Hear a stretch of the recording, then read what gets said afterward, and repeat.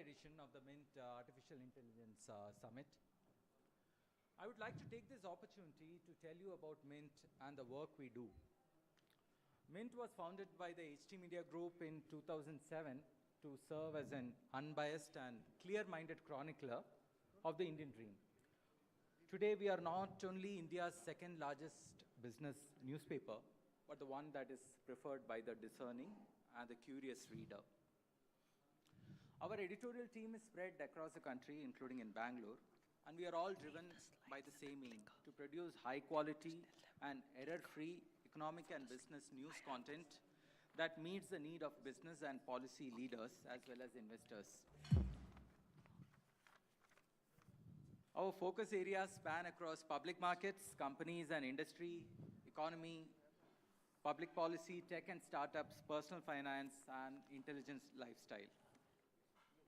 And our work is grounded on Mint's code of conduct, and we religiously adhere to the journalistic principles of accuracy, fairness, and objectivity. Our credo is to ask better questions, look at new angles, and challenge assumptions.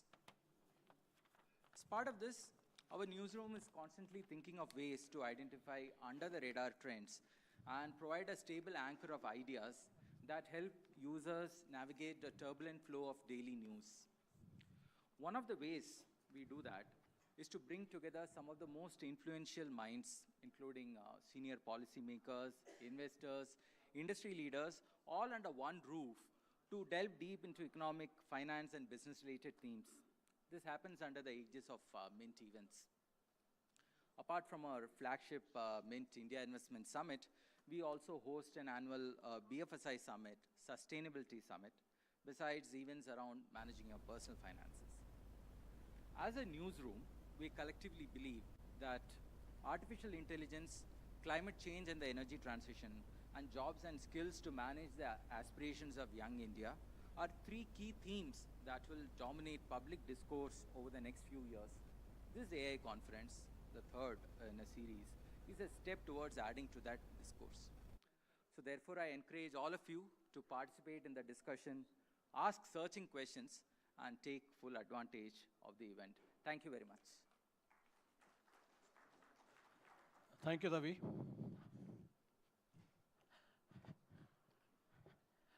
Can I have the slides, please? Clicker? Give the clicker to him. Just put it, both sides.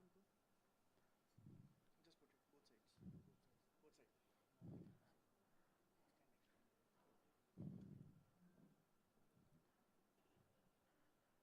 Put slides.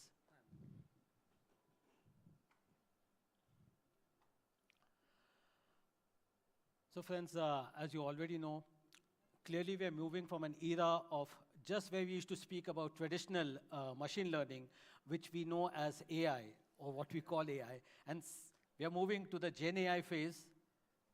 And just when we are trying to wrap our heads around Gen AI, suddenly we had another acronym or another word staring at us, AI agentic systems or AI agents. And then I'm not even going to discuss AGI, because that's where I think I can see a lot of smile on your faces already. And people who are reasonably well in this, experienced in this field, I can see a lot of familiar faces from many the past conferences also. And we have heard these discussions often.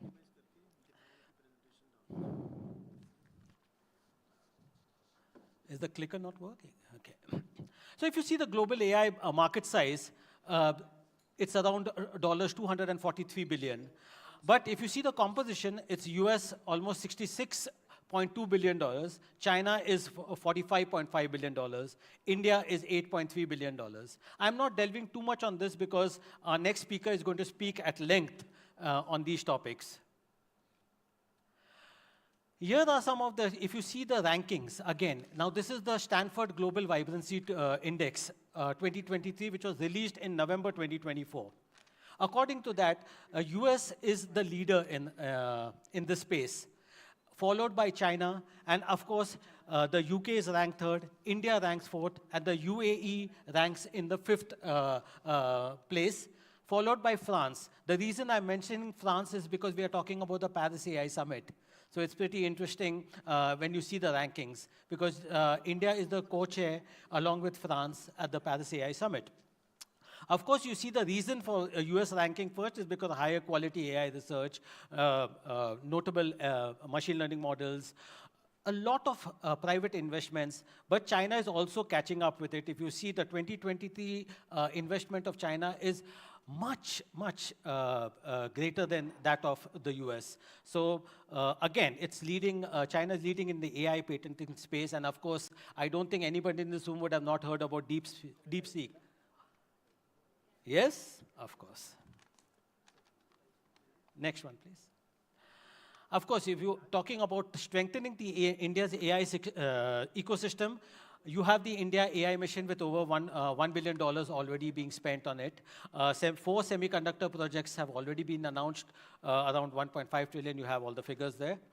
You can see the reasons out there. I'm not going to delve too much on it, but there are slight buts out here. The 28 to 40 nanometer fabs are not the cutting edge fabs that we are used to. So typical GPUs used in mobiles and smartphones and other things, and for the AI models are 10 nanometers and below. So India lacks the kind of GPU power. Of course, we are talking about 18,000 GPUs, which India is targeting now. They are the H100s, the H200s, and the other ones, but they are not the Blackwells. They're not the cutting edge ones. So that's something that one will have to be looked at. But this lacuna can easily be filled with the SLMs or the small language models that we're going to talk about. Next, please. There are many other challenges like lack of digital data, which I think our next Nikhil Malhotra of Tech Mahindra will be talking about. We are talking about the data sets. India has about 150 data centers as of now, but even then, it's catering to about 20% of the global data, but only 3% of the data center capacity. And of course, with the projections, you can see the Cushman and Wakefield projections out there.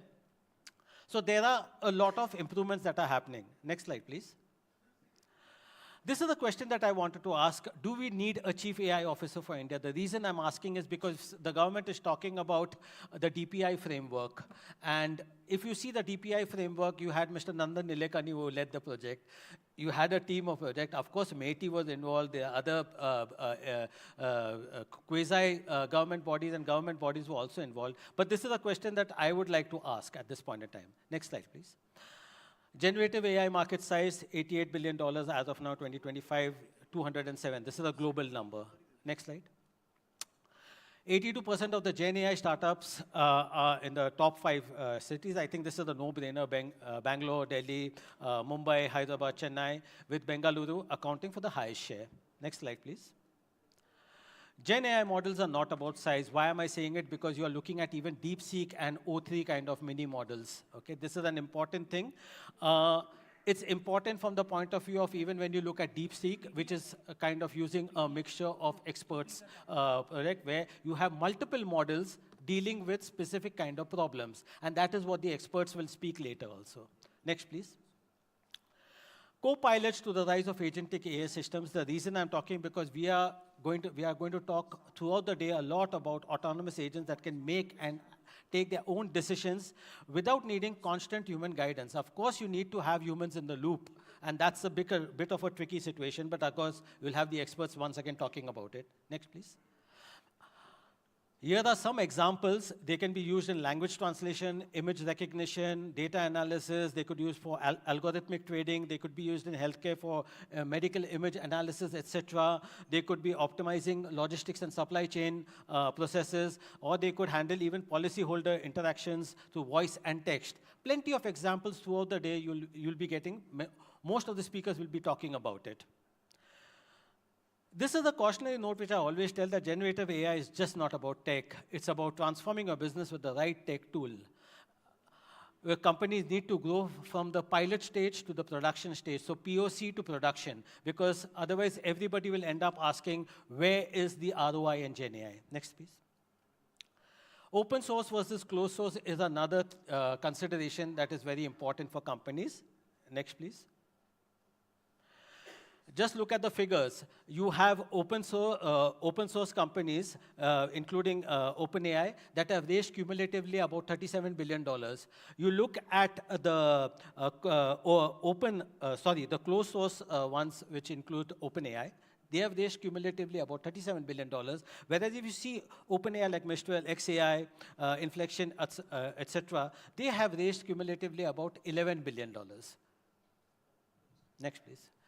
The reason for increasing open source versus closed source and trying to contemplate why you need open source models, which India is also thinking about, is because of the cost factors, including model licensing, fine-tuning, then expert talent, data scientists. You'll have to create a whole team. And 35% prefer open source models, despite high TCO, as these models enable superior ability to customize and fine-tune the applications. You have NASCOM figures also supporting this contention. Next slide, please. Trust in AI is another key that one has to dig, and I'll also speak about the other challenge, because you need to be able to explain the model. Therefore, you have this whole trend of explainable AI. Next. These are the current limitations that we'll be speaking ad nauseum: deepfakes, clones, trust, authenticity, bias and fairness, IP and copyright infringement, hallucinations and plagiarism, cost of running these models, energy and water guzzlers. Jobs is another kind of a cautionary area. Whenever it comes to Gen AI, we are worried about whether Gen AI is going to take away our job. Of course, if you look at the WEF recent kind of projections, you will see that there is a net addition of about 72 million jobs. So 170 million jobs are going to be added, 92 million jobs are going to be lost, a net addition of 72 million. Next, please. AGI is something that everybody is talking about. Next. Cart before the horse. This is one conclusion that I always ask this question before concluding my presentation is, don't start with the technology, begin with the business problem. Because time and again, we keep on forgetting what is the business problem that you want to solve. Whether you're going to use DeepSeek, whether you're going to use O3, whether you're going to use a transformer model, whether you're using GraphFormer, or you're using any model. This is the question that you have. And always keep humans in the loop. Thank you. Friends, I would now like to call on stage Deepayan Chakrabarti, partner and Gen AI node, BCG India. Please give him a big hand.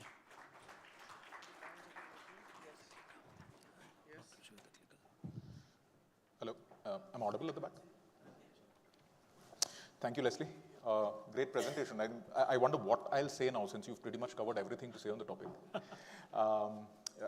Good afternoon, everybody. My name is Deepayan. I work with a lot of clients in India on their generative AI problems. And today what I'm going to talk about is something that Leslie touched upon as one of his slides, which was how do you go from the POC stage to the scaling stage, right? Now, see, Gen AI hasn't just spawned out of ether, right? It's standing on the shoulders of multiple giants. AI has been around for a while. Right since the 50s, where we were using very simple models, rules-based models. You went on to slightly more complicated statistical models, etc. As in hardware improved, software improved, algorithms improved, the nature of the data we are able to ingest and the nature of the problems we are able to solve become more and more complex, right? What has changed with Gen AI? Quick question to the audience here. How many of you who are business people, right, not technology, have actively used generative AI tools in the last week or the last month, if I don't mind a shake of hands? For Bangalore, actually, I would have expected a lot more hands. How many of you who are business users have interacted with AI systems in the past, as in written Python code to extract some data, ran a model? Not from the tech function, the folks from the business function. Yeah, that's impressive. But what's happened is a lot more people now, you see, start interacting with AI in the form of Gen AI rather than traditional AI. And the primary two reasons for that is you can use English to communicate with the models, and the model's interface is browser-based, whereas earlier you needed code and a coding interface to interact with them, right? So that has led to a explosion of interest in it. So there was a survey we did where we asked people, are you confident about Gen AI, and are you anxious about it? Very interestingly, there was a very interesting geographical pattern. So you see most of the OECD countries, most of the developed countries towards the right, they have low confidence, they have high anxiety. The global south has high confidence and low anxiety. My hypothesis is it's largely got to do with the demographics. The global south, typically India, is much younger, and younger populations tend to adopt technology much faster, right? And we further ask deep questions about, how often do you use it? How many of your leadership is using it? How many of your frontline employees are using it? And in all of these cases, India, which is the right hand, the legend is not visible here, but the right hand light green bar is India, the dark green bar is rest of the world. India has higher participation than the rest of the world, right? So this is a country which has really started adopting this technology, and you can see it everywhere. I work with a lot of the government departments, public sector banks, and these are not known to be at the vanguard of technology adoption, right? Most of these guys are not even on cloud. But even there, pretty much every public sector bank in India right now is running a large RFP to onboard Gen AI use cases, to onboard vendors to build Gen AI platforms for them. But is it all hunky-dory? It's not. Because what we have realized is where people are playing right now is pretty much in the POC area. So we call this POC hell. The reason for that is, particularly with generative AI and all the open source tools that are available, it's very, very easy to start off a POC, but it's proving very, very difficult to scale them, where I think Leslie touched upon it. It's proving very, very difficult to scale it, but the CFO, the CEO can say, now I'm going to invest big behind this after the POC because I'm seeing business value, right? So another survey we did, where we asked a bunch of business leaders across industries, how important do you think this technology is in terms of disruption? Like 85% say this is important. Then we asked them, how many of you are ready to leverage this disruption? That number comes down drastically to 18%. So there is, like, if I do my math correctly, it's like a 67% gap is what we're calling the generative AI readiness gap, right? And out of those 18%, only 7% have actually defined a strategy and are working closely on very, very specific topics where they think they will get value, right? And the numbers on the chart towards the right-hand side of the slide show the manifestation of that. So for 40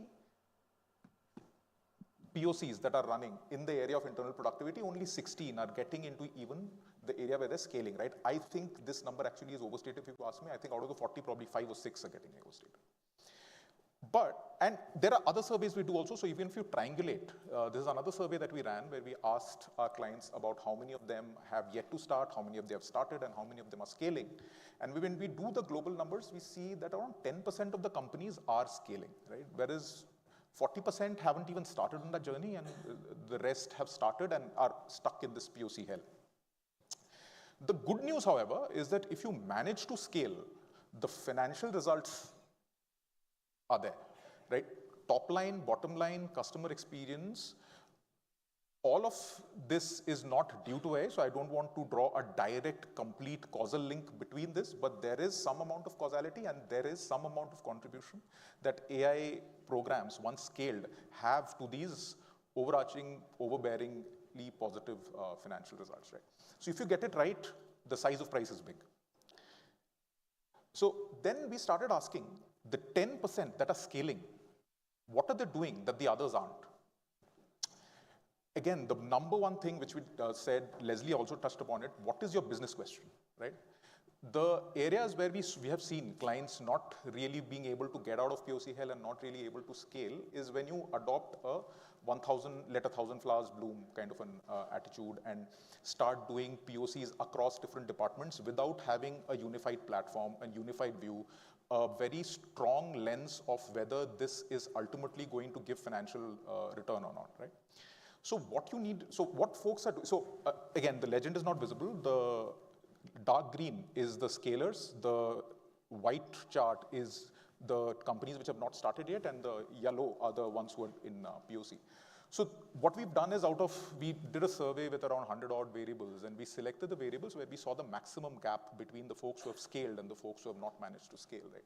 And as you see, they essentially are 4 areas. So the number one area is aligning your entire GenAI investment to a strategic to strategic goals. If you as a bank are, your strategic goal is to improve your NPAs, right? That is your number one goal.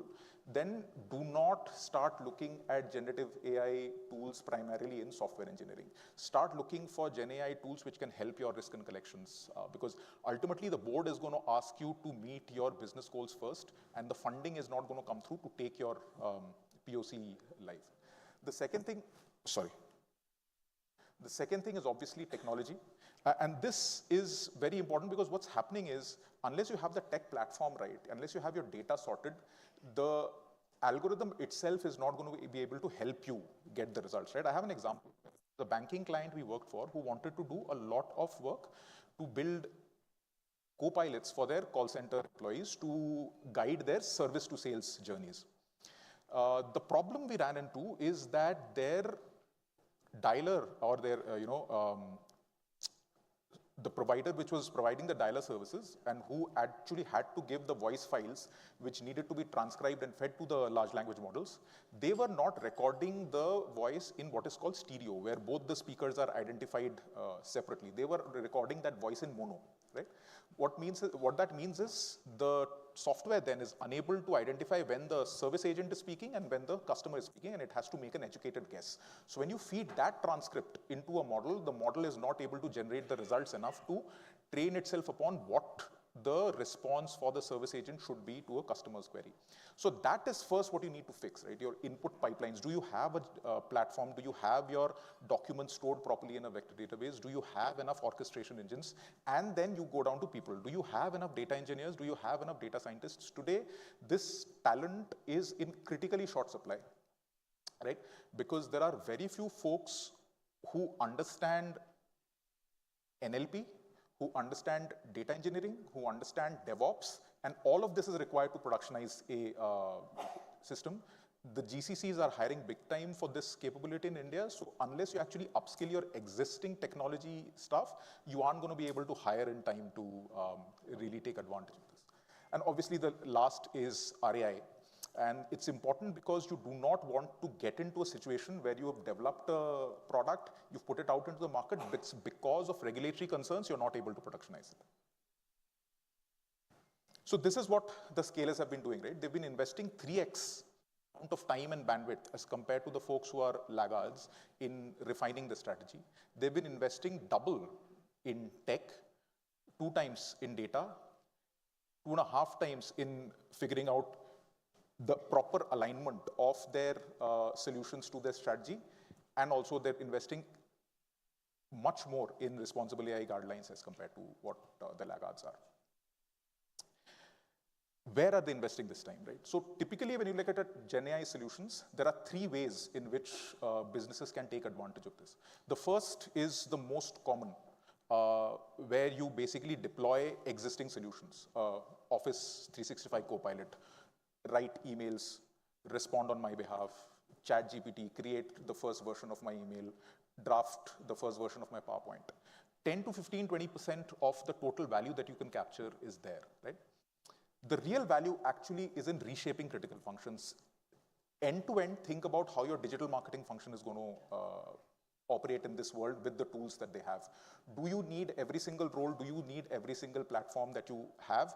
Or can you just build up from scratch using the generative AI tools that you have at your scale right now? Most of the companies that have come out of the POC trap that are actually generating value are deploying most of their resources into reshaping existing functions end to end, rather than doing point solutions which are just productivity enhancement tools. So where do we go and how do you start if you're thinking about it? So pretty much what I've been talking about is, those were the problems, and when you start taking those problems one by one is when you get to your solution. So number one, first do a complete audit of all tech systems, all data systems within your firm. Try to bring a centralized data team, which is data engineering, data science, ML ops, data acquisition, data audit, all in one house, so that you can actually develop solutions at scale. They can do reusable components. Otherwise, you'll be investing far more in trying to get the value of the technology across all different functions. Prioritize for high value initiatives. Do not go down the spray and pray route. What we've seen is that folks who are scaling, on an average, have not more than 3.5, the half comes because we are averaging, not more than 3 to 4 initiatives that they are investing 90% of their budget on.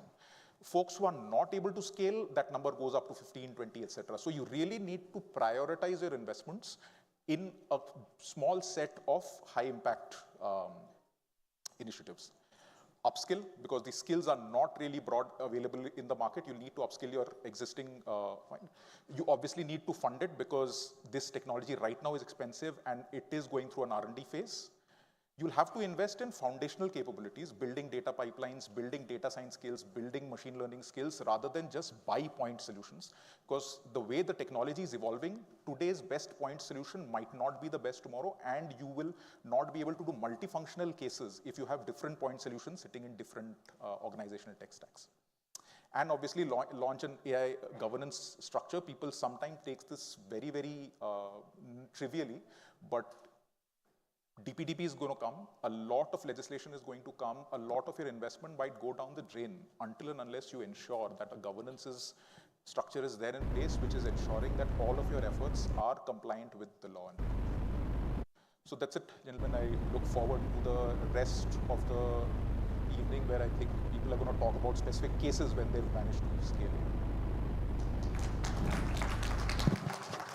Thank you, Dipan. That was, you really packed a whole presentation in this short time. So thank you very much again.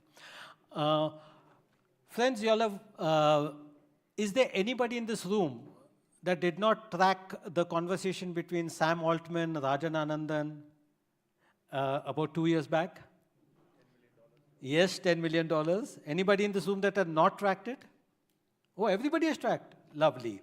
So if you remember the conversation, it was Rajan Anandan, it was C.P. Gurnani, and out came a lot of what I call Deshi LLMs, local language models, and what Nikhil Malhotra, who was the architect of that, who is standing right behind me and who's going to be the next speaker, era of sovereign LLM. So without much ado, I'd like to call on stage Nikhil Malhotra, who's the Chief Innovation Officer and Global Head of AI and Emerging Technologies, Tech Mahindra. Please give him a big hand. I'll leave the clicker, Leslie. Thank you.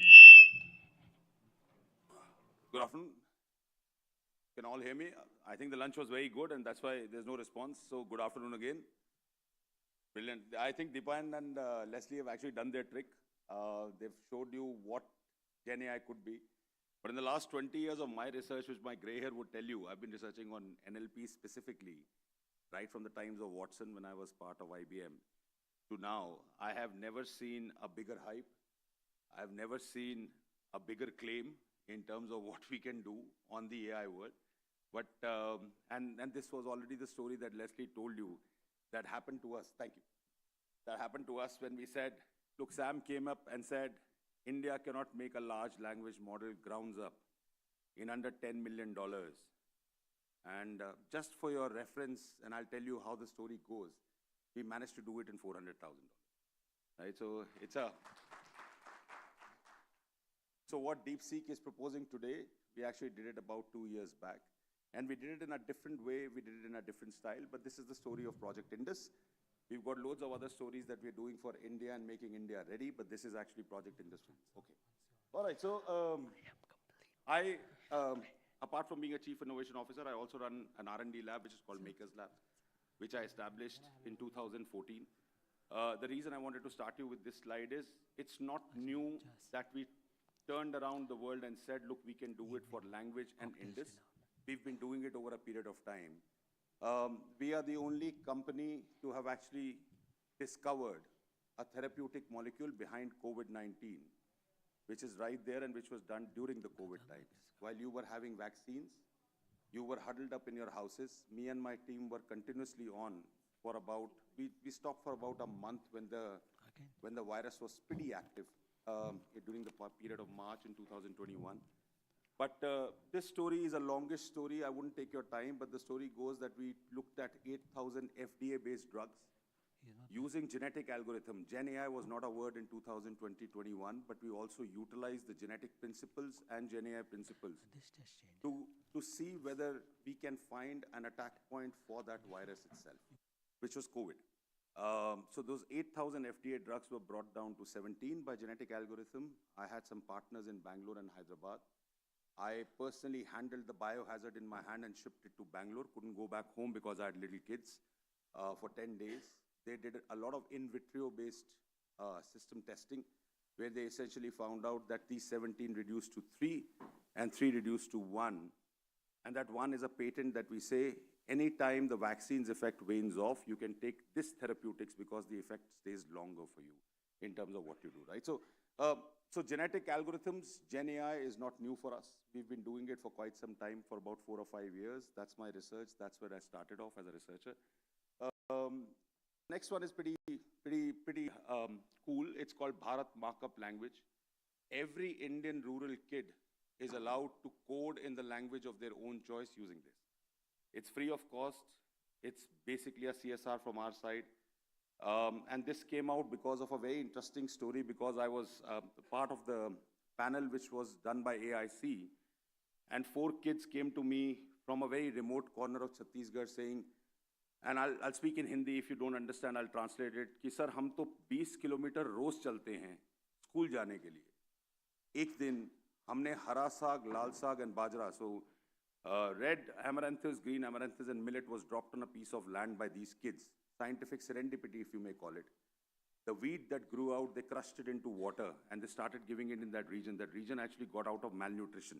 90% of kids came out of malnutrition, and they were awarded by UNESCO and UN. So they came to us and they said, sir, what do we do next? I said, ab to tum sabne kar diya hai yaar. All that you wanted to innovate, you've already done. All we will request you to do is, don't give liquid, put it into a seed-based structure, or let's say a powdered form, because it becomes more hygienic.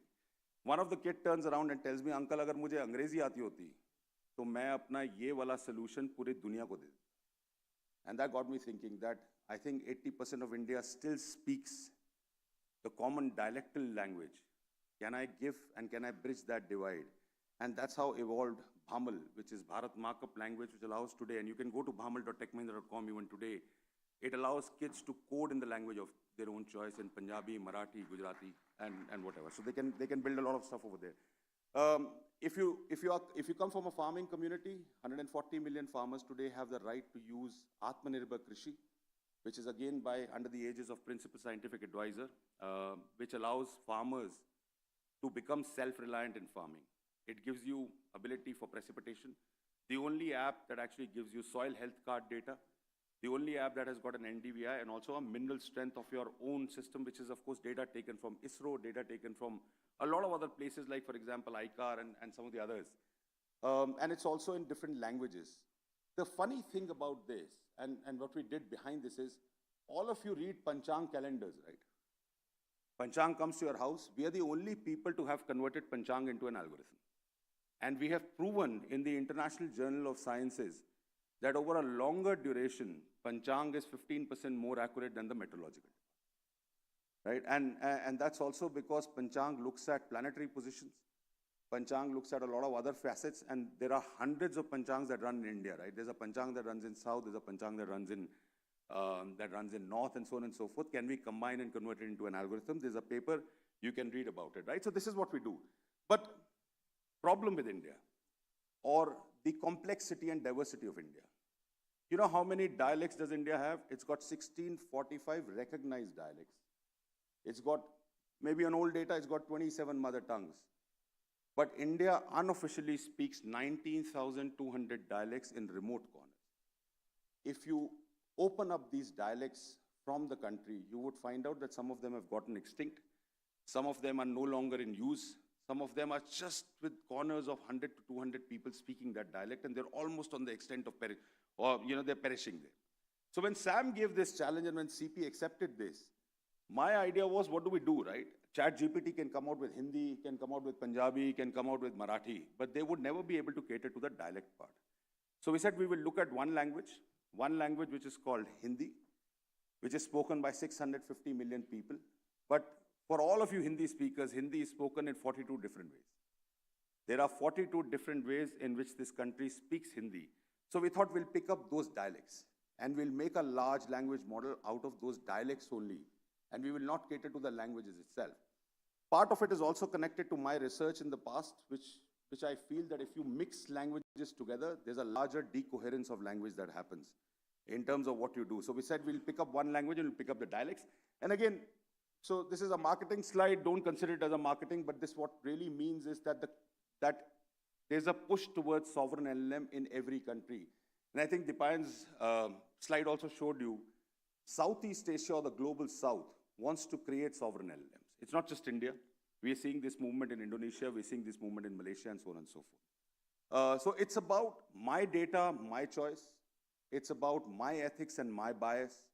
My ethics are very different from people. Even in South, my ethics are very different from people in North. As a country, my ethics are very different from, let's say, another country. How can I mollycoddle all of this into one common system? So that's where really Indus came up. And you can imagine a local farmer using it to animate the tractor itself, that the tractor speaks in his own tongue to tell the farmer what the problem is. Or a housewife in a remote corner of this country trying to figure out what she wants to do for her insurance, what are the schemes that are available with the government and so on and so forth in Bhojpuri, right? So those are the things, and that's why we decided, look, we will look at this, we will create a large language model, but please understand, I didn't want to use a base for any other model. There's no Chat GPT behind Project Indus, there's no Llama, there's no Mistral. It's actually done grounds up from zero itself by looking at the entire data, by collecting data and by collecting languages. Now, what's the problem with languages? When I started this work, of course, now it has improved. When I started this work, the total number of tokens available in this country were 2.8 billion digital tokens only. 2.8 billion digital tokens do not concede into a large language model or even a small language model. There's not enough data. How do you do that? I had to send teams out in the Hindi heartland with a tape recorder in hand, going into every village, talking to a villager and saying, "Saab kuch bolna iske andar." And he would say, "What do I speak?" He says, "Kuch bhi bol do. Tell us the meaning of what we speak." And there that we found the diversity of this country. If I was to give you a sentence saying, last week I saw a film in Hindi, typical Hindi, where I come from in Delhi, I would say, "Pichle hafte maine ek picture dekhi." If you go to the hinterland of Rajasthan, they would say, "Larla hafte maine ek picture dekhi." Larla is nowhere in the token system. And if you try and do the old NLP technique, Larla gets mixed up with Ladla.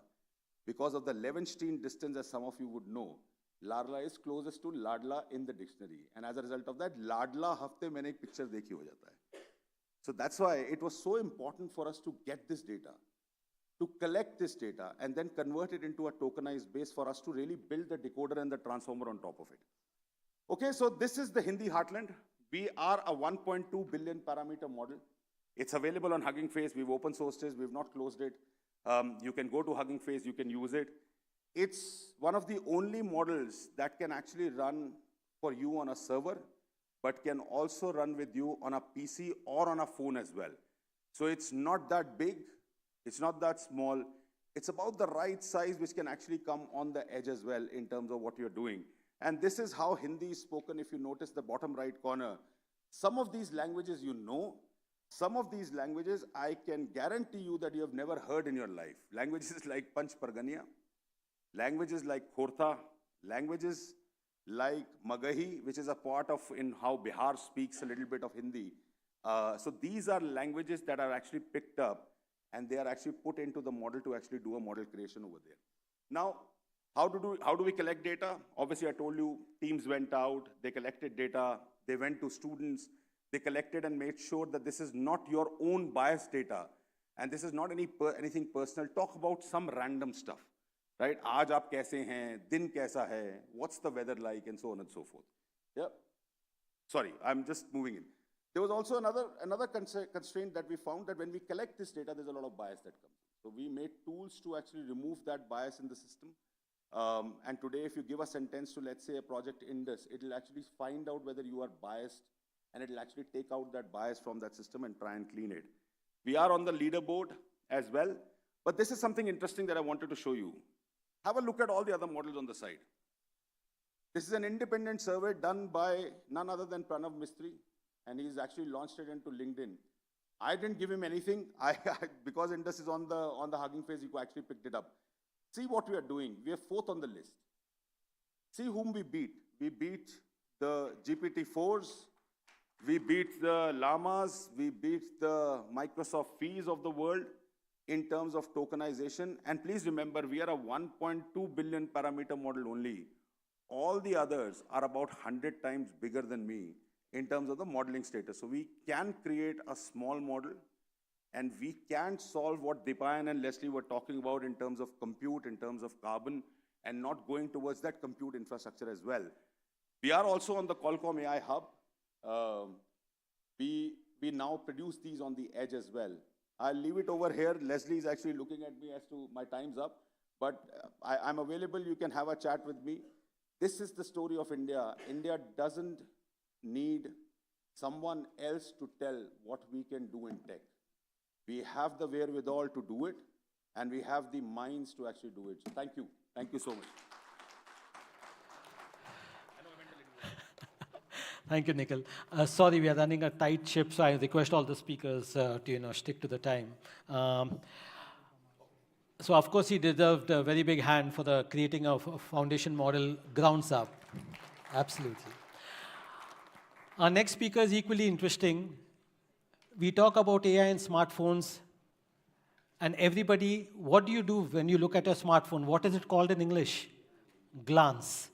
And that's exactly what the innovation is all about. So without much ado, I'd like to call on stage Rohan Chaudhary, SVP, Product Glance, Lock Screen, and AI Initiative. Please give him a big hand.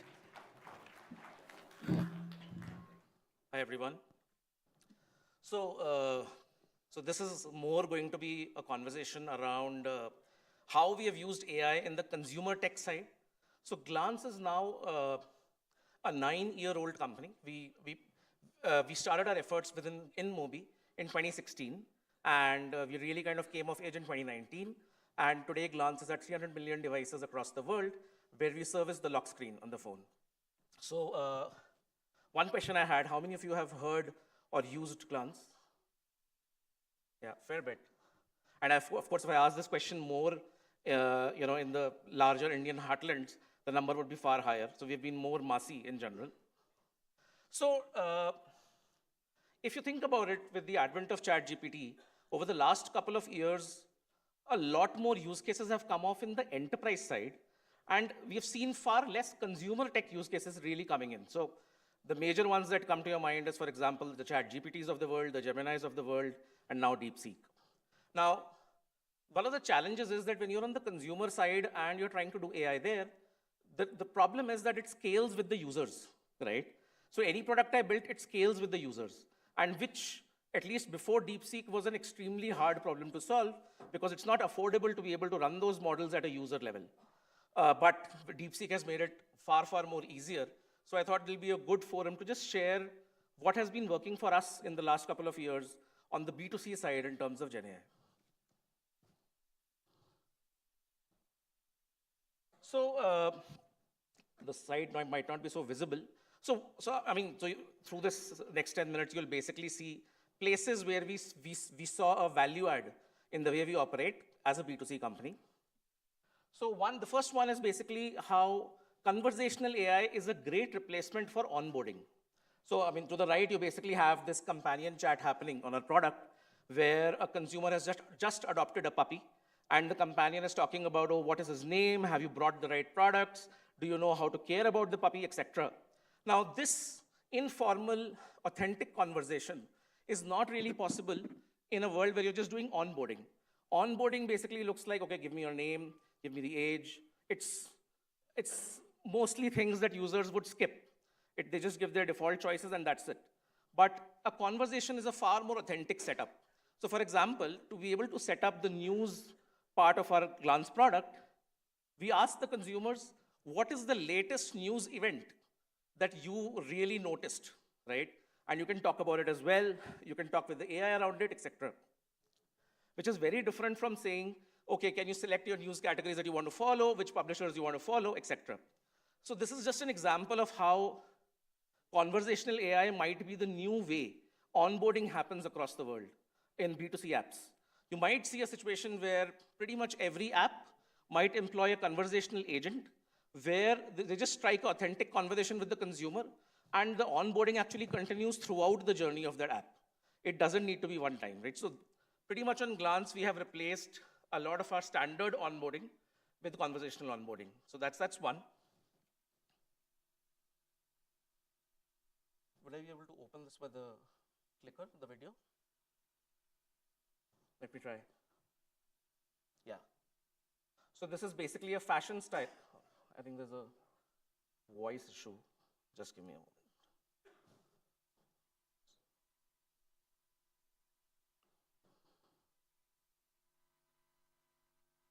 None? Let me try. Oh, I think it's still not playing.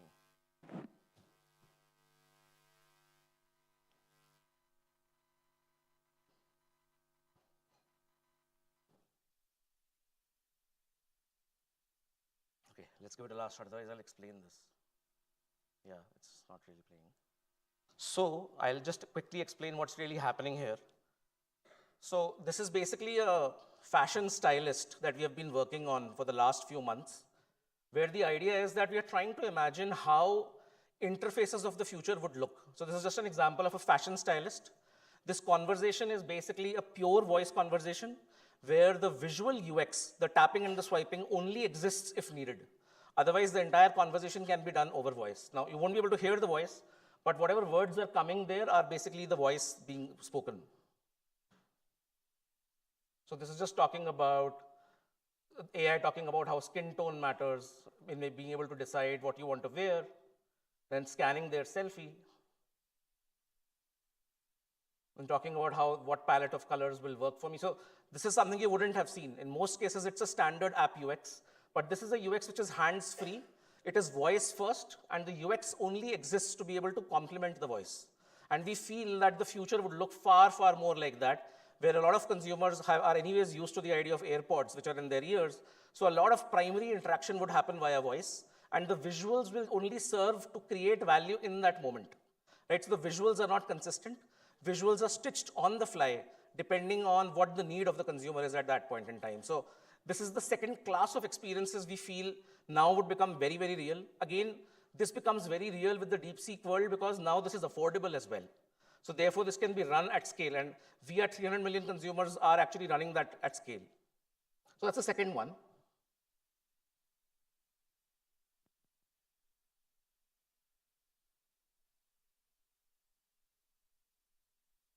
I think the clicker stuck.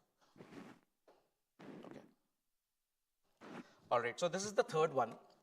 Now, since time immemorial, at least since in the last 20 years, we have been used to a world of personalized feeds, right? And we are all, of course, we know about TikTok, Reels, Google Discover, for example, and the -1 screens, etc. And we at Glance have also been running personalized lock screen feeds. Now, what we find very interesting, and we are really working on this one, is that instead of personalized feeds, in the new world, you can actually have a feed generated for a user. So I'll give you an example. So this is a product we are working on right now. So imagine all the e-commerce websites. You're basically going through feeds of products which are on mannequins and which are on human models. What we have built is a way where you can actually put that same piece of clothing on yourself. And you can actually see how you would look. And now your feed is basically consisting of you trying on different garments. And it basically is a world where the feed is actually created for you. It's not a feed of standard where it's only personalized. The feed is actually generated and personalized for you. This is more and more becoming reality. Similarly, in the news domain where we operate, we would have content from 10 seconds to 30 seconds to 2 minutes to a summary to a long article. And depending upon what consumer is engaging with, the right thing is served. So it's basically getting into a world where the content is not just personalized for you, it is generated for you. I'll come to this in the end. So we have been working on agents at Glance as well over the last 1 year, and it's very real in terms of B2C products as well. So what we have realized in the B2C domain is that there are two kinds of problems where agents would really strongly come into our lives this year. One are situations of high cognitive load, or some amount of cognitive load, some amount of decision making that you have to do in a day. For example, what should I wear today? What food should I cook today?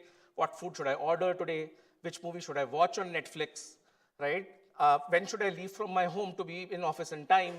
Bunch of these questions will slowly get automated with the advent of agents, where the agents will be able to replicate your decision making themselves by just learning your behavior over time. And secondly, what you will see is a bunch of these tasks actually getting automated, which is the cab is already booked for you, the grocery is already shopped for you, etc. We feel that the second class will become more commoditized, which means that pretty much any app will be able to, using a bunch of these algorithms like browser use or operator or Google's Project Mariner, be able to browse websites and create orders. But the agents that will actually last are the ones that can replace the decision making that you're doing. Right? So that's the other one that we've been working on. And finally, I think one of the things that we are now seeing is how users are creating their own experiences with the help of AI. I'll show you a quick example. Sorry. I don't think the video is playing. Yes. Okay, for some reason, I think it's not working. So here was just an example of a user who has created their own personal space about their pet. And that personal space has reminders, has content, has products that you can shop about, is personalized with the name, the age, and the behavior characteristics of the pet that you have, right? So we are imagining these spaces on the phone, which are generated and created by the consumer for themselves using AI. That's the other thing that is increasingly starting to happen. It's not a world of a standard UX being provided by an app and me just operating on it. The new age of apps will basically allow you to be in charge and design your feeds for yourself. I'll go to the last example. So I don't know, how many of you have heard of lovable.dev by any chance in this? So this is one of the set of startups that has really created a lot of excitement. I as a product guy also use it a lot. What has happened now is that with the advent of these websites where you can go from an idea to a code, end-ready production code, it has become very real for pretty much anyone to be a creator. What really matters is your own creativity. Right? So what has happened in our teams, for example, in Glance, is that pretty much every product manager is coding themselves and creating POCs, testing in front of users, and then coming to the engineering teams to really decide what to build next. So that's the other trend that we have seen in a big way happen, and I think this will only get accelerated through the next year. Yeah. All right, I think that's pretty much about it. Thanks a lot. Sorry for the glitch. No problem. Out there.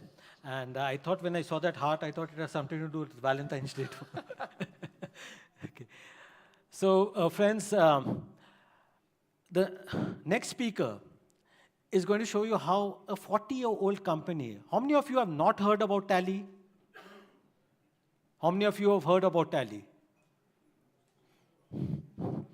There's not a single soul who has not heard about Tally. But a 40-year-old company that keeps on pivoting itself, and today, just from what was being identified as accounting software and automating accounting software, today you find BI, analytic solutions, etc., for MSMEs. So please give Tejas Goenka, MD of Tally Solutions, a big hand.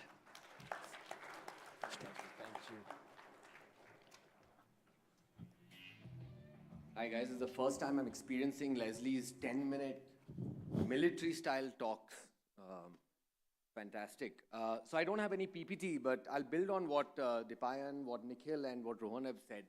I think we've seen a case of the large enterprise. We've seen a case of the consumer, and what we love doing is building stuff for SMEs and business owners. Could be helping the sari seller in Chickpet run their outstandings better, the brass manufacturer in Muradabad manufacture better, or, I don't know, a furniture seller in Hubli sort of manage their profitability better. What we really do at Tally is try to bring technology to millions of entrepreneurs, and we've just scratched the surface. We've just got about 3 million odd people that have used us or paid us for it, and we want to serve hundreds of millions of folks across the world. Now, building for millions is very different, in our minds at least, than building for the top few set of companies. Building for millions, in our place, we've had to create our own database, we've had to actually write our own language to create certain types of experiences that we felt most entrepreneurs in the world will value. And that innovation is really at the core. It's sort of stuff that Nikhil was doing similar to that, but we've been doing it, for a while now. And it's not super easy to find folks that love doing this, but we love it. Now, the last few months, we've seen AI also move at a rapid pace. We've gone from the novelty and the wows of ChatGPT way back when. I think now it's 2 years, and it feels like a long, long time ago, to many, many more LLMs, SLMs, and more recently, the reasoning models as well.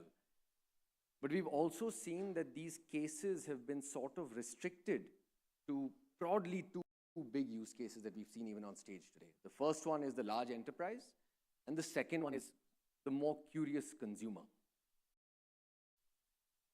And I think that there's a little bit of a distance to go to bring it into the hands of sort of every entrepreneur. So what I'll talk about is the landscape of India, what we've learned, what opportunities we see, what problems we think need to be solved from the business side, if we really need to get the power of AI into the hands of sort of every business owner. Now, two possibilities are continuously shown, right? That AI is either this big optimistic view, and we're all sitting here hoping to see a positive outcome of it, but there's also this negative and bleak view that AI will replace humans and we'll become redundant, that type of approach. I'm a little bit of an optimist. I think that we'll solve our own problems. So in my mind, the possibilities of AI really outweigh the negative approaches. For small business owners, the cases are very similar to what Dipayan shared, right? You can imagine efficiencies across finding customers, dealing with customers, communicating, creating marketing material, even creating product ideas, services, testing in market. A lot of that can be done by AI. But like I said, today this is restricted to, in our view at least, to maybe the top 500,000 companies in this country. If I look at India, in my view, India is this land of opportunity. We've been around, like Leslie said, for about 40 years. And in these 40 years, I joined about 15 years ago. Every single customer that I have met in India has been deeply, deeply open to accepting and trying innovation. So contrary to popular belief that SMEs are behind. We've seen, in my mind, 9 out of 10 folks are highly, highly open to innovation, but they are extremely demanding. They expect delivery. And it's not a cost problem. They're willing to pay, but they expect delivery. If we need to solve for AI in this domain, in this space, in my view, we have to build something that's actually trustworthy. Today, for example, I was with some friends last night, all business owners across a variety of different types of organizations. And many were surprised at what AI could do. So there's an interior designer who was sitting with us. We went to both DeepSeek as well as ChatGPT, and we described some kind of bar that she was designing. And just gave it a basic description and said, can you spit out an image? And it did. For her, this was mind-blowing.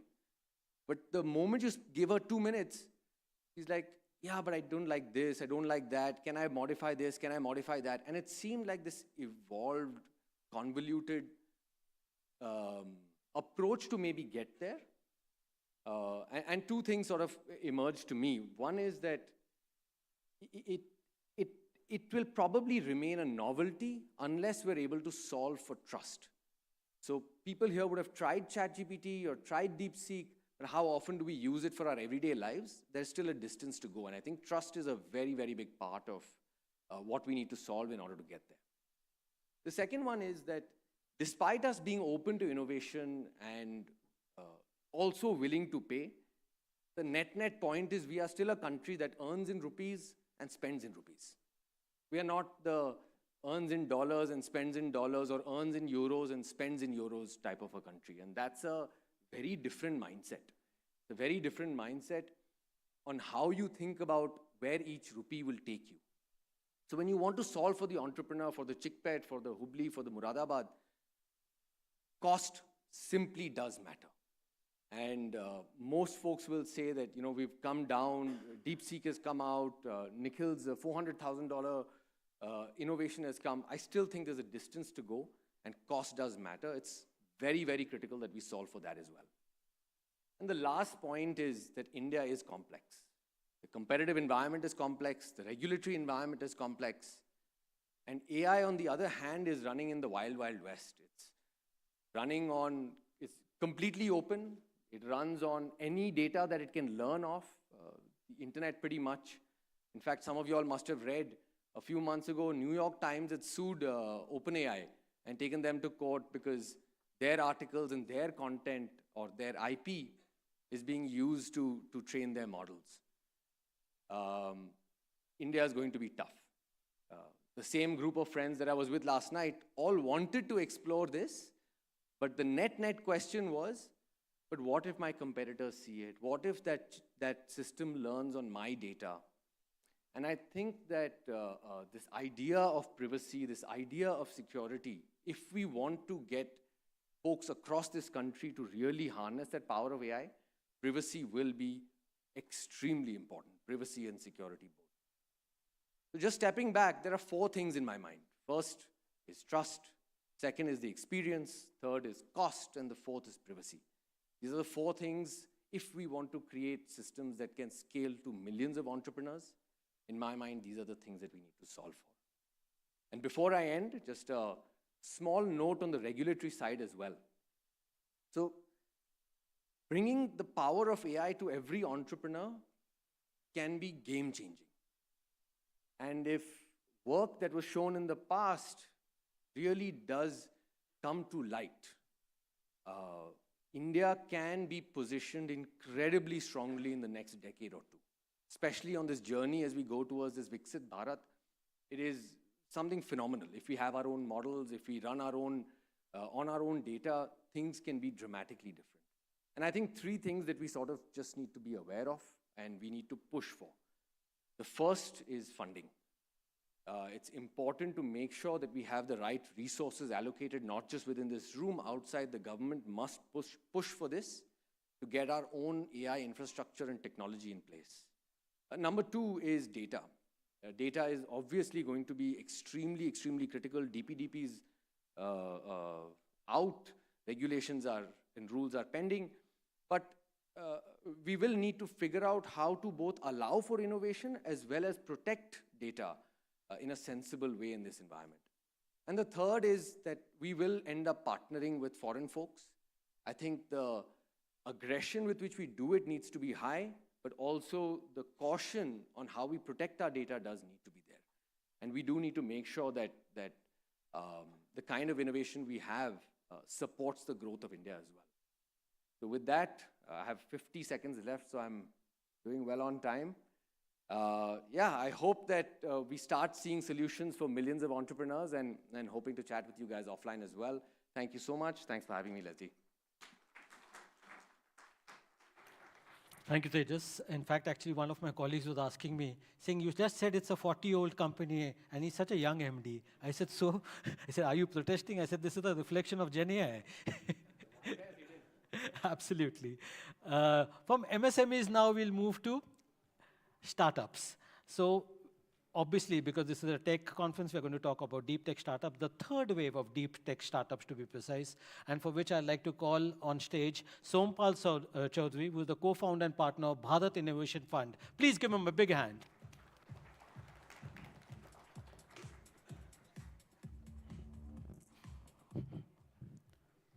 Can you guys hear me okay? Fantastic. Sorry, could you upload the PPT as well?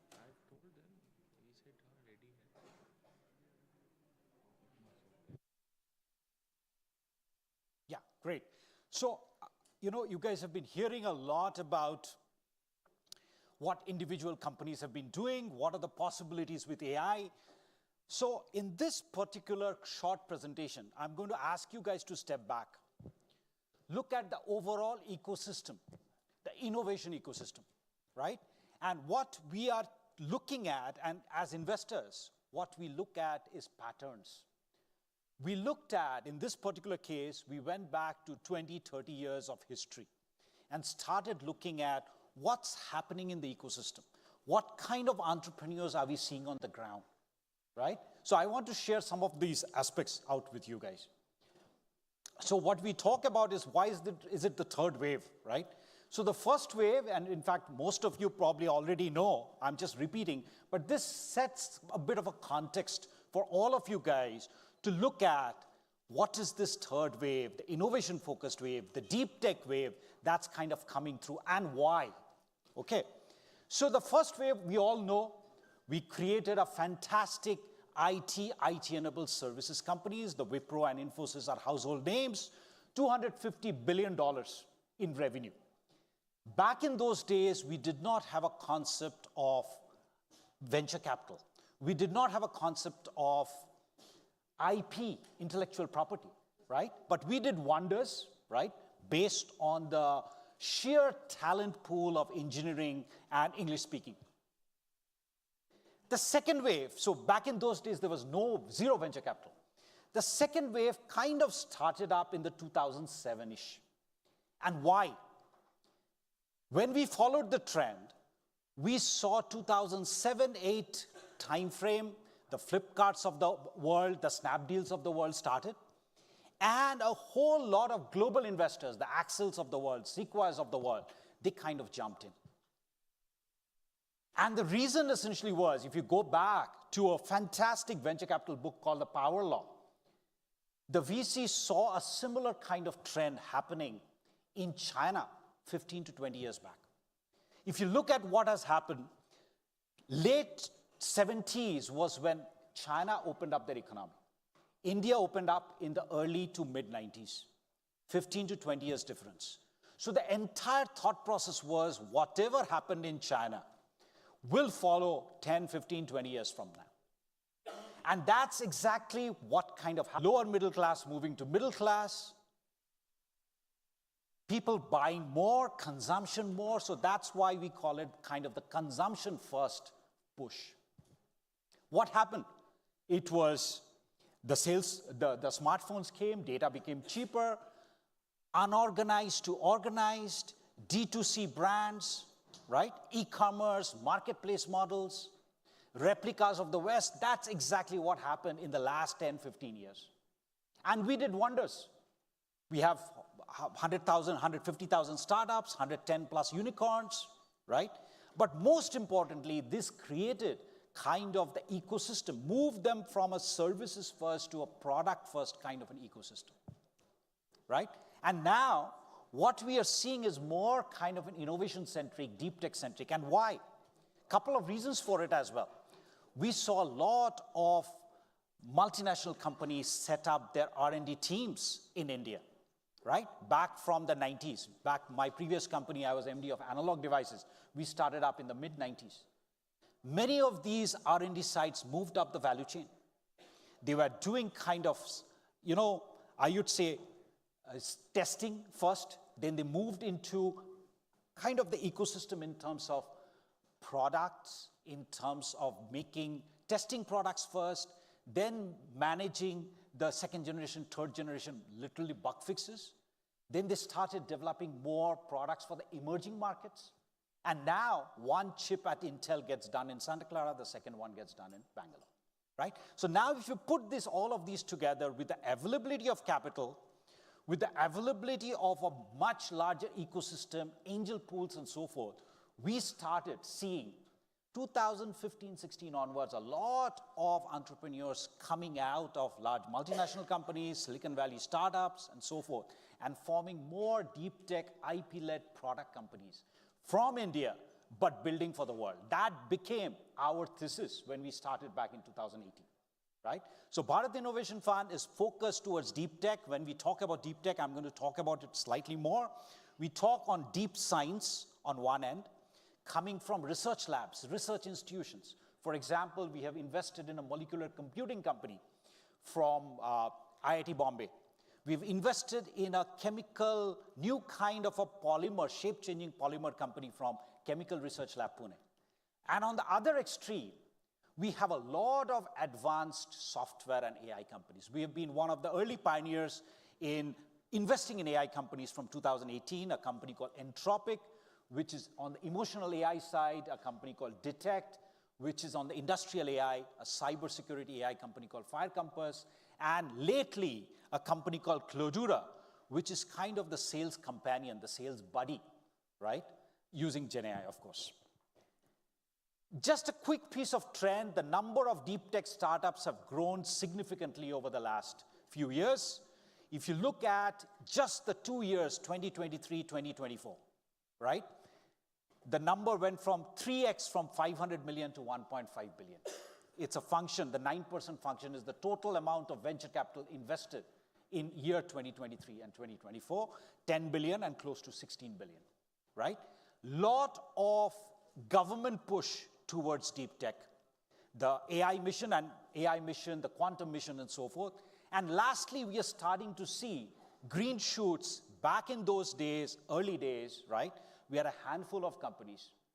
Now, it's much wider and much broader. Successes are happening. These are, what I mapped out is kind of the unicorns in India today, which are fundamentally doing deep tech innovation, right? And, okay, so this is just a quick snapshot of all the regulations, reforms, investments, initiative by the government, by the ecosystem across, multiple areas of high-level strategic initiatives, like recently launched Anusandhan National Research Foundation. It's very similar to the NSF grant, the DARPA grant in US, right? We talk about funding and investments, the fund of funds, which all of us, we have been getting from the SIDBI fund of funds, recent announced of the deep tech fund of funds as well. Very much sector-specific initiatives, a lot of AI initiatives as well.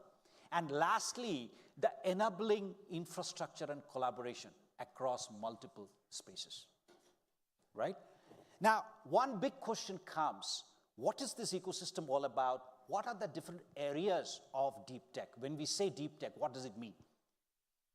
So what we typically do, we have classified this deep tech space of $1.5 trillion within the next 2030 into 3 broad spaces. And I'm going to just quickly explain each one of them and what is the significance from an India standpoint. Deep science innovations from years of research in the universities and research labs. Previously, my dad started the computer science department at IIT Kharagpur back in the 80s, right? I grew up literally in the campus. Back in those days, universities, researchers were simply writing papers. Last decade, it was all about patents as well. This decade, if you look at it, a lot of these guys, especially the young researchers, are willing to come out and form their own startups.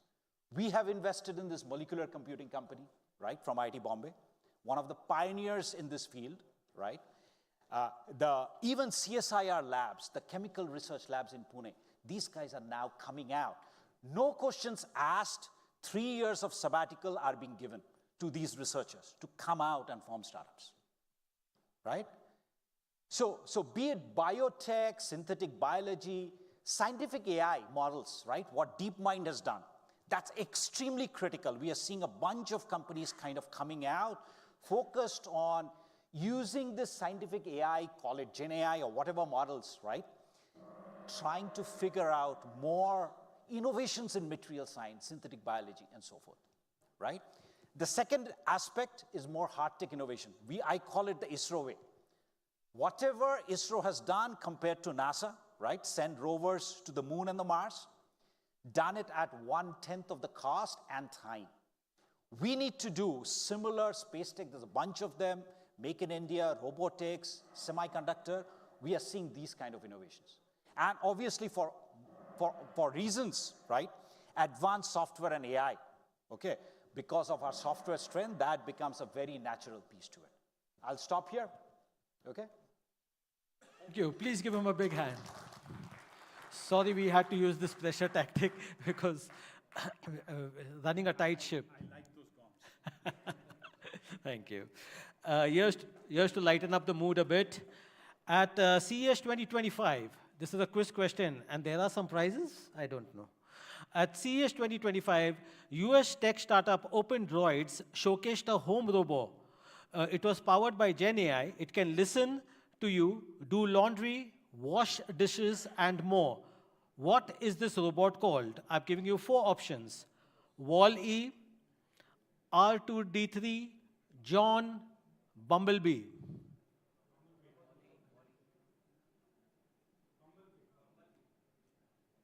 One last guess.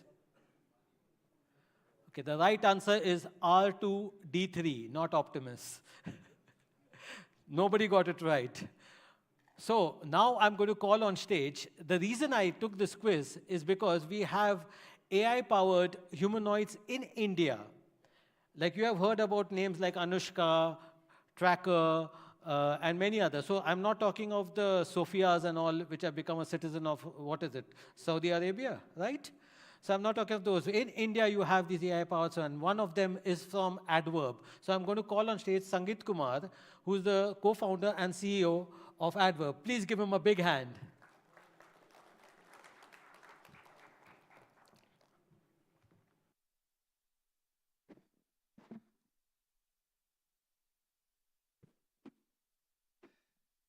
Hi, good afternoon. I'm from Adverb, and we started in 2016. And today we are one of the largest robotics company in India and one of the fastest growing robotics company in the world. And we have 2 factories. One of them is world's largest factory at a single location for robots, mobile robots particularly. So we started from mobile robots, and then gradually we shifted from mobile robots to cobots to quadrupeds, and now and I'll be talking about AI, particularly in humanoid.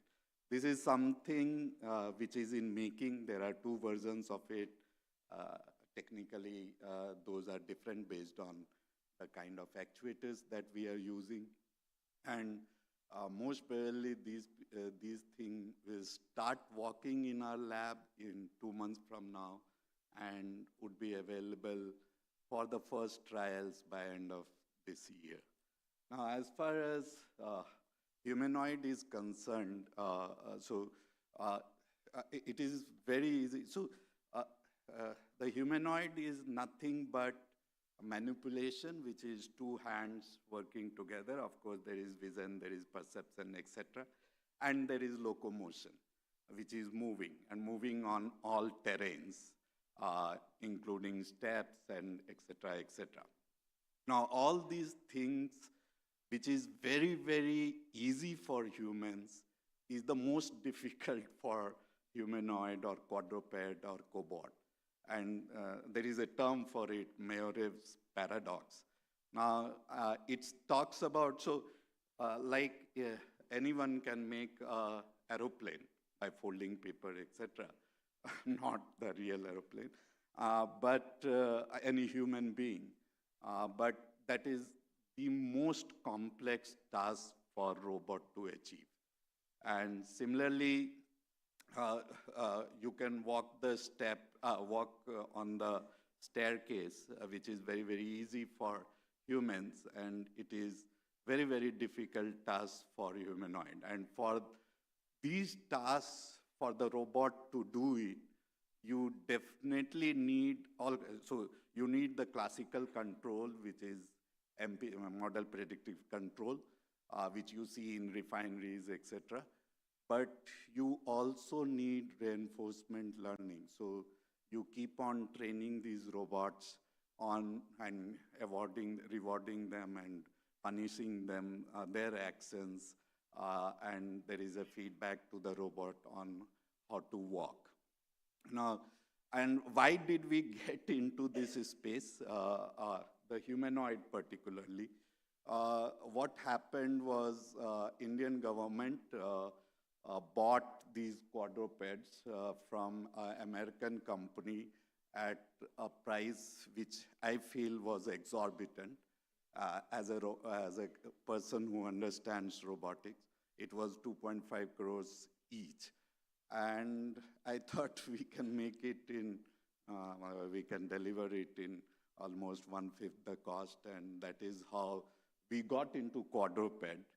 And once we did quadruped, we said the application of quadruped is huge in defense, of course, in electronics warfare, which is required, but also in industries, in data centers, etc., for surveillance and inspection, where predictive maintenance is required. Now, having done that, having solved the problem of 4-leg walking, which is much easier than 2-leg walking, because at any point of time, if you are not running, a 4-legged animal has 2 legs on the ground and 2 on the air. But when it is running, it is 1 leg. But for a humanoid, we take many things for granted as humans, and walking is one of them, grasping is another of them, intuition is other, and which is extremely, extremely difficult for humanoids. So we were doing cobots for industry, for medical application, etc. And we were doing quadrupeds. We know for certain that humanoids are something which will not be there for next 5 years. Whatever people speak of, it will not be there, or there is no usage of it. At least we will not earn any revenue from that. But we felt as a country, we need to have this technology, or at least start working on this technology, so that in future we are not left behind. The way there is hue and cry today about India being left behind as far as generative AI is concerned. This is physical intelligence or embodied AI, and we should not be left behind. And that was the reason why we went ahead and developed these humanoids, or we are developing the humanoids. As far as challenges are concerned, now these are robots learning in a simulated environment. This is NVIDIA Cosmos or NVIDIA Omniverse. Now, for generative AI, there is huge amount of data available, mostly for LLM, on internet, and it has learned from those data, and we were just discussing how it learned from IP or from newspapers, etc. But for a robot to learn, it is accents. Now, accents is in 60 dimensions, or the degree of freedom for a typical humanoid, and I have removed all the fingers, the work of God. But without fingers, or minimal degree of freedom in fingers, it still requires 60 dimensions. And all the data which is available today, whether it is in the form of audio or video or images or text, those data, learning from those data and converting it into accent is the most difficult problem today as far as humanoid is concerned. And whatever you see on videos and YouTube, etc., humanoids walking and doing all sorts of work, for all those videos, there are 15 videos where it has failed and it has fallen and it has not been able to do the work. And there is a lot of teleoperation which happens. So this is one of the most difficult problems today, because every accent, a small accent, a dexterous human being, you can break it into 50 action chunks. And each action chunk, it requires huge amount of data. For last 2 years, universities in US and China, they are trying to develop data around 1 million small actions. One of the action is folding for laundries. And still that data is not enough. And there are research which is happening, which we are also getting into, whether it is a diffusion model to train these robots, or we tokenize the data, because it takes a lot of a time, even on the most powerful compute engine. It takes a lot of time for the robot to learn. So we are into this journey, and we hope, the time is going, so we hope that we will be able to make difference as far as humanoid is concerned. These robots today, as of today, from today to 16th, it is dancing both at Aero India Show and at Logimat, quadruped and cobot, and we are joining these two technologies with foundation model for robot to build a humanoid. Yeah, thank you very much. Thank you, Sangeet. This is India's first quadruped, right? Yeah, it is one of. So I think it definitely deserves a big hand.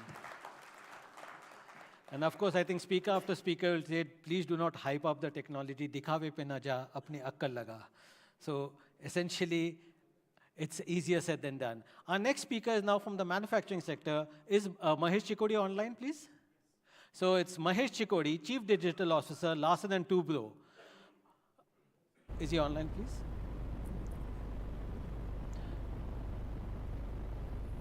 Can we see? Mahesh, can you hear us?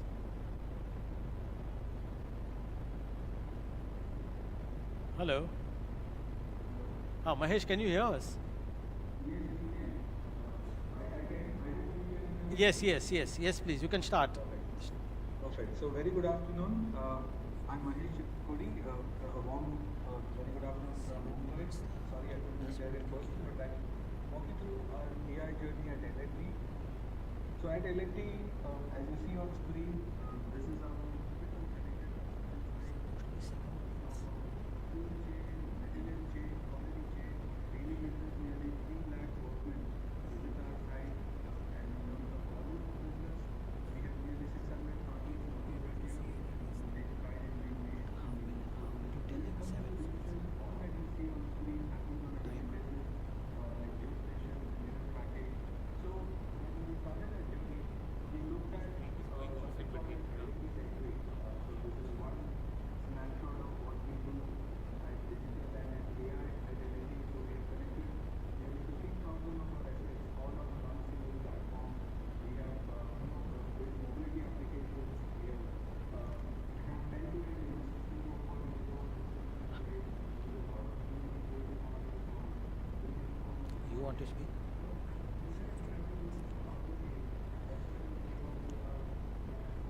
Take care of your people, don't worry.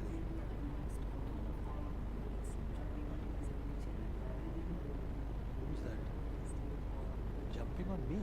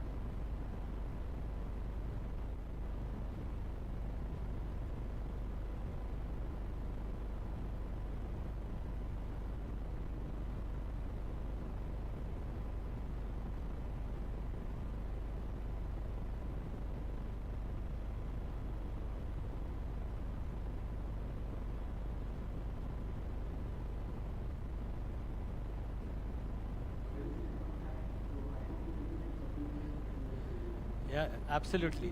On the dot. And there's a big round of applause waiting for you.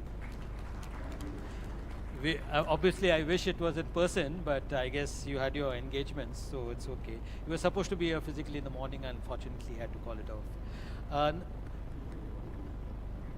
Sure, most welcome. Now I'd like to call on stage Vijay Krishnamurthy.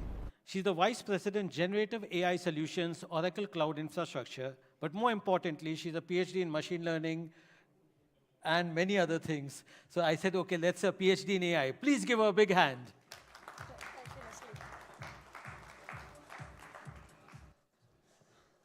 Good afternoon. Thank you for the opportunity to be part of this wonderful conference. I will run through some of the successes and challenges that we've had with Gen AI.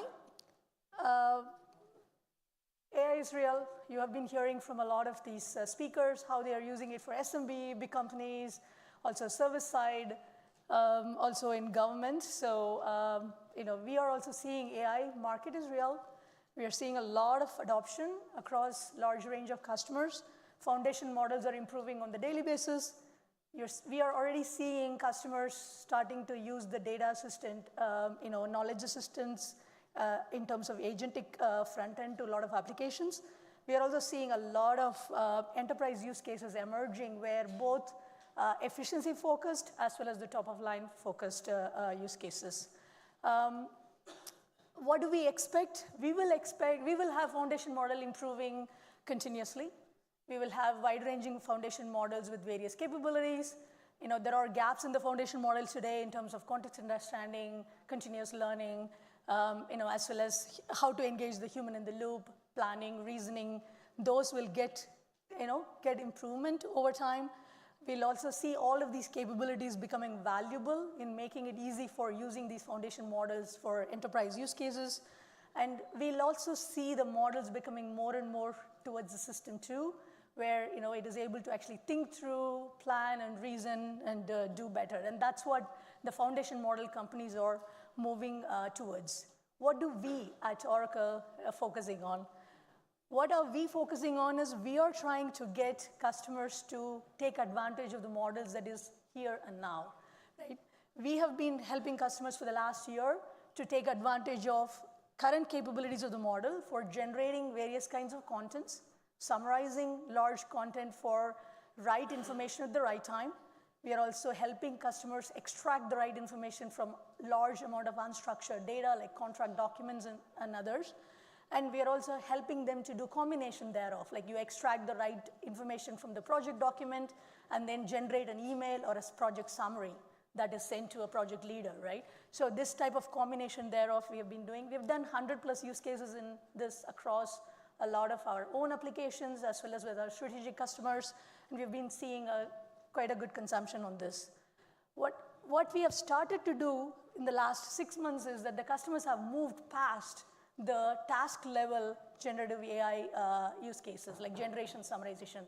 They're starting to ask, how do I get an assistant for all of my documents in the enterprise? How do I talk to my database? How do I actually automate an entire workflow? How do I upgrade my search into a search generative experience?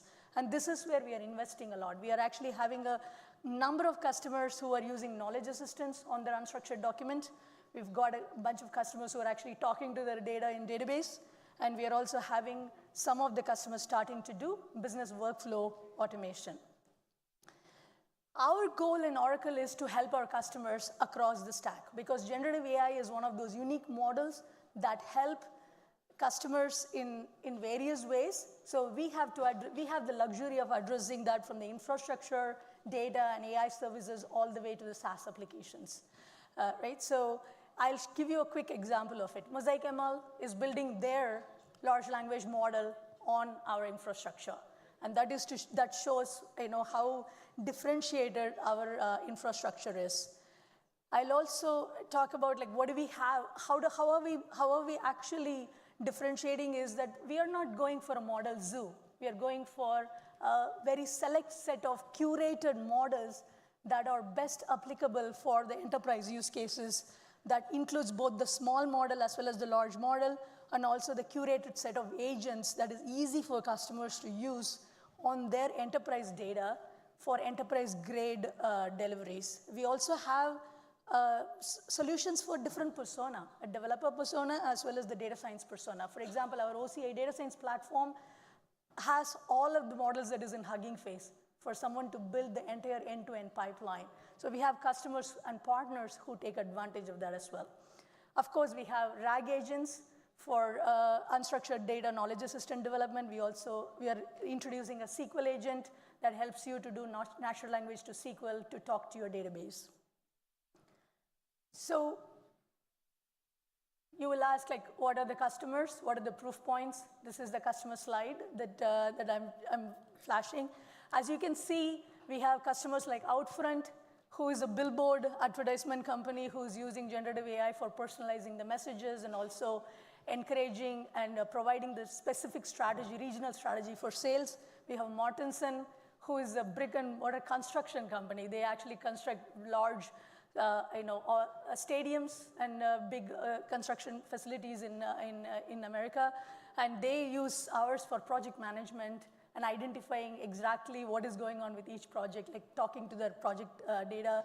We also have LinkedIn, NRI, NRA is using it as a natural language to SQL data on their financial data. So we have a lot of guardrailing and evaluation built into our data assistant to really help them to make sure that those information are accurate. And we have insurance companies, as you see. We have various kinds of companies. I'm showing you to show that the AI is real, Gen AI is real, the customers are already using it, right? So this is one of our reference customers that I want to talk about, call center customer. We have done search assistant, knowledge assistant, various kinds of knowledge assistant that we are doing for them, both facing the call center agents as well as customers directly, helping them to really take efficiency at every step of the customer engagement, as well as ensuring they are leveling the kind of knowledge across their call center agents so that the customer gets the equal experience irrespective of who they are talking to. We are also introducing a number of Gen AI features into our SaaS applications because we have a large SaaS portfolio. We have done 100+ features across our Fusion applications as well as NetSuite, which is actually for the SMB market. And if you see the kind of use cases that we are doing are wide-ranging, productivity, efficiency focused, employee experience focused, revenue focused, as well as financial reporting focused. We have been introducing a number of AI agents. Again, it's built across ERP, HCM, CX applications, and they are focused on ensuring that you get efficiency at every step of the business workflow, essentially, in terms of either it is financial or human capital or customer experience or marketing, etc. Right? And this is, healthcare. We talk about quite a bit on the regulated market, so that's why I'm showing you this example. We have GA'd a feature in our healthcare product that actually helps the care manager to get a quick summary of the patients so that they don't spend time studying the patient data from wide-ranging data sources. Instead, they spend time in defining the care program that is appropriate for the patients. And that's exactly what this is doing. And as you can see, there is a 10x reduction in the time that they study the data, but more time spent on the care program development. We've also done a number of CRM-focused use cases. This is an example of Siebel CRM, where we have introduced a number of features, including both agentic as well as generative AI task-level use cases. So just to summarize, we deliver AI across the tech stack. We have in infrastructure, we have in data and AI services, we have introduced AI vector search in our 23AI database, which helps you to combine unstructured and unstructured data in database, vectorize the unstructured data in database, and then query both structured and unstructured simultaneously to make your business decisions. We have augmented generative AI in all of our SaaS applications. We also work with a number of SI partners to make them successful. We have Select AI embedded into the 23AI database, where you can interact with your data in a natural language manner. We have integrations with a lot of open sources, including LangChain. And we have a number of machine learning algorithms because most of the generative AI agent implementations require you to use some form of ML and AI for data pre-processing and enrichment. This is one of the quick couple of things that I want to show you. How are we are upgrading search across the board for our customers, right? And I'm showing you an example of how we have upgraded our own enterprise employee experience using generative AI. Instead of answering the question with 5,000 links, we answer with a pointed answer with a citation. This actually increased our own employee engagement by 70+%, right? Same thing, we have done it with our IT support. Our IT support for 165,000 employees is actually addressed by the IT service desk that is built using generative AI. And this has, from the day one, it has resulted in 25% ticket deflection, and now it is at 35%. We continuously monitor which questions are not answered by the agent, and at the end of the service engineer answering the agent, we create knowledge documents so that the next time the exact same question or a similar question, semantically similar question, is answered by the agent. So this is how we are climbing up to 35%. Our goal is to get to 60%. So this use case is so famous that pretty much every one of our customer wants this as well. So we have a complete reference architecture with which we are deploying it for all of our call center customers and others. So I want to close out with a couple of thoughts. Our goal is to enable all of our apps customers and database customers with Gen AI. Whatever they want to do with their data to make their business decisions efficient, get the right data at the right time is what we want to do. We are making flexible deployment options. We have pay-as-you-go model, as well as you can get your own dedicated AI cluster so that you can manage your traffic better, you can manage your SLA better, so you have that. Security and data privacy is a very important and strategically focused topic for us. None of the data that is used with any of our model on OCI is shared with any model partner at all.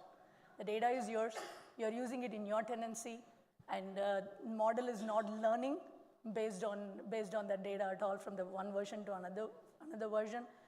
And that's why we see a lot of customers actually use OCI. With that, I will give it to Leslie.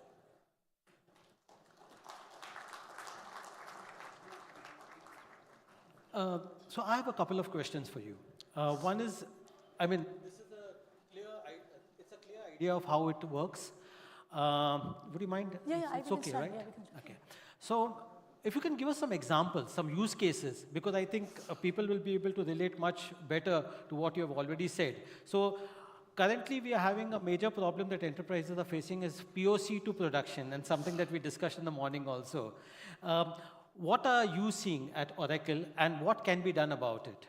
Yeah, great question, right? So the Gen AI is released in such a manner with a front end that is easy for everybody to use, that has resulted in a bombardment of POC, because everybody is trying everything on Gen AI, which is great, right? Because you don't have to convince anyone to really try Gen AI anymore. But at the same time, what is happening is that you got to really have your success measures very clear. Like, what is the success measure of this use case? Is this use case, for example, if you take our IT support use case, which we are doing it for a lot of customers as well, what is the requirement there? We want less and less percentage of the questions that are sent to the live agent, because every time it goes to the live agent, it takes about 24 hours to get some of the questions cleared. So how do we do that? We have tons of service ticket that is created in the past. We know most of those. We know how to solve all of them. Why not use that knowledge to teach an agent so that that agent can actually learn and solve the problem that is repeated, so that the live agent is only focusing on the problems that are not solved before. That way, the live agent skills and the experience is used for the better. So this is one of the use cases that that is very predominant. You can think about it for IT support. You can think we are doing this for manufacturing customer on maintenance. You can do the same thing for the transportation sector. For example, for one of the other use cases that we are doing with the transportation sector is auto scheduling your shipment and pickup. Again, you don't need a human agent to really do that. You could actually have the AI agent really take the email that says that these are my available slots for pickup or drop off, and you can automatically schedule that, right? So there's a lot of these efficiency spots in the business workflow that you could see it in the order management, inventory, supply chain, transportation, financial. Like for example, if you're talking about FP&A, there's a lot of like operational finance. There is a lot of repeated activities of matching POS data with payment data, whether there is account reconciliation issues. We have ton of data from the past. We could actually use that to really auto-reconcile, right? So there's like from finance all the way to customer experience, employee onboarding, employee teaching. Like how do you really continuously teach the employees on new use cases? This is a very big item that we are doing with a lot of customers, right? Like, Vijay, yeah. How do you look at ROI? Because Gen AI from ROI is a very sensitive topic, and many CxOs get fluttered, and that's the reason for the slow adoption rates. So we clearly define for every use cases what is the success criteria. The success criteria is it the time saved, or is it the percentage of human effort reduced, or is it the percentage of additional traffic, additional customer addressed, additional employees addressed, right? Like once you define that, then you actually convert that success criteria to the pipeline quality measures. So for every question that is asked in our IT support assistant, for example, we track what is the question, what is the answer, is the answer relevant, is it meeting the quality requirement of various measures, and whether the customer gave thumbs up or thumbs down, whether they gave 1 star or 5 star, all of these that we are actually tracking, so that we could understand whether this is actually helping or it is not helping to the extent that we expected, so that we could continue to keep improving that pipeline. So this is how we are measuring the ROI, and we are proving that it is working. In fact, our customers, pretty much in all the call centers that we've implemented similar knowledge assistant, they are measuring all of this, and they are actually talking to us about some of this and say, how do I further improve this? This is how we are measuring. My final question, since you're the PhD in machine learning, where do you see these foundation models go? On the one side, they're saying it's slowing down, the growth is slowing down. On the other side, people are getting hyper, whether it's leading to AGI with all the reasoning models. Your quick take. Great question, right? Like the models will continue to get better. If you see the current models still lacking context understanding. It cannot do planning very well. It cannot do reasoning. Today's reasoning is kind of a posterior calculation is what it is doing. But in reality, we as humans, we don't do posterior reasoning only. We actually reason as we go, and we also reason before we start the work. And it doesn't have the continuous learning abilities. Let's say that you put an agent and you teach an agent about some terms and nomenclature. It has to learn on the go, there's a lot of gaps. And these gaps will get actually fixed over time. And that's why I believe that there is in the next 3 to 5 years, you will see more and more products are built for some of these gaps, as well as the model will also get better in some of these aspects. And that's why I think now is the time for all of you to start using generative AI, because you will learn as the models get built. If when my customer says that I'm going to wait until the model gets matured, I say that's a wrong strategy. Just start today, because models will keep getting better. Because AGI is very, it's a very vague term, AGI. There is a continuous learning will happen, and we will keep seeing the models get better and better. And in the meantime, it's the best way to do it is implement, learn, and iterate. Excellent. So please give Vijay a big hand. Thank you, Vijay. Yeah, thank you. And now I would like to call on stage Ankit Bose, Head of AI NASSCOM, who will give us a sense of making AI real for India. Please give him a big hand. Thank you, Leslie. Hello. Thank you, Leslie. I think we've been having an amazing discussion, right? Seeing a various perspective of AI, Gen AI, right?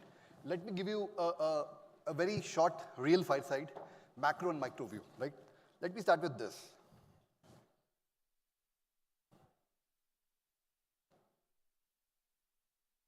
Okay. So what this screen shows is, a million year of innovation what humanity has done, right? 1 million year ago, fire was developed, right?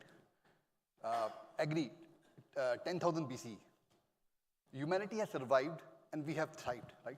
So AI is just one more technology and we all will definitely survive and thrive. So that's a very, very big micro view. At the end, we'll go to the micro view also, but again, let me go to the main topic. Adoption and what is the framework, right? Again, a micro view on this. The value what we see is around 7 to 10 billion as Indian AI market. At a adoption level, right?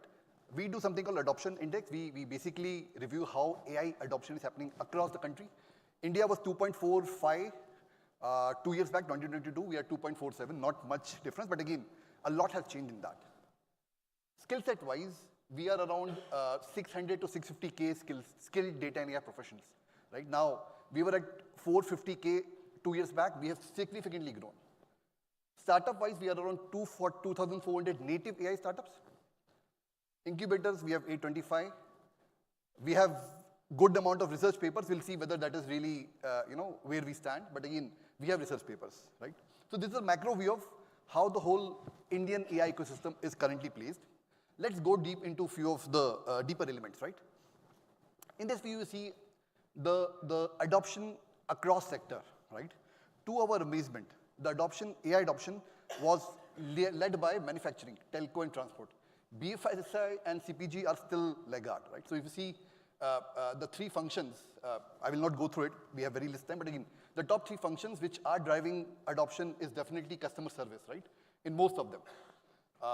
Again, these are 9 dimensions, but to our amazement, 2.67 for manufacturing is amazing, right? We'll go to the next view, the challenges. There are 4 challenges what are slowing adoption. First is data challenge, which all of us know and we have discussed since morning. Limited leadership commitment. Again, this goes back to the ROI discussion what Leslie was saying, right? Again, third is clear AI outcomes and alignment. Alignment is on governance, right? And the fourth one is talent challenges. We all know there's a big challenge on talent. Though we are talent, big as a country, but again, there's a big challenge there. Let's go next, right? Again, innovation view. Innovation view we'll see from startup and research. 162,000 startups in India. 7,400 AI-enabled startups, and only 2,400 AI-native startups, right? We have 240 plus Gen AI startups. This is a bit old. Now we will be around 280 approximately, right? I think this is a view. Again, a perspective here. Though we have a lot of AI startups which are native, most of them, 85% of them are application wrappers, right? Again, hardly anyone is doing real groundwork, right? Let me go next. This is a talent view, right? Again, this will give you a picture of where we stand in talent across the globe, right? Bangalore has 60 to 65,000 data and AI professionals, and which is the top one across different cities, right? It is just next to the Bay Area, which is 65 to 70,000, right? Again, you can clearly see Indian cities and the talent pool is nowhere, less than any of the global ones, right? So again, this is a very clear view. Talent, we are leading, but again, we need to do more. This was an interesting one, right? Research. So if you see the last 5 years, that is, the publications, what has happened is 70,000 in India, US 68,000, right? China 174,000, Japan 19,000. But if you go back to the H index, which is the measure of the productivity impact, where is India? 211, which is equivalent to 1/3 or less than 1/3, which is Japan is having, and which is so less than what US has. So clearly the research work, what is happening is not creating that much impact, right? And applied, I think applied research is too far away. So that's the view there. Now let's get to the, probably making AI real for India. I have only, probably 1 minute. These are the 8 pillars: data, compute, skilling, adoption, collaboration, funding, research, and responsible governance. All of this can happen only if government, industry, academia, all of us come together and play as a role, right? I think it cannot be in silo. The second view is, with macro, I think, the enterprises have to work on the ROI view. Again, giving a very quick overview, I think as NASSCOM, I think we have done many such sessions, many such, consultations with enterprises, with government to get real ROI, right?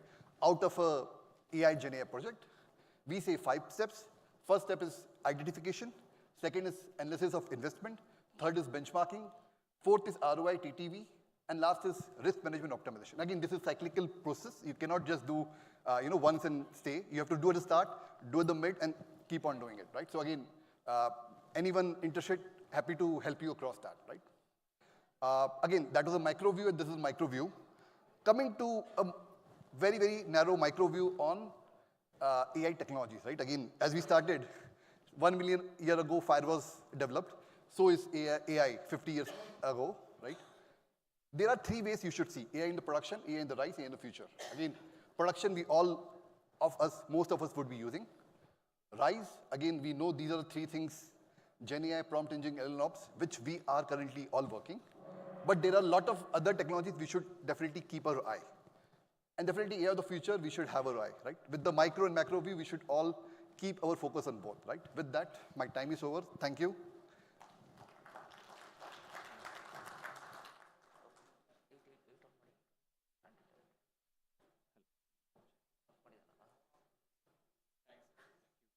Hello. Thank you, Ankit. The slide change? They can't hear you. As we know that AI infrastructure governance and policy is pretty much one of the most important topics of today. Our next speaker, his company specializes in audio-visual AI models, and we've all seen glimpses of what AI can do with advertising. We've seen that famous Cadbury advertisement and everything. And to take us through this entire art of AI in the visual space next is Mandar from Neural Garage. Mandar, please. Hi, thanks so much. We have seen rapid adoption of generative AI, specifically in the creative industries, media, entertainment, and content. And our core technology, Visual Dub, has been at the forefront of driving adoption there. In the paucity of time, what I'm going to do is just quickly give you a landscape of advertising, specifically in TV. We have more than 10,000 advertisers on television. They spend more than $250 billion in a year. They create advertising in 25 plus languages. And the average attention span for an ad film is 14 days. And that creates a few problems. Some of the legacy problems are, for example, let's say in India, you create advertising in Hindi. More than 95% of all ad films are shot in Hindi and dubbed in multiple languages. And they still go as dubbed content, right? It doesn't make the film look authentic. Now, brands would like to create content in every language, but high production cost stops them from doing it. And here is how generative AI drives adoption. It allows you to create content in every single language by visual dubbing it. That means you sync the audio with the video using high quality lip sync models, and it creates advertising in every language. Let me show you how. This is some of our work done for Ultratech Cements with Shah Rukh Khan. The original ad film was shot in Hindi, and using visual dub, the entire film was repurposed in English. Let me show you how.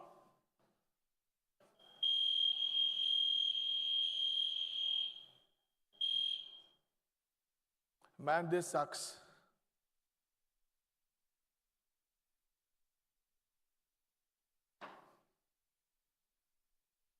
Ever wondered why this long metro line was built?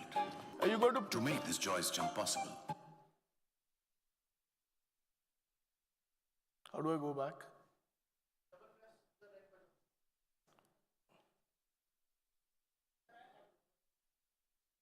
Who's doing it? I get more seconds. It's not moving to the video, buddy.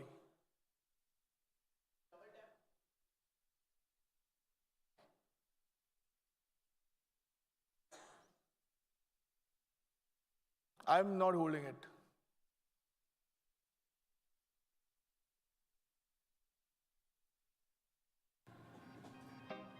Ever wondered why this long metro line was built? To make this joyous jump possible. We believe that to keep growing, India needs to keep building. Ever wondered why this long metro line was built? To make this joyous jump possible, we believe that to keep growing, India needs to keep building. Ever wondered why this long metro line was built? To make this joyous jump possible, we believe that to keep growing, India needs to keep building. So this was completely recreated in Hindi, and it ran on all broadcast networks. So our technology is ready, commercial ready to go on broadcast networks. Another major problem that happens in ad films is the message changes, right? So the message changes in 2 months, you have to shoot your film again. Now what if you don't have to shoot the film again? What if by just changing the audio, you can repurpose your old video footage to create new messaging? Imagine how much of production cost it would save brand managers and companies by just repurposing old footage, that is maximizing their prior investments in media creation. Let me show you how. This is what we do for Amazon. Using the 2 ambassadors and old footage, Amazon uses new audio to recreate new messaging as the offers and the festival changes. Let me show you how. Can you play it from there?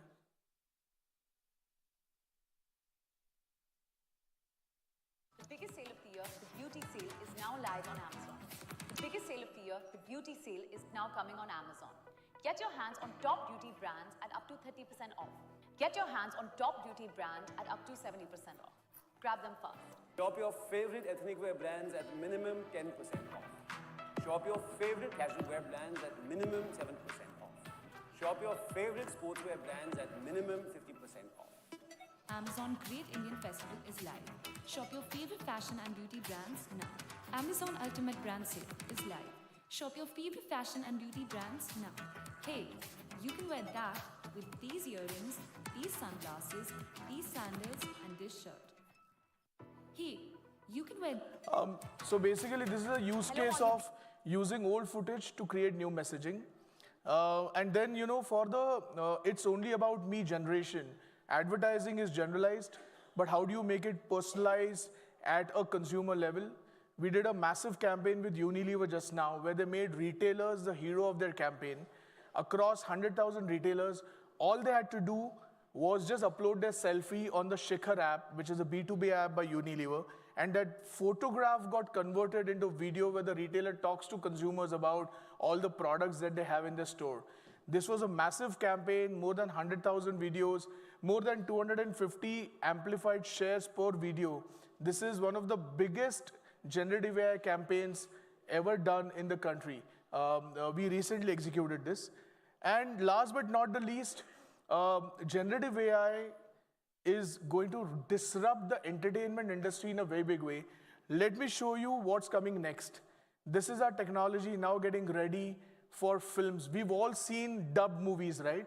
The whole experience is horrible. Imagine watching a Korean film with English audio.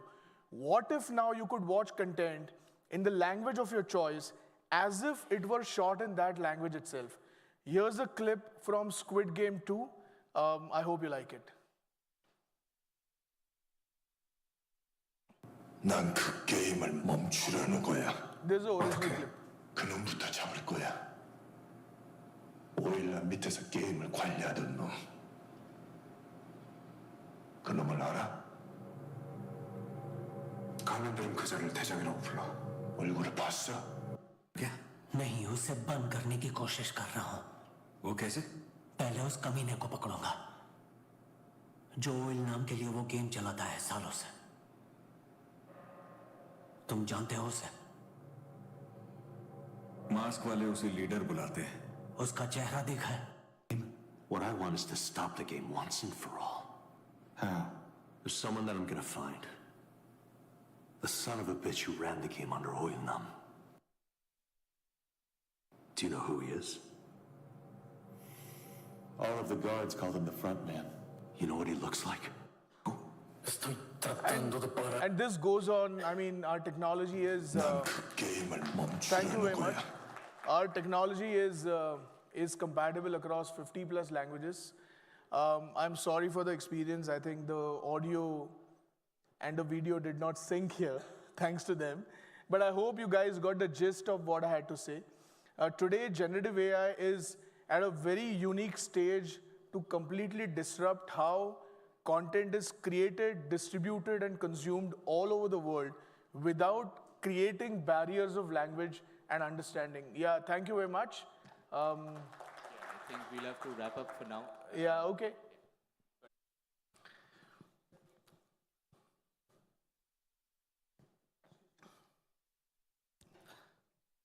Thank you.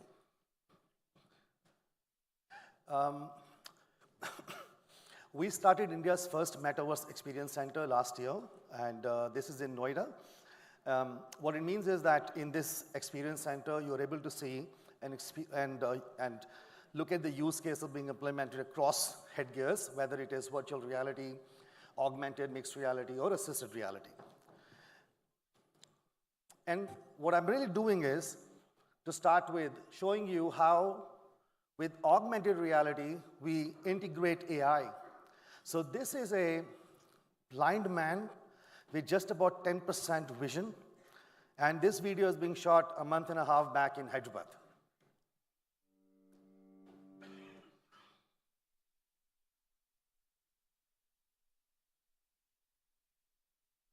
Hello, Ira. Object detection. Okay, Previn opening object detection.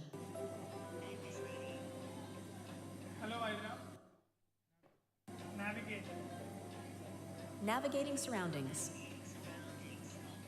You are looking at a refrigerated supermarket shelf filled with various products, with the lower two shelves being the most accessible. Be careful as the aisle signage is This is hanging the low glass and could be hit by your that head he's if you're wearing. not careful. This glass.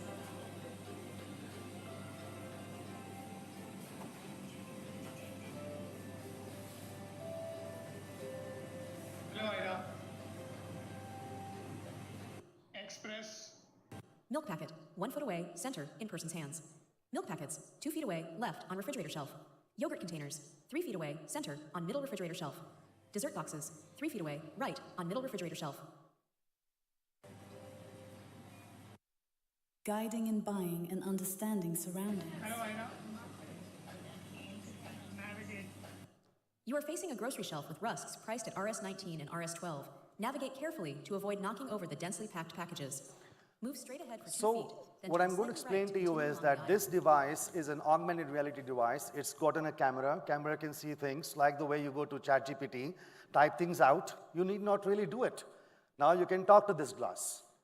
So from where I started my career in virtual reality, today the mixed reality Quest 3, 6 years back, to now I'm heading to a point where literally I have this particular device really connect me to the world. I can do MS Teams, I can augment data, I can actually talk to you, I can do pretty much almost that I can do in a computer because this is a processing device. So imagine what's really happening.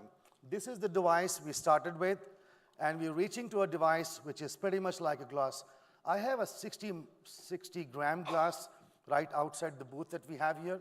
And what you will see there is you wear the glass, you connect that and tether that with your mobile phone, and now whatever you speak, whatever anyone speaks to you, it translates that with a waveguide, and you literally can see what the other person is talking to you. So XR and AI have joined hands. Now, XR and AI doesn't just join hands in terms of business to business, in terms of just communication or tele sort of a connect. Let's look at how we have AI integrated, generative AI, to train people in the mixed reality mode. Hi, I'm Hugh from XYZ Company. Can you tell me more about the product you're selling and how it could benefit our company in terms of saving time and money? Yes, of course. So the product that I am selling today is a software management program that you can use to unify all of your IT. Can I ask what kind of computers you have at your workplace? We mainly use Windows computers at our workplace. Now, in the interest of time, very quickly, what we're really having is in the mixed reality, I can have an avatar which is generative AI-backed avatar sitting right in opposite to me. I can talk to him for whatever time I want. and just go ahead and complete all my training practices. This one as well is a web-based experience. Now, Metaverse doesn't just mean virtual reality or mixed reality. Metaverse can be accessed on web. So here, the same receptionist, the HR manager, the employee onboarding team, et cetera, is all being sort of put into the web, and that's how we sort of integrate XR and the AI. Thank you.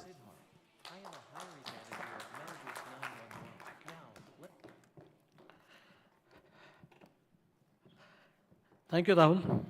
That was an AI-powered metaverse. Felt that very interesting topic. So now we'll get back to the grist of the mill by calling on board. So there's a panel discussion that we're going to have with across sectors. We're going to call CxOs, and we're trying to figure out how they're using AI and generative AI in their enterprises.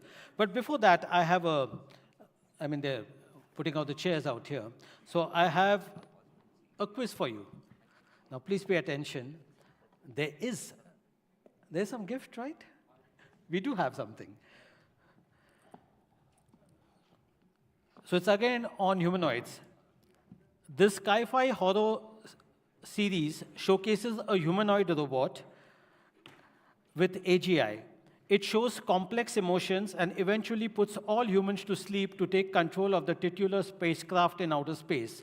Which series is this?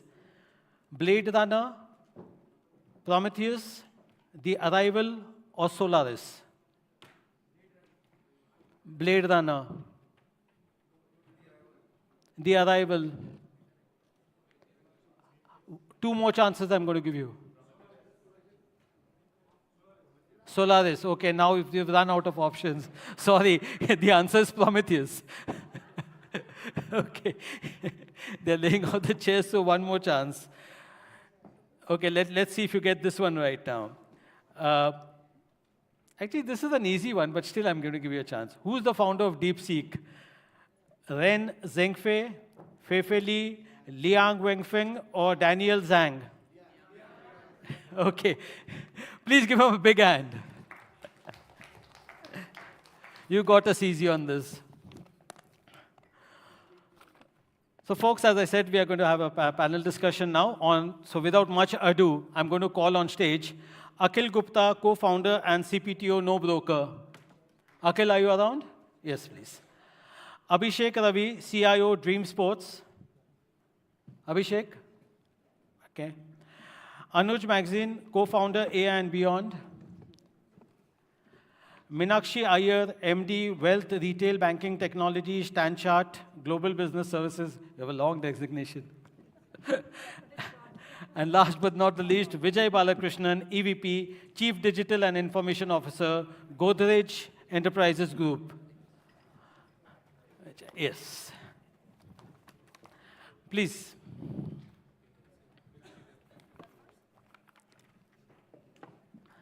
So, Leslie, please. Before you start, I thought the standing panel would have been great. I've been standing all day. You all stand. I mean, this is not fair to me, Absolutely. But so without much ado, of course, we have the representation of a manufacturing company, of the BFSI. We have, Anuj has been telling me he's been doing many other works, and he's going to tell you more about it, because it's just not AI and beyond. There's so many other things that he's doing.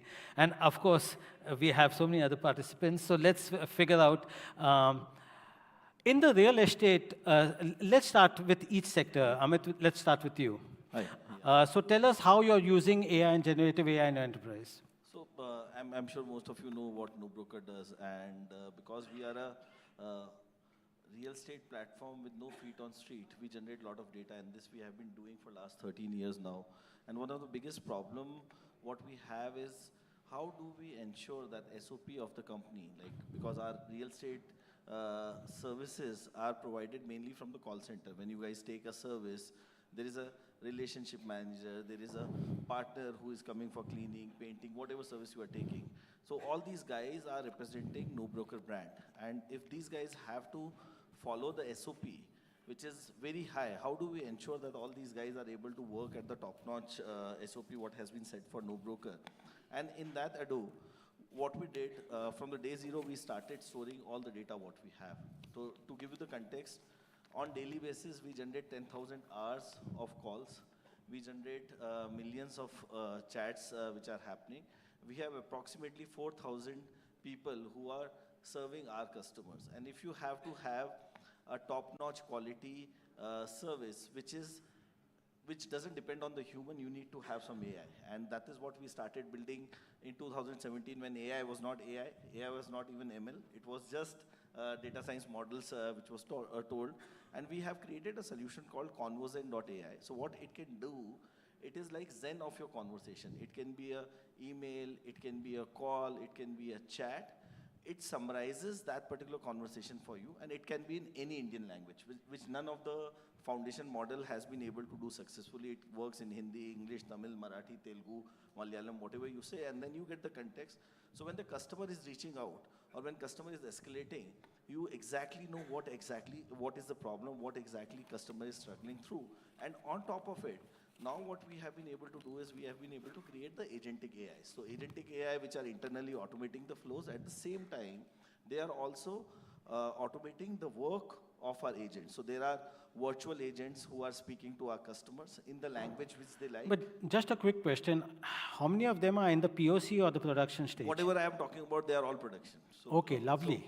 So we have conversation where if there is a property which has to be reactivated, which is like it is coming back again. Now the humans don't talk to the customers. They call, our bots call, they speak, they take, okay, what is the rent which you want to put this time, if there has been any changes, if you have changed the colors and all those things, and uploads the properties and goes in there. And it has been so successful that we have started selling it out as a software. So there are already 25 companies who have started using Conversation. Lovely, lovely. Abhishek, yours is a gaming company, hardcore, with every IPL session that we have, or whenever you watch the T20s and the T50s, you're there.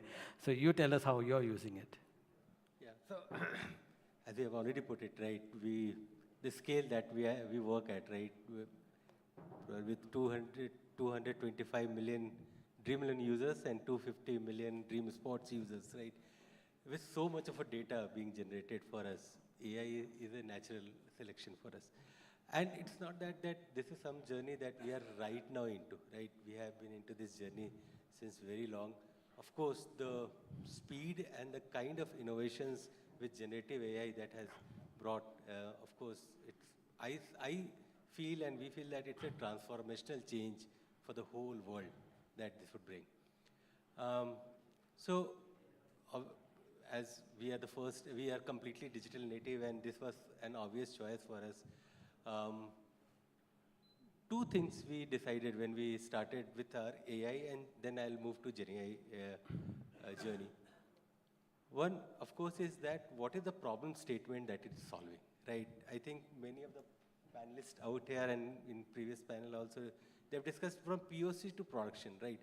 A lot of use cases we see that probably take and happens in the team, they are very excited about it, but when it's porting at the scale level, probably the commercials doesn't work, or it just doesn't fit at that scale of working. That is very important to define, right? So that is one problem, we call it root problem analysis kind of thing, or a root problem statement. What is your root problem that you're solving? AI is just one of the levers, right, through which you solve it. And of course, with advent of GenAI, right, we became early adopters of it. And there also, one of the things that I probably want, and probably this is one thing that we have learned across the timing that we have worked on GenAI part, the space is evolving so much, right? Nobody is comprehending it. And before somebody comprehends, something changes, some new innovation is coming. So it's very important to play a platform play, right? You have to create your inside services, whether you're using it for productivity increase or for your customer. You have to create your solutions in a platform way which probably any futuristic innovations can be integrated in a plug-and-play model. Correct. Right? If you're going to bank on one solution and one thing, probably in 3 months or 6 months' time, you might feel that this might not be the best one that you're using. Yeah. Anuj, I'll come to you in a bit because you have experience across sectors. Meenakshi, you're from the banking sector. you could give us an idea of how it's, is it very different from what the other sectors are experiencing? Not really, and I really like the way he said, right, that we do have use cases to implement. So it's not POCs that we're doing. And we have to be adopting these use cases in AI to stay ahead in the market. It could be, for example, the senior millennials, when we did a study, the preference for them is to work with an AI wealth advisor, right? So that's something that we're building.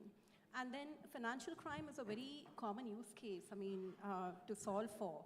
It gives you insights, it takes away all the mundane things that we do, and it just makes it very faster for us to identify things that are there. We're using it for transaction screening and so on and so forth. But a very unique thing that we've done in the bank, right, and someone spoke about skills, is while we are adopting this, of course, we need to upskill our employees to do something more intelligent, something more better. Now, a common problem that organizations face is what do you do after the training, right? You don't have curated jobs for them. So we've created what is called the talent marketplace, which is completely powered by AI. And it kind of job matches, giving people short-term assignments based on what your profile is and so on and so forth. So we are actually self-creating a profile for them and advancing them in those territories as well. So we're very proud about the fact that we have not only used AI for our businesses, but also using it internally for employees, for them to grow in our organization. Thank you. Vijay, yours is the manufacturing sector across many units, Godrej Enterprises, and you handle all the functions. I mean, you oversee all the functions. So what kind of synergies do you see, and how do you manage to implement it across those units? Yeah, I think the critical word you use is synergy, right? So identifying synergy consumes a lot of energy in most cases. But for us, it is a couple of dimensions that matter when it comes to AI. Today's world, everything is digitized. We collect a lot of data. Processing of data is almost plug and play. So use of AI is a no-brainer, right? Do we need AI? But ultimately, as organizations, we cannot start off or go about saying, okay, let's do AI everywhere. So then how do we rack and stack? So that is where we have completed our journey of proof of concepts, but then we are looking at it from a proof of scale of value, so that we are able to rack and stack the use cases that we have identified.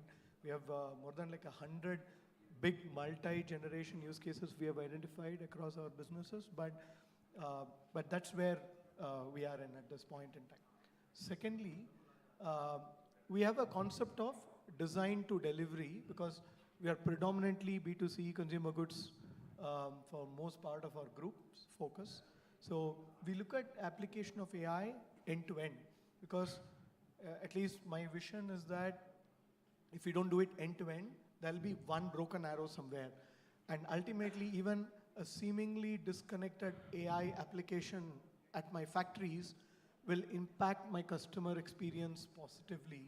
And that's my vision, to make sure that right from manufacturing, track and trace, product genealogy, component genealogy, all the way to, let's say, supply chain, visibility, prediction, So today when you order a pen, you get 10 updates on when it is going to arrive, your estimated time of arrival. So we need to catch up to the quick commerce, e-commerce versions of the supply chain digitization, but all the way to our customer experience transformation through AI, and also product AI, which is very big for us. You've already seen our Eon Vogue smart washing machines coming out.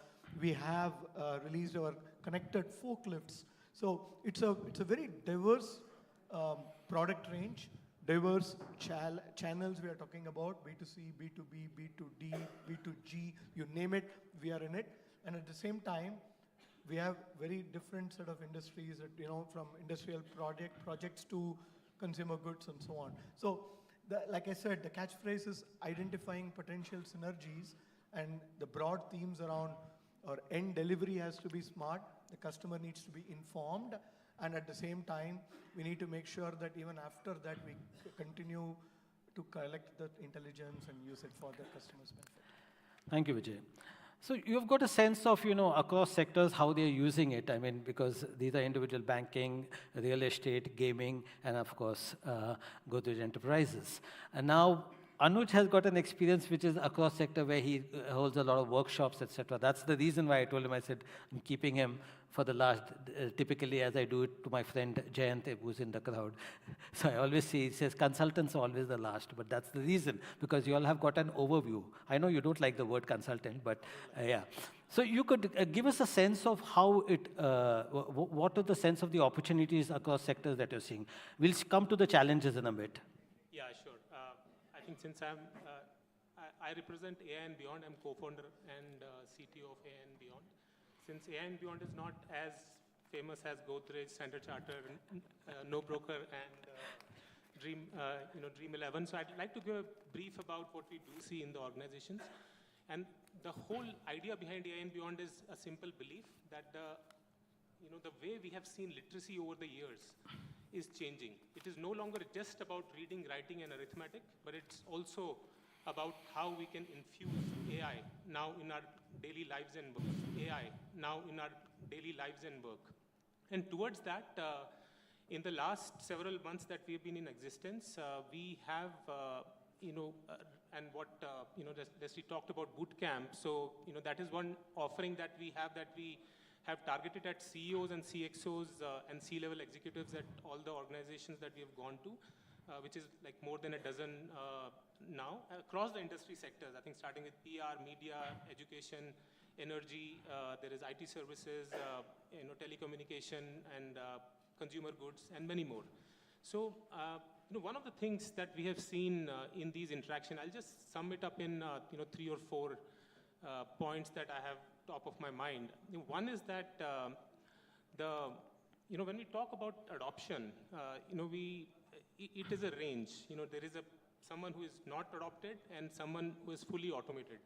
But there is also a stage in between, which is AI augmentation. I think a lot of organizations that we have gone to are looking at the augmentation opportunities to get started with it. Second part that I'd like to share is, what is driving? I think when we went to the organizations, when we created a demand for what we had, the offering we had, I think one of the hypotheses that we had was, a lot of these transformations will be driven by vision, which is true.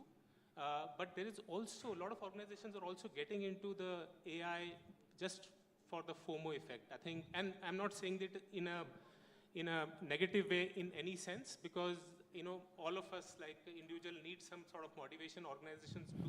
And FOMO, in that case, they don't want to miss out on the AI wave, and they want to engage and figure out what they can do with it. The third point that I'd like to share, different industry types that I had talked about, where we went, where we spent 3 hours to up till 2 days in these organizations. One of the most AI-aware organization that or industry sector that we came across was education. And we went to a couple of very high profile educational institutes in India, I think one of which is top 5 management institute. And we figured out that professors, the kind of conversations you can have about AI with them, that was far ahead of any other sector we saw. Where people are bringing in their own AI tools to get their stuff done. And it's happening in the real time. I think we see the extent of awareness in the lower ranks is far higher than the usage level. I'm not talking about the strategic level. The AI usage level awareness is far higher down the line. Fair enough. Akhil, now we come to the second round. We have seen the kind of opportunities that are out there. Everybody has outlined them. Look a little bit on the challenges now for each one of you. Say if you can say about 2-3 challenges. Of course, a lot of us talk about the hallucinations. We talk about security. We talk about privacy. We talk about AI regulations, etc., governance. What are your priority areas, and how are you addressing them? See, as Anuj was telling, AI is. There's a lot of FOMO around AI also, but at a startup like us, whatever we do, it has to give an ROI, correct? If I am investing in any technology, how exactly I can improve my business, I can generate the revenue, or I can bring down the cost. Those are the 2-3 guiding factors on which we work. And when we started working on this, like there are foundation models. And when you want to do certain things, it looks extremely easy. Like I'll be able to use OpenAI and things will happen, then magic will happen and I'll be able to do it. But when you do it in reality, when you take it to the production, you can't have failure points, correct? As he was mentioning that when you have to use AI, you have to be fully ready. You can't assume that, okay, it will work for 80% of the chances and 20% of the chances it may not work. It doesn't work that way. And one of the biggest challenges for us when we started transcribing calls, I could not say that I can just transcribe Hindi and English, and which is something which was available, because if you see in India, we speak in multiple dialects. I am speaking in English. Suddenly, मैं हिंदी में बात करूँगा, and somebody is talking in Kannada, they'll switch to English and Tamil and English, and dialect changes by the geography, correct?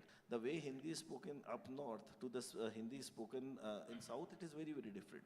So that was one of the biggest challenges. So creating the models. So we have created our own models with which now, with a word error rate of less than 10%, we are able to do the transcription, which has set the foundation for us, with which we are able to create the agents, virtual agents who are able to talk as smart as you and work on that. But it takes time. So it has taken us around 4 or 5 years to work on that particular thing.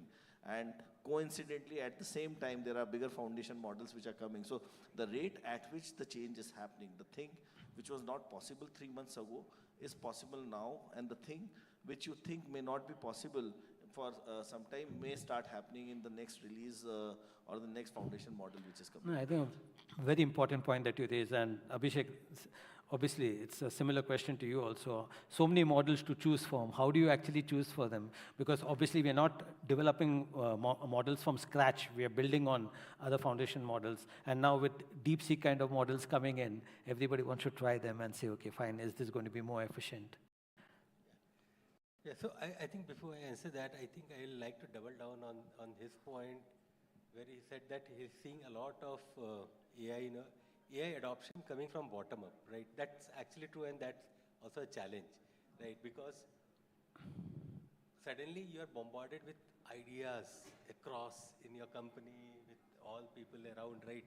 And they're giving you a lot of ideas, right? And then you have to choose as a management, right, which one you should be prioritizing, right? And that is where the POC to production thing is both bottoms up and top down. Then only from POC to production would happen at scale, at which, I mean, any company, I think, no broker and all that. This would be a challenge with what actually needs to go. What is the problem that you need to solve? That is a challenge that I am seeing across all the companies, and when I talk to their senior management, that how to prioritize that. Coming to that that part, right? I think I told you in my first conversation also, right, that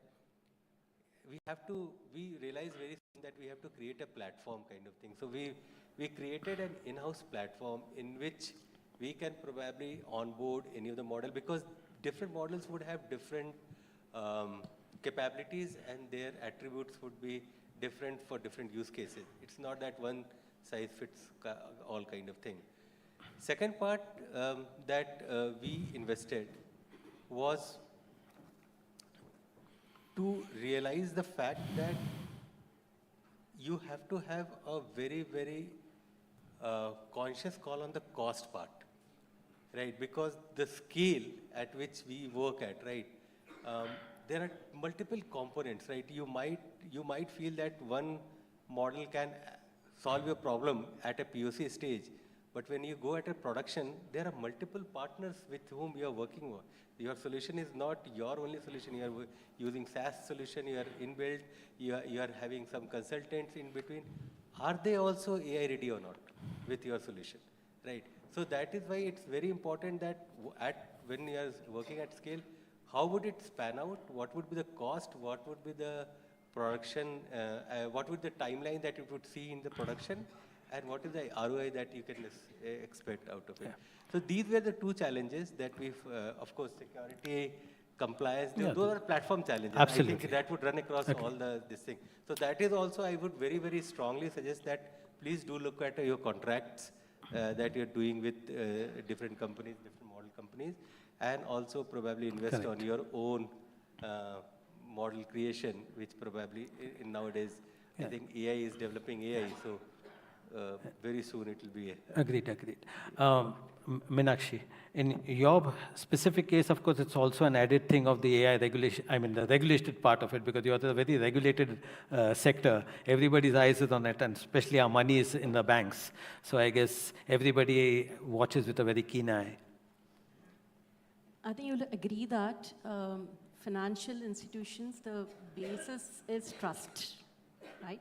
And that's what you're alluding to as well.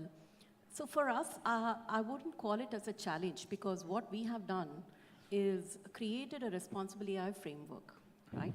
We're not building first and afterthought trying to apply policies and regulations. We built it by design that there is a responsible AI framework, and we design basis of that. So it's not a standalone build. You've got the security also part of it, the privacy on it. We're also thinking about transparency, ethics, and doing the bias mitigation, right, upfront. It's not an afterthought. The problem will be when you do that later stage, it's very difficult to integrate it, and probably your POC will never reach production, right? So we know about all this, and we are a regulated body, and customers are first, so trust is very important. So we spend that time to make sure that we have all that guardrails while we are building something up, which then eventually makes it a successful deployment for us, right? So that culture of knowing what risks you're taking and abiding by those guardrails is very, very key for us to come up in that space, right? So which is why I'm not calling it as a challenge that we face. More often people think that the banking industry or the financial industry is the slowest in the adoption, but we are not. We're just making sure that whatever we are doing is right, and it has got accountability, it has got transparency towards the customer, and all kind of guardrails that is required for it to be there, right? So which is why your money is safe with whatever we do. So that's what. Thank you. Vijay, quickly. Quickly, that's going to be difficult to explain the challenges we face.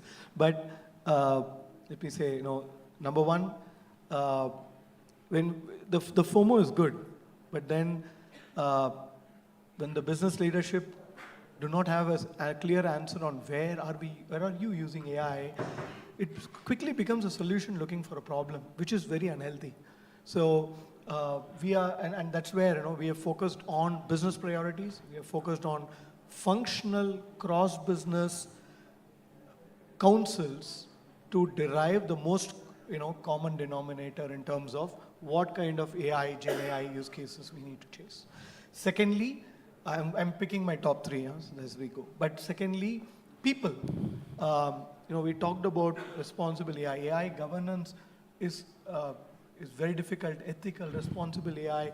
There is process and technological aspects of this, but there is the biggest part is the people part. How do we spread awareness? That's where in the next fiscal year, we are going to train 50% of our employee base on AI and Gen AI at various of trainings that we are planning.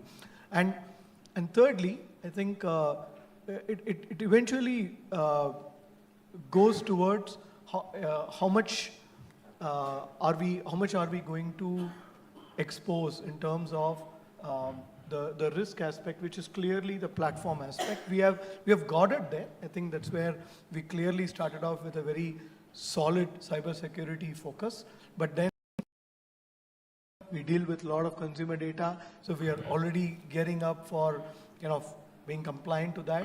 So I think top of the mind challenges are definitely these. Of course, finance minister has been kind to your sector by increasing the consumption level with the 12 lakh ceiling. So I think that's something to, something good that has happened in that particular thing. I think another important consideration that we have is skilling of the workforce, reskilling of the workforce. I know that you folks are not HR people, but at the same time, you're leaders in your organization.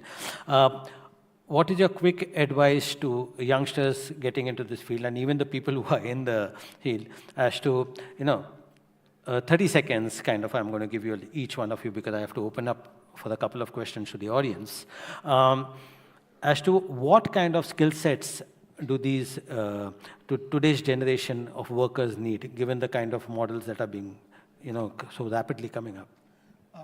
I would say data-driven data handling is the primary part, because coding is becoming commoditized. Coding is becoming plug and play for most part of it. It's absolutely down to understanding our data. And that's the step we cannot skip. We could skip AI, go to Gen AI, but we cannot skip the data step, which is the governance, ownership of data. And then how are we able to spread the data? I think that would be the primary focus, irrespective of which job role you're going to do.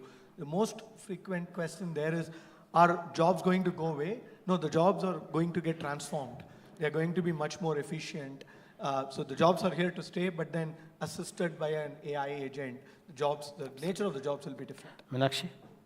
I agree, right? Like the mundane jobs, the repetitive jobs is something that you need to be worried about, right? So those are getting replaced. At the same time, the humans are required to intervene using those insights and take decisions. All decisions are not AI-based. You will have to have humans to make those decisions, so that's very important. So the jobs are transforming. That's a great word to use. So from a skills perspective, of course, we are upskilling them on data insights, and the subject matter expertise on the functional expertise is something also that we're trying to get people becoming, because that's what will differentiate what your AI is also throwing at you, right? So that's something that we are investing in. Anuj?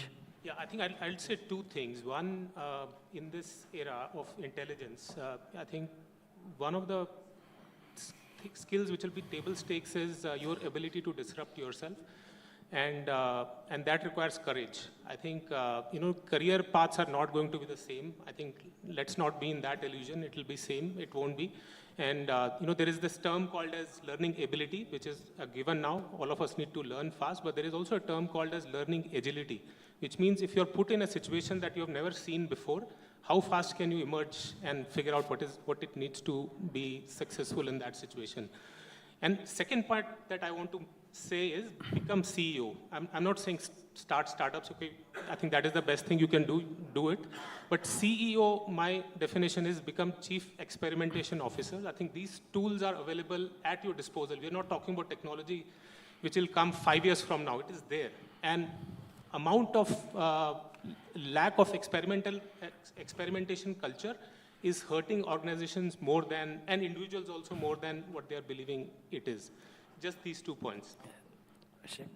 I quite like the word CEO, Chief Experimentation Officer. Yeah, we had chief gardeners also. No, so completely aligned with what Anuj has suggested. This is a transformational technology. Let's accept that. My suggestion to all the youths and everybody, including us, not only youths, including all of us in all industries, this is going to fundamentally change your life, because I always say mobile gave you the access to information, search engines, Google gave you the access and democratization of data. This AI, Gen AI era is going to democratize your intelligence. So intelligence would be a commodity available in all of your hands. Please invest in time into this, because this would be the differentiator. Okay.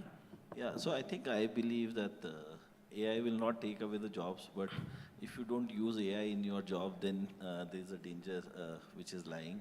So humans should use their mind to do something which is meaningful, productive. All the mundane jobs, all the repetitive stuff, obviously that should be taken over by AI, and it will be taken over by AI.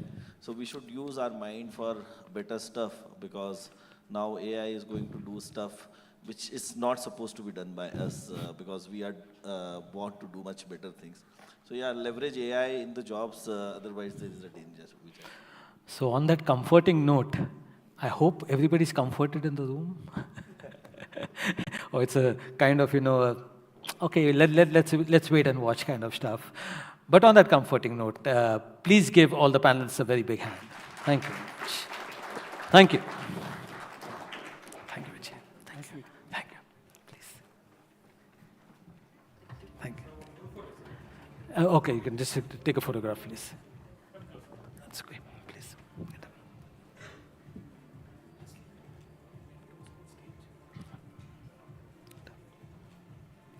Yeah, please. Thank you.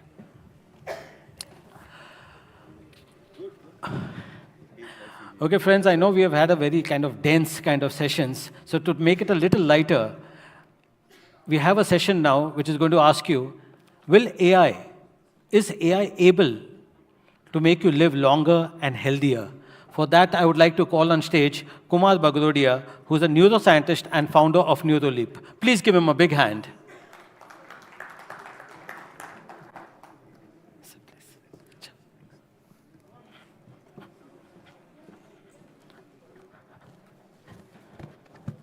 Good afternoon, everyone.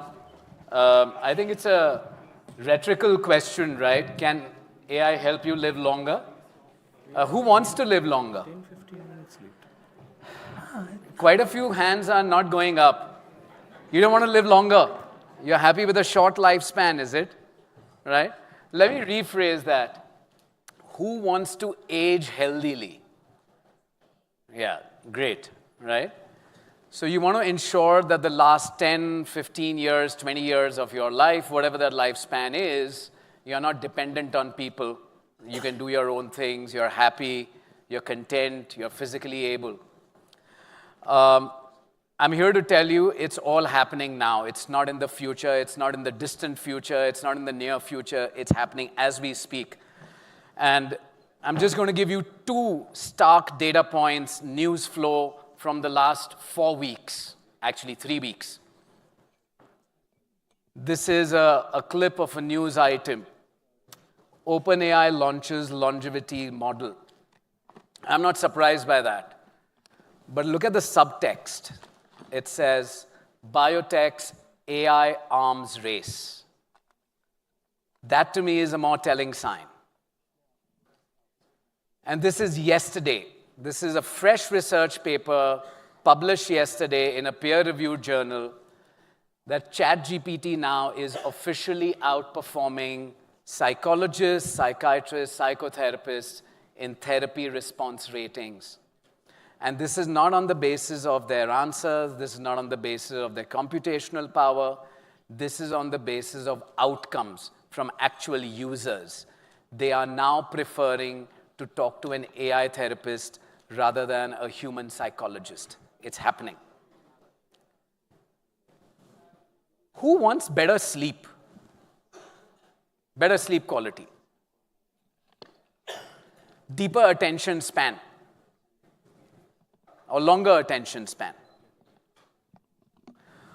Who wants to take on the same level of stress but not feel anxious? So a better response to stress and anxiety. We're already making that happen. The honest truth is, not using AI. As a neuroscientist, in the last 10 years of our commercial run, we've not been using so much of artificial intelligence because ultimately I have to deal with individuals, so it's more about natural stupidity. And what do? We are cognizant of 3 things. One, that by the year 2050, 1 in 6 will be over 65. So most of us will be over 65 or 60. Your lifespan would have extended because of amazing discoveries. But that's not enough. Like we all agreed, we want a better quality of life. So what will be AI's role? It'll be more individual. It'll be more personal. On the neuroscience side, here's what we are doing. AI, we believe, will ensure a future where you don't have to get sick as much, as badly, as often. We want you to not get sick. So personalized medicines, you can tailor preventive measures based on your DNA by altering your lifestyle. Predictive analytics, so detecting diseases from your day-to-day patterns without you necessarily having to go to a hospital. Wearables, telemedicine, that's all easy. We currently have mapped almost 20,000 individual brains in India in the last 9 to 10 years. Each brain map gives us 10 million data points. What are we building? Can we analyze neural signal at previously unimaginable levels? Think of a number. Just imagine this number, I'm giving it to you. The digit 1 and add 15 zeros after that. Number 1 and 15 zeros. Each one of us has this. It's a neuron forest in our brains. On an average, we have 100 billion neurons. Each neuron is connected to 10,000 others. That gives us 1,000 trillion connections, a quadrillion. Can you imagine the kind of computing power we earlier used to use to analyze data when we did a brain map? And now, what kind of analysis we can do using AI agents without us having to build a Gen AI? Then, what kind of predictive modeling can we do to forecast neural responses and figure out early markers of imbalance? Can we predict Alzheimer's, Parkinson's, etc., way earlier? The second area that we have helped clients with, and we have a ton of data on, how the brain relates to the gut and to the rest of the nervous system. So can we use that for microbiome sequencing, where we can analyze trillions of gut microbiomes to find out correlations in your overall health, stress, mental states, etc. As a solution, we are already giving lifestyle interventions. Truth be told, not yet completely AI-driven. There's still a lot of human element. But smart nutrition, so meal planning individual to you, based on your markers. How do we optimize your sleep, stress, based on data that we can get from you? And preventive care through constant monitoring. What does that mean for the geriatric population? What does that mean for senior care? I'm going to give you 5 examples of what already is happening. So as we speak, there are already AI models which are determining protein structures. And that determination earlier would take years or months. It's happening in weeks right now. Each of these would cost $100,000 plus. You're doing it in a fraction of a second for a few dollars now. Cellular reprogramming, where you convert your aging cells to younger, healthier versions, basically stem cells. ChatGPT 4B model is improving that efficiency by 50 times. It's already happening as of last month, 50x. And the last one here is CRISPR. It's a technology for gene editing. 70 to 80% lower cost, 70 to 80% faster. Drug discovery, a very easy and early target for AI. From 4 to 5 years to get to actual live clinical trials, you're able to do it in 12 to 18 months. In fact, one of the companies has just released data early this week. They've done it in 9 months for a few $100 million compared to $5 to $7 billion. Cost savings in R&D. I could go on and on. There are 2 major factors now. AI uses megawatts of energy to process this kind of data. As a neuroscientist, we are helping people understand neural networks in the brain because they are far more efficient at churning that kind of data. The brain can run on just 20 watts of energy, just 20 watts, compared to Gen AI, which is megawatts. So if you're able to understand neural networks better, how they relate to power consumption, how they access memory, how they play with it, we can have far better, cheaper, more efficient AI models and agents. Thank you for being a patient audience.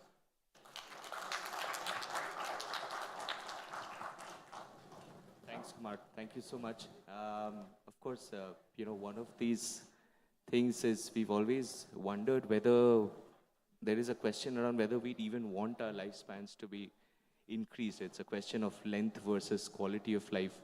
And it's interesting what AI can do on that front. So thank you so much. That was very enlightening. So ladies and gentlemen, we're taking a quick tea break for the next 15 minutes. We'll reassemble at around 5:20 p.m. And please feel free to get your teas and coffees inside. And we'll catch you in 10-15 minutes. Thank you.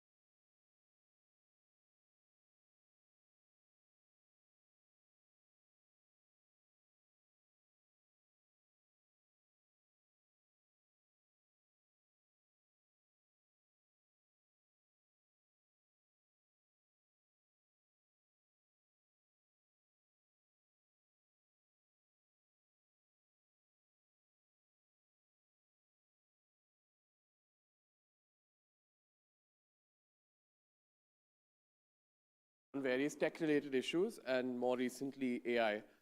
So thank you, Leslie, for this slot, and let's get started. Yeah, so to begin with, AI in India, AI is fairly nascent. I mean, the laws around AI are fairly nascent, and to be frank, there isn't really a specific law which deals with artificial intelligence right now. The government's position on artificial intelligence has also been inconsistent. The government is generally pro-innovation. However, sections of the establishment are concerned with potential risks of unregulated and unethical AI. Back in 2023, Union Minister Ashwini Vaishnaw stated that the government had no plans to bring in laws relating to AI. And in early 2024, he had said that India's AI governance will prioritize innovation, and unlike the US and Europe, it would not be regulation heavy. However, more recently, in late 2024, in December, he said that the framework to regulate AI needs to change, and it can only be done so through general consensus. And he's indicated that the government plans to bring in regulations for AI as the technology and issues around the same continue to develop. Now, the government has issued certain advisories relating to artificial intelligence, but these have primarily been focused on social media platforms and other intermediaries which enable generation of AI-generated content, deepfakes, misinformation, and the like. For companies that aren't in the space of social media or public circulation of artificial intelligence, these advisories aren't very relevant. But the more critical areas of law which would be relevant to companies that either develop AI or rely on AI products for their own work product would be copyright and data protection law. So while we'll go further into detail, as this presentation progresses, copyright law is important because under Indian law, there aren't exceptions to use of copyrighted materials which exist in foreign laws, such as the law relating to copyright in the US and Singapore's equivalent. This makes AI training and AI-generated content challenging from a copyright perspective, because unless appropriate licenses are obtained, it could potentially lead to copyright infringement. Coming to data protection law, the DPDP Act is primarily consent-based, so if an AI model is using personal data to train itself, or a company is using an AI to process personal data, consent is generally required. However, there are exceptions to this for research and statistical purposes, which again, we'll go further into in detail. Now, the last point here was the Digital India Act. It was actually a law that the government was thinking of bringing into force to replace the existing Information Technology Act from 2000. The Digital India Act was supposed to have provisions to deal with AI, high-risk AI, and AI intermediaries, but it appears that the government has now shelved the plan. So generally, that's a brief overview of what the current landscape is. But like I mentioned, copyright and data protection laws are more relevant to enterprises in general, and that's what we're going to focus on for the remainder of this presentation. So coming to copyright law. So in India, copyright is regulated under the Copyright Act of 1957. Copyright includes text, images, videos, photographs, things that are relevant to train AI models and very critical to train AI models. Now, somebody has taken a photograph, written text, taken a video, they own the copyright. So if somebody was to use that copyrighted material to train their models, they would need to obtain consent and permission, a license essentially to use the same. And like I mentioned, under US and Singapore law, there are exceptions to this. So in the US, there's a fair use exception, which many companies use to train their AI models. In Singapore, there's a text and data mining exception for computational data analysis, which is also helpful for companies which rely on copyrighted material for AI. India doesn't have such exceptions. The Indian Copyright Act only has something called fair dealing, and the exceptions under the same are limited to private use, research, and criticism and reporting, none of which would really help a company that is developing AI using such materials.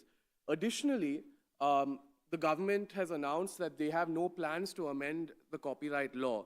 So the limited exceptions that currently exist are likely going to be the ones that what set the tone for such AI use of copyright. And companies will need to work within the contours of the same. And along the same lines, as you all may know, Asian News International, ANI, has sought to sue ChatGPT for unauthorized use of ANI's copyrighted materials. And just a few weeks ago, other news agencies such as HT Media, Indian Express, and NDTV also joined the suit against OpenAI for copyright infringement. So it's yet to be seen how the case plays out, but there are definitely critical issues relating to copyright and artificial intelligence. And companies that either develop AI models using copyrighted materials or even use other companies' AI models for their own work could potentially be liable, because under law there's something called secondary liability. So even if you are not the person if you are using AI that's been developed using copyrighted materials, you could potentially get into trouble. So yeah, so that covers the copyright aspect of the law. Now, the data protection is also one very important factor of that's relevant to AI in India, especially AI that either is trained using personal data or processes personal data by other companies. So again, like I mentioned, consent is the primary basis to process personal data, but there are exceptions under the Digital Personal Data Protection Act for research and statistical purposes, which could be used to train AI. There are certain conditions associated with the same. One is the personal data needs to be retained only for as long as necessary. It needs to be need-based only, and there need to be security safeguards relating to the same. That said, as long as the AI model uses non-personal data, it is out of the scope of the DPDP Act, and companies don't really need to worry about compliance with the same. Just a last takeaway based on what we just went through. So because of the risks associated with potential copyright infringement, companies should generally be aware that they're, and be mindful about their contracts with both vendors and customers. If they are engaging an AI vendor, they should make sure that their contracts state that the vendor has obtained the necessary licenses for the same and indemnifies the company in the event of any breach or third-party claim. Similarly, companies that's employees use AI. Many of the past speakers discussed this, the creativity and how many employees use AI for their work product. Companies should be mindful to ensure that those employees only use vetted AI and AI that doesn't infringe on copyrighted materials. And we would ordinarily suggest that policies be implemented to make sure that those employees only use AI that has been specifically procured by the company for their goals. That's a very high-level brief overview of AI and the law in India, but happy to address any questions you may have or any further discussions. In the interest of time, I cannot take any questions, but please give him a big hand, because it is seldom that you get free advice from lawyers. So thank you very much, Nikhil. And that's why I gave that, slight exception of the key takeaways, because very rarely do you get a chance of getting this kind of opportunity. Now, let's get back to the blueprint for enterprise AI, for which I'd like to call on stage Varun Thamba, Regional Head of AI, SAP Asia Pacific. Please give him a big hand.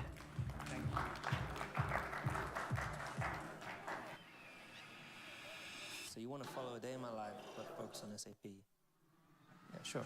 Let's go. Alarm goes off. Race step. 1. Glass of water. Quick coffee. Espresso, of course. A couple of stretches to loosen up. Quick shower. Time to get dressed.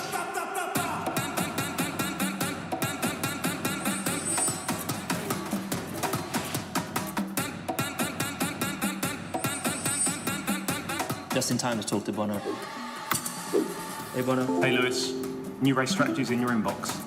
Check inbox, message Toto. Time to head to the track. But first, music on. Always.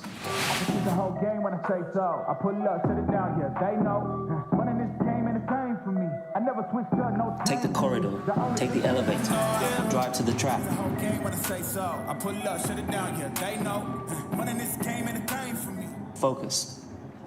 Calm. Put on my race suit, arrive at the garage, say hi to my team.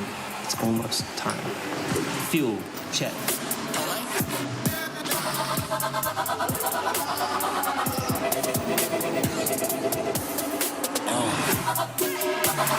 Tires, check.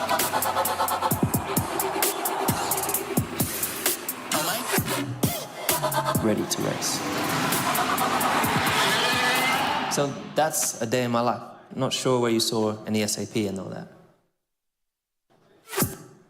Yeah, so just wanted to give you an idea. I don't know how much of you know SAP and how much of SAP do you know, but I was just talking outside about how SAP is ingrained in a lot of things that we do, right? So it just stats like 99 of the Fortune 100 companies use SAP. My personal favorites, like 3 out of the 5 liters of beer that's brewed in the world runs through an SAP system, right? So SAP at the end of the day is the heart of a lot of business processes. Now, when we look at our guiding principles with AI as a company, there are 3 things, right? How do we make business processes better? How do we enrich people's lives better? And how can we put technology to better use? Now, I just wanted to start by showing you what that means. So here is Microsoft Teams. Yeah? In Microsoft Teams, there is a message that comes that there is an urgent customer issue. I go into a system, I put in what my agent has to do in terms of issues with payment, right? So if, read the customer's email, pull on the relevant information, identify supporting documents, and either give a discount, give a, any other rebate or give a refund or whatever, right? So once I've coded that, and within an SAP system where you handle finances, right? So today, most of you must be aware of a place where you actually do your invoicing, your finances if you're an SAP customer. We now have something called as SAP Joule, which is a digital assistant powered by AI and is completely agentic, which is able to look at a problem statement and say, do you want me to cancel the current invoice? Do you want me to give a discount? Or how do I proceed with it? So then I can say, OK, this looks wrong, give it a discount, or looks good, send it and trigger a resolution. And based on the agentic AI workflows that I have defined, the system is able to go and manage these disputes. So today, this is not just one scenario where agentic AI is something that's disrupting. You talk about customer relationship, you talk about employee onboarding, you talk about management of vendors and suppliers. AI agents are everywhere, right? And as SAP, we are very clear about the potential that AI has in business processes. Human resources, sales, procurement, IT, sourcing. We are not talking about a vision or something that's coming. Today, SAP solutions already come with generative AI out of the box for each of these business processes. Yeah? Now, what is our vision with AI as a company, right? 3 things. 1, we want to make generative AI the new way of using SAP. So if some of you have used SAP before, it used to be always remembering codes, yeah? I have to remember a code to know how to move an item from my plant A to plant B. Then we had a UX which was more clickable, right? We called it Fiori. Now, with generative AI, we are able to make it conversational. Today, there is an app in the App Store called SAP Mobile Start. If you have that app and it's connected to your S/4HANA, using Siri, you can just say, hey, can you go and approve that purchase order? And Siri will translate that to Joule, and Joule will go and do that in your SAP system.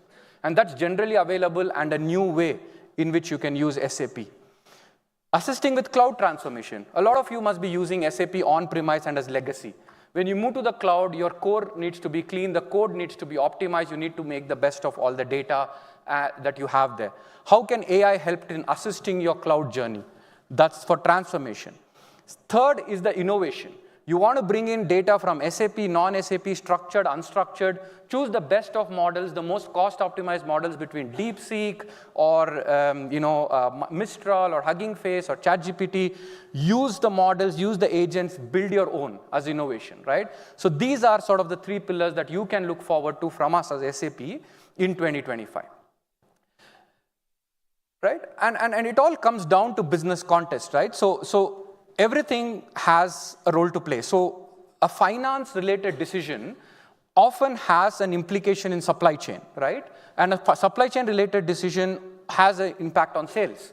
Now, how do I bring multiple lines of businesses together in a business context is exactly what SAP's AI and data does, right, for customers.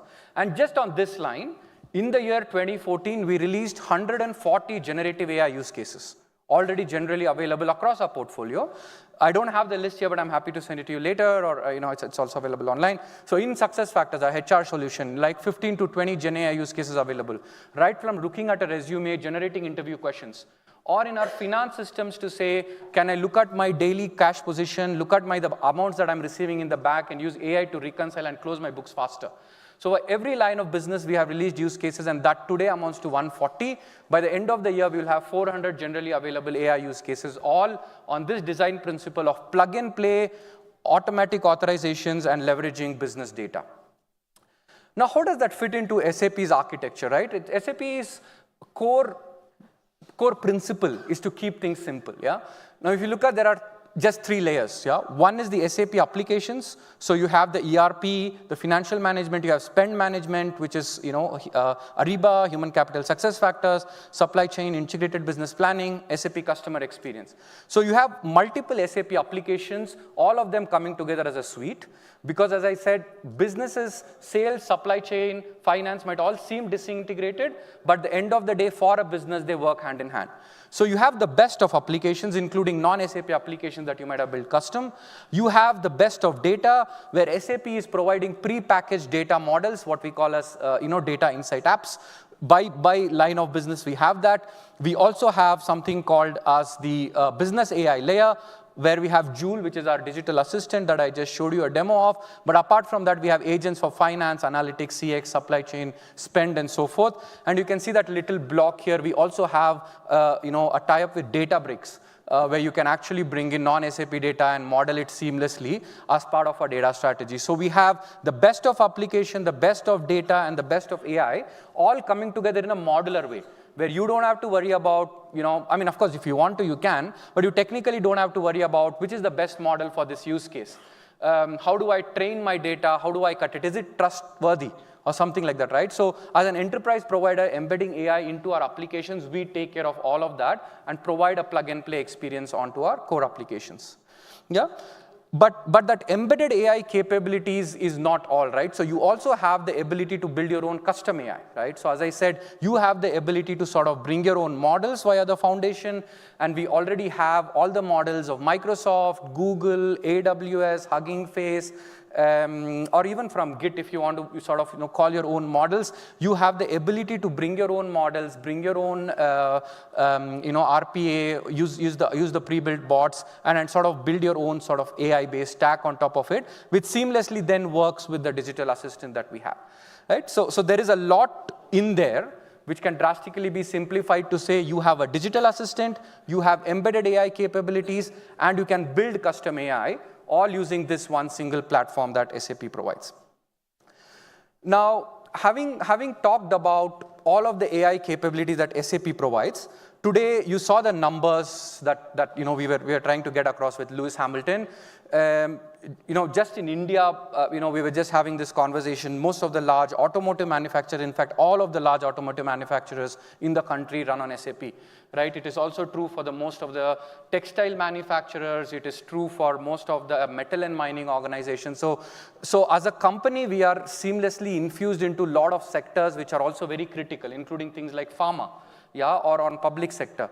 So for us, just as much as it is important to build AI use cases which look phenomenal, it is just as much more important to be responsible in the way we build it, right? So being a European company at heart, ethics and safety and GDPR goes at the center of what we do. Yeah? So be it the ethics and safety to ensure that when our AI solution generates interview questions, it's not biased to a certain race, for example, is something that we pay a lot of attention to when we build something out of the box. Yeah? So core ethics in there for ethics, AI, and safety. Then comes security, right, to ensure that the highest level of security in our cloud data centers and in terms of our physical in terms of the data models itself is completely secure. And finally, compliant. Every country has a regulation. Our government affairs teams very closely works with more than 180 large governments to ensure that our AI models, the compliance is taken care of. Otherwise, providing AI out of the box on application, we will not be able to do. Right? And we have results to prove it, right? So Singapore is one of the most tightly governed market. Financial services is one of the most scrutinized industry when it comes to AI. And I'm proud to say that Standard Chartered Bank, for 85,000 employees across the globe, based in Singapore, uses our plug-and-play AI out of the box in their HR and their core business solutions, right? And all of this within a week because they had the core modules and we could just switch on and plug and play. And I just talk about this is because one, I handle the region, APAC, and then two, they just went live last week, so it was just on top of mind. But this is just a beginning, right? In every industry, every line of business will be AI, right? So today, everybody asks us first, what AI does your solution have, before asking what the solution does, right? So that's the reality, and then we are very serious about that. Now, I just wanted to leave you with a movie that I recently saw. Yeah? So how many of you saw this movie, The Wild Robot? Okay, 1, 2, 3, thank you. I thought everybody is too serious about life and still doesn't have time for movies. Or the day when AI is able to crunch a movie of 2 hours into 2 minutes, maybe. Or just give a shot in the head and you'll have the movie in there. I don't know. Wild thoughts, but the movie Wild Robot is not so wild. It is actually about a robot which is built for doing your domestic chores, but when it's getting shipped from its factory to the end user, somewhere it gets lost at sea and ends up in a forest, yeah? A forest island. And once it gets there, it obviously learns a lot of things about the forest, how to talk to animals, how to take care of the environment, so on and so forth. Suddenly, the company who made the robot come back for it. They say, wow, what the robot has now learned is priceless. We can use it for something for ourselves. Yeah? So they come back to sort of get the robot, and then the entire ecosystem of the forest, yeah? The birds, the animals, the plants, everybody sort of comes together to save the robot from going away and sort of protect the ecosystem. But if you look at it, AI also for me is a bit like that, right? So there is always out-of-the-box AI capability that is required. Like I said, we have a lot of out-of-the-box AI that we provide, 140 use cases, now 400. So for most of the common use cases, there will be out-of-the-box capability. But when you go into a business and look at the tailored business processes that you run, this data will be priceless because that's where the intricacies of your business, your localization, your customers, your employees comes in. So there is out-of-the-box AI, there is priceless business data, and when they both go together, that is when we are able to really empower business and sort of, make not just protect our territory, like in this case, but also to make sort of a lot more. Yeah? So just a little analogy that I thought will help you remember, and that's what I wanted to take away really, right? To say the SAP applications, for example, are the best out there, right? So they're unparalleled applications. We talked about, again, the install base that SAP has. We also talked about the out-of-the-box AI capability that's coming with business AI, that's unrivaled AI, that's out-of-the-box plug-and-play that works. Today, already just in APAC, there are 500 plus customers who use generative AI from SAP, which is plug-and-play. But it says 50 more seconds.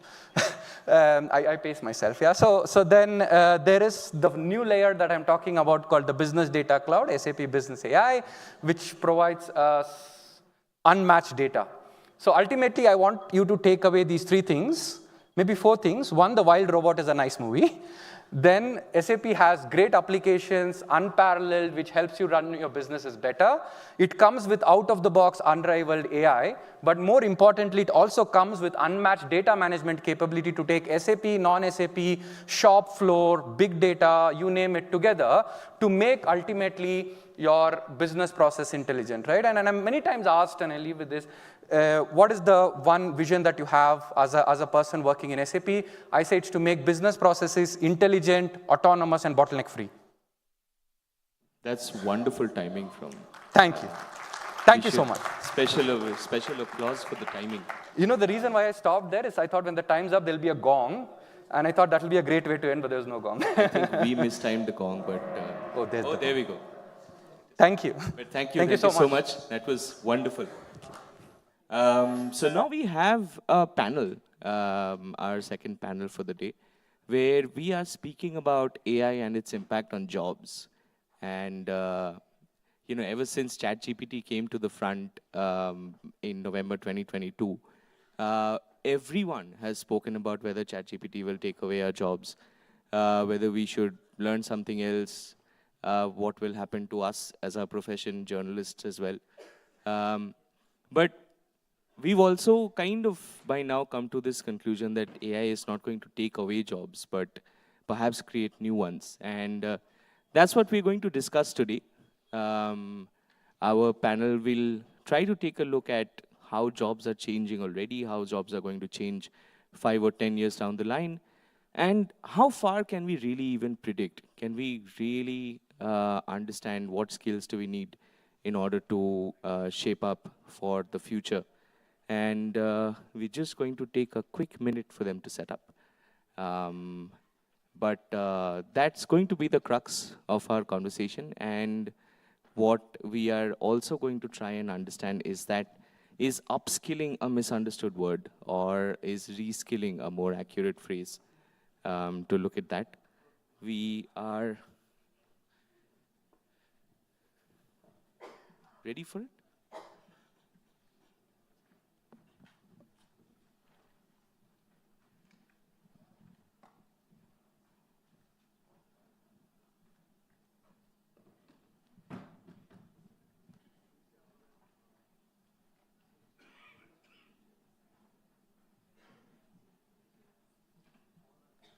Awesome. So joining us on stage, ladies and gentlemen, is Neeraj Kera, President and Head of Delivery at Upgrad Enterprise. Neeraj. Kashyap Kampela, Founder, RPA to AI Research. Kashyap is right there. Raghav Gupta, Managing Director, India and Asia Pacific of Coursera. And Sunil Chemankotil, Country Manager, Adecco India. Welcome, gentlemen.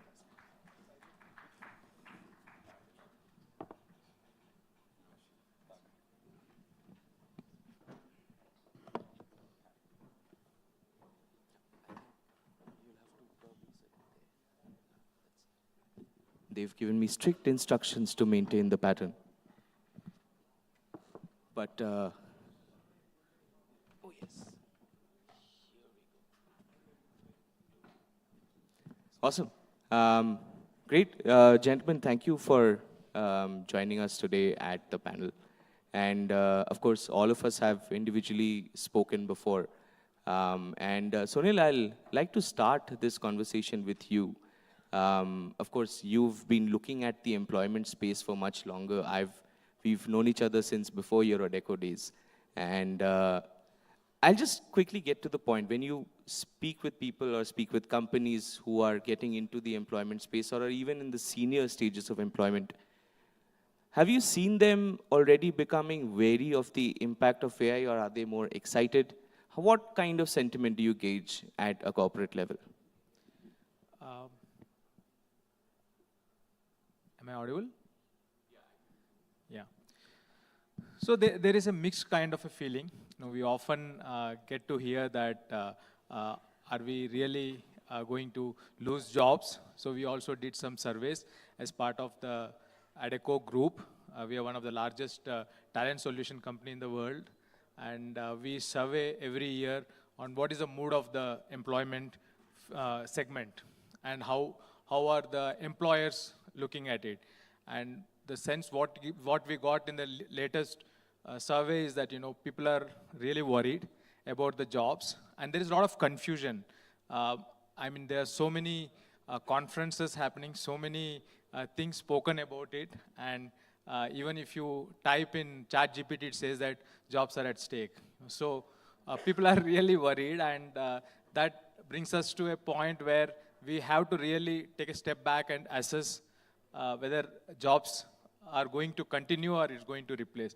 The the World Economic Forum report 2025, the State of Jobs report says that there will be around AI will generate around 170 million jobs, but there are also 90 million jobs which are getting lost.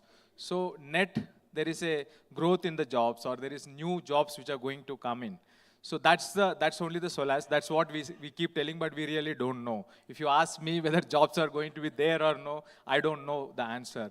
But what I can tell you is that there is a lot of confusion, and we are still figuring it out what it is going to be.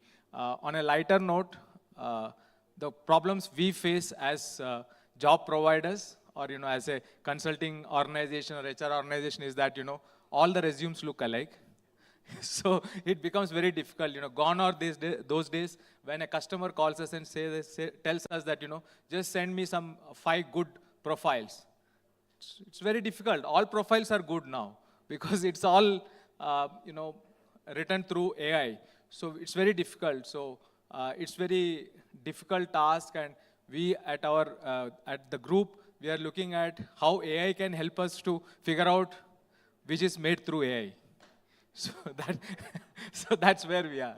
We'll probably need AI to tell us what is made with AI and what is not. Raghav, just before I come to you, I just want to ask the audience, how many of you are scared that your jobs would be at least significantly altered by AI? We have only one person who's scared. Otherwise, everyone's pretty confident. On that note, Raghav, at Coursera, of course, you oversee a lot of mid-career upskilling. And at the same time, as far as AI is concerned, there's also a conversation around productivity. And a lot of people speak about that mid-career upskilling can help you become more productive. As far as AI is concerned, are you already seeing AI make us more productive at our work? Or is that a slightly overvalued metric at this moment? So just as context, and like you said as well, right? Coursera is an online education company. As an individual, you can come to Coursera, but we work with many companies in enterprise learning programs as well, about 3,000-4,000 companies within the country and outside. Driving productivity through skilling up with GenAI especially is definitely, I would say 90% of companies are definitely driving that. But if I were to double click on that a little bit deeper, maybe there's a difference in which kind of job role you are, and so whether learning new skills is relevant for you or not may vary a little bit. And which industry you are in, it matters because of that as well, right? So, for example, within our own company, the number of people we have in customer service hasn't gone up in the last 2 years. It's pretty much the same, but the work that they're able to do has gone up maybe 6 or 8x because that team is actively using AI capability, and all of these folks have been skilled on being able to use Gen AI capability. And I think as we've been hearing through the day a little bit, if you're a software developer, if you're a product manager, if you're somebody who works in marketing, if you work in sales, if you work in communications, then the opportunity to augment your productivity through learning these new skills is very significant. And if you also work in tech services, if you work in tech products, if you work in your industry, so, if you work in media, if you work in legal, and so on and so forth, then the likelihood that AI can add a lot to your own productivity is quite significant as well. And what we are seeing is actually some good news around just skilling that's happening within India. So Coursera probably has 500, 600 courses on generative AI. You could start at a beginner, or you could get into fairly advanced level of learning as well. But globally, we are seeing that the largest skilling in AI is actually happening in India. It's more than the US, which I think is good news. I guess my team and I are also doing some good work, so it's happening partly because of that as well.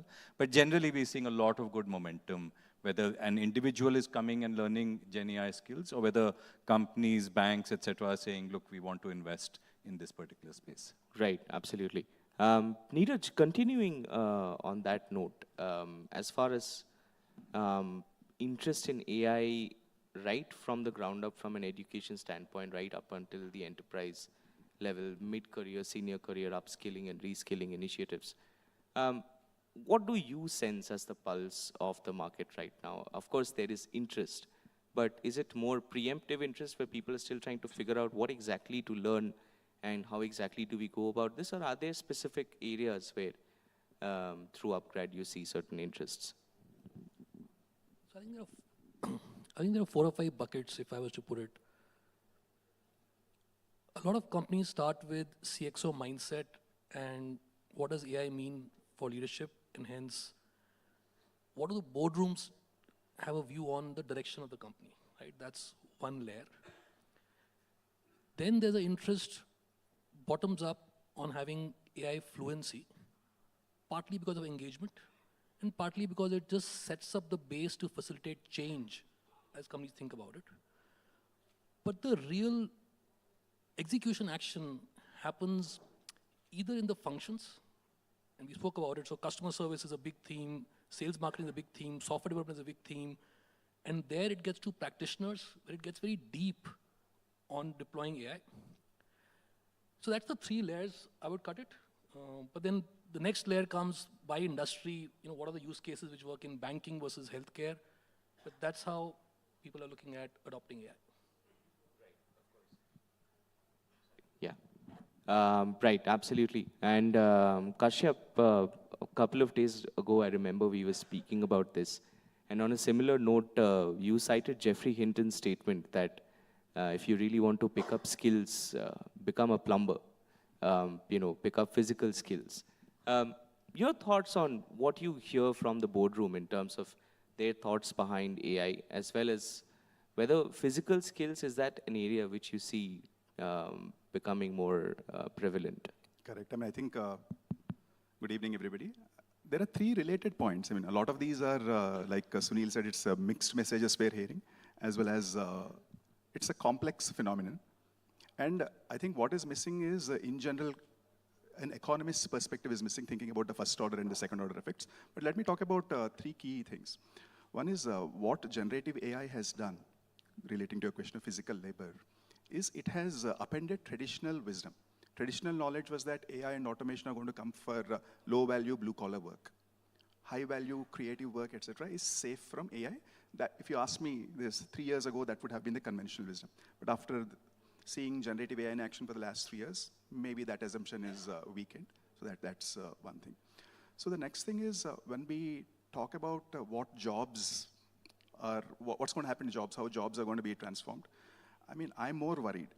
I mean, I think it's better to be worried and prepared than not take it seriously. So I have a framework called 4C framework, which is more related to the knowledge work. So 4 Cs, these professions, there are maybe hundreds of professions, but 4 professions are going to be impacted first. The first C is content and marketing, which, I mean, if you've played with generative AI, you can see that how this is going to affect. And there are, according to my estimates, about 25 million people who are across the world who are working in this. The next next C is customer service and support. Like Raghav said that they haven't seen a growth in customer support in the last 2 years. And this is just the beginning. So, but there are about 100 million people in the world who work in customer support and related areas. And so that's probably going to have a big impact in India as well. The third C really is about coding. And that's again an area which is like a multi-billion-dollar industry for us. Globally, there are 30 million people, 5 million of them in India. And within that, probably software quality and assurance, which is about 1 million jobs, is sort of going to be impacted sooner. And the last one really is about consulting. Like this goes back to the notion of high-value work or things like that. There are about 3 million consultants, 3 to 5 million management consultants in the world. That is going to also change. So roughly, if I add up, according to my estimates, there are about 150 to 160 million jobs at risk, and about maybe a fourth of them are in India. So that's the risk that we're facing. And how soon this is going to play out, we don't know yet. And the last point I want to make is we're underestimating probably the transition risk. So we don't know, for example, like I said, economist perspective. There are some known unknowns. Like for each job created, how many more new jobs are going to be created? Currently, the economic research shows that for each job, each 3-4 jobs that are lost, 1 new job may be created. But let us say, for argument's sake, there is 1-to-1 transfer. How long, what is the time lag or delay between jobs getting transformed and new jobs getting created. So we don't have a good handle on that. So while we talk about skills, etc., people learning skills, from an individual level, if you apply a game theoretic perspective, it makes a lot of sense. But at the sectoral level, I think we should move our focus as a country. We have like a lot of skills missions. So my recommendation would be to have an AI readiness framework. There are a lot of other competitiveness, etc. I mean, we'll talk about it later, but we should have, I mean, I think if there is one thing that this, I mean, I would recommend to everybody is that, to the stakeholders, let's have an AI readiness mission with the focus on jobs and the impact on jobs. Absolutely. Raghav, you wanted to add to that? I'm just tempted to say, I thought the 4 Cs was wonderful. Easy to remember. Yeah, absolutely. And I saw some people taking notes, but you said creative, coding, customer service, and consulting. So I think that's a very valid way to kind of think about it. Right. You did say at risk. I wonder how much is to be automated versus how much will be augmented. I guess that's the discussion per se. So are we kind of at a stage, and especially when we are speaking about readiness in an organization, a lot of it might also come from the top down. Sunil, you speak with a lot of CHROs across some of the largest organizations.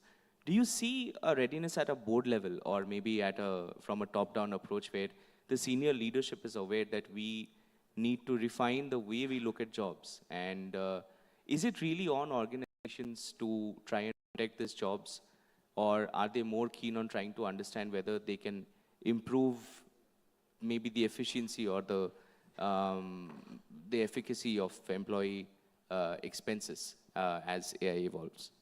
So based on our analysis and our surveys, actually India is much more prepared than rest of the world. 20% of job are ready for the future jobs and preparedness with how to handle AI, India has. And the next important outcome is that, in India, we have almost 100% of the companies who are talking about AI in the boardroom compared to any other country in the world. So these are actually good things what are happening in India. So we should be happy that, there is a discussion happening and people are looking at how to do POCs, how to utilize the AI and, improve the productivity and safeguard the employees' jobs. So there is a wide acceptance and awareness in our country. And even if I take my own company, we already had several discussions at the leadership level. We have engaged global technology giants like Microsoft to help us to prepare for the future. Salesforce is also another organization which is working on introducing agentic AI for us. So they are working on bringing in Agent Force, which will help us to solve these problems what I discussed in my opening remark. How do I get the duplicate CVs, and how do I get replicas of CVs out, and then how can agentic AI do most of the work while we remain to focus on human-centric approach, because in our field, without a human touch, I don't think it is possible to completely automate it. You can automate 90% of the work, but 10% you need that human approach. Jobs cannot be provided or cannot be managed without people-centric approach. So to summarize, yes, there is a discussion happening from top down. Of course, we all know that bottom up, nobody needs to tell us. Everybody has AI and comes to the office with AI now. So from the top down, how can you effectively utilize AI is something which there is a wide acceptance and belief. Right, absolutely. Neeraj, quickly on this particular note, do you think a more sort of government-driven, policy-driven approach to AI and jobs and employment, because this year's economic survey also highlighted very prominently the impact of AI on the labor force. So do you think a government-driven approach of trying to taking everybody into account, the blue-collar jobs, the white-collar jobs, is that crucial, or would this primarily be led by enterprises? The first part is very clear.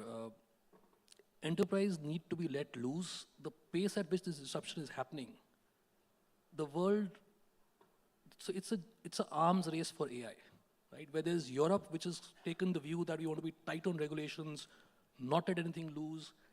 and they're lagging far behind. We had Americas take a lead, and then China has suddenly come up and saying, you know, we can do our own stuff, you can create all the hurdles and roadblocks, but there's a way around it. So for us, you know, the OpenAI CEO in his last trip said, don't work on foundation models. This time he said, absolutely work on foundation models, right? So one thing to get the beast out of the enterprise and get the animal spirits going is super important for AI, for India to have its rightful place in the space. Then there's a second piece, which is that if there is such a massive disruption, and he spoke about, while there could be net new jobs, the challenge for a country like ours is there is still a displacement of jobs. So Neeraj Gera loses his job. Am I skilled to get the next job? Somebody else might be getting the next job who works on data and AI, etc. Right? So think when, for some of the people in the audience who are old, when banks went digital, right? The people who lost jobs, net new jobs were created, but people lost jobs, some of them really struggled, right? So that's the displacement factor. And the second is the lag factor. That are the new jobs getting created concurrently when the job is getting lost, or will there be a lag? On that aspect, the government does have an active role to play in getting the skills up and having a country more prepared to take on this journey. Right. And yes, Raghav, you wanted to add to that. I was just wondering, from a government policy standpoint, can I also add another slightly different perspective? Where I do think we need some amount of intervention. And this is more at a higher education level as well, because all the talent that is coming into industry is obviously something that we need to think about as well, right? And just as context, there are about 4 crore students in higher education in India. And if you take all the good institutions, the IITs, the IIMs, IISc, Manipal, so on and so forth, that number is not more than 5 lakh students. So a lot of students in higher education, and many of us have gone through Indian higher education, are not necessarily receiving the kind of education that they need to receive. And where the government policy needs to play a role, and the new education policy and all of that have to play a role, is how, and AI is not, as we know, just meant for technical students. It's meant for, you know, if you're studying commerce, or if you're studying journalism, or if you're studying media, and so on and so forth. But how do you bring that policy to be able to bring AI, Gen AI education to colleges and universities who don't have the ability to provide that education as well? So I think that's where we probably need a lot more government policy and, to an extent, intervention as well. And I really like the point that, look, at the end of the day, enterprises will figure their own path out. Many are doing that, but where we need intervention is possibly the next wave of talent which is coming into industry as well. Right. In fact, if I may chime in on Raghav's point, India is leading the adoption of online degrees, right? So there are other countries which lag far behind. India is right up there. So at UpGrad, we partner with a lot of universities which were primarily brick and mortar, but now the government allows to insert curriculum which is online, and it still gives credits in the university, right? And that's again a role which government plays, because you can't, for the kind of population we have, you can't get the physical infrastructure and the teachers ready without also leveraging the online system, right? So clearly a government play. Right, absolutely.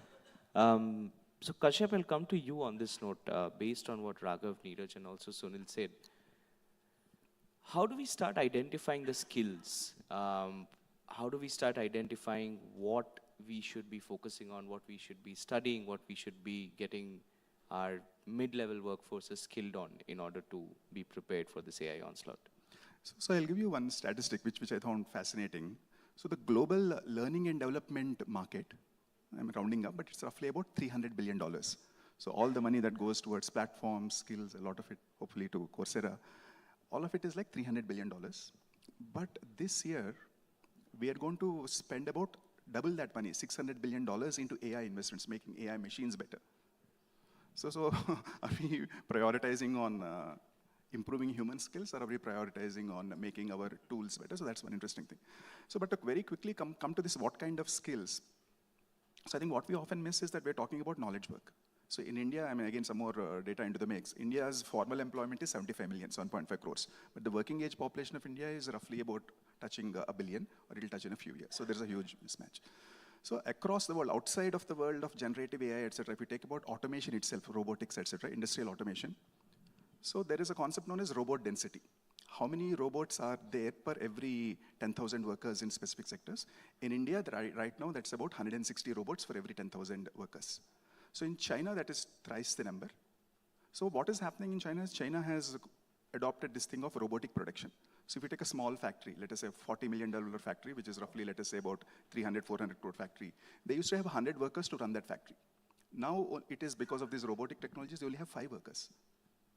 So if we were to extend, but we can't say that we're going to also, I mean, preserve jobs, how much technology we're going to adopt, what skills we're going to have, et cetera.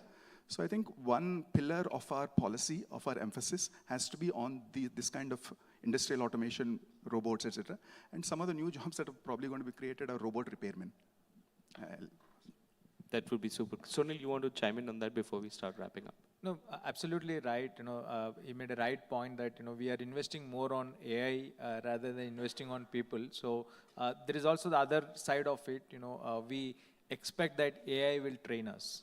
So that's one of the reasons. So the future looks like the upskilling. We speak a lot about upskilling, but what kind of upskilling can we do? There is always confusion on what's going to come next. Every day there is a disruption. So probably investing in AI and training us is the future. That's what I believe in. Yeah. Right, absolutely. I'll start our wrapping up comments with you only, Sunil. If I want you to give us a 5-year or a 10-year roadmap into the, how far you can see into the horizon in terms of 10 years later, 2035, if we meet here, what would we probably be doing, and what would the workforce probably look like? A very difficult question, because I can't even see the next 1 year. There is such rapid disruption happening. Gone are the days when we can give a projection. I'm 100% sure that the next State of the Jobs report, which World Employment Corporation will come with a different number. So because things have changed so drastically, and we believe that one OpenAI will rule for some time, but you saw that DeepSeek came in, and then there are so many things coming in. So every new invention or innovation is disrupting the pace at which jobs are displaced and jobs are created. So it's kind of like a moving handle now. We can't predict what's going to happen. So I would stay away from predicting, because all the previous predictions have gone wrong now. So we are kind of staying away from that. But one thing which we can still believe is that the net new jobs are going to be there. Yeah. Right. Kashyap, same thing to you. Yeah. So very quickly, I think things that involve, I think there is this thing called bits and atoms, bits being digital work and atoms being something to do with the physical world. I think that interface between physical and digital, I think humans, that's the area to focus on. Very quickly, one thing that caught my eye long back is that the most popular course on Coursera is a course called How to Learn and Stay Relevant for the 21st Century. So I think that's the way to go. Everybody should have their own personal learning budgets and set aside resources for that. Wonderful. Raghav? Well, I don't know the answer either, so maybe I can answer your previous question if that's okay. Yeah, absolutely. Which skills should you be learning? So other than learning how to learn, I mean, the answer to your previous question, right, which skills should you be learning? We've done a lot of work on that, right? If you come to Coursera, and this is not a plug, but this is something that you can use right away this evening. And if you say, look, this is what I do today. This is what I want my career to be in 6 months from now, 1 year from now. I'm a digital marketeer at Swiggy. I want to become a Gen AI-enabled digital marketeer, right? We'll tell you, take a diagnostic, here are the skills that you should be building, here are the courses that you should be taking, here are the projects that you should be doing. And we'll give you Coursera Coach, which is an AI tutor which will help you along as you go forward. Last week in Delhi, Sam Altman said everybody should have an AI tutor. That's what we've done over the last 6 months. We've created Coursera Coach, which can help you in your learning. So it's all very doable. It's a matter of finding the discipline, the budget, the time, etc., to be able to do it. But obviously, your backside has to be on fire for you to kind of prioritize that a little bit. Yeah, of course. Neeraj, we'll wrap up with you. Your thoughts on either the skills or, a telescopic look ahead 10 years down the line. 10 years and telescopic view, I'm not that competent. But I will give a take on the impact on enterprises. So we have more and more Gen Zs getting into the workforce.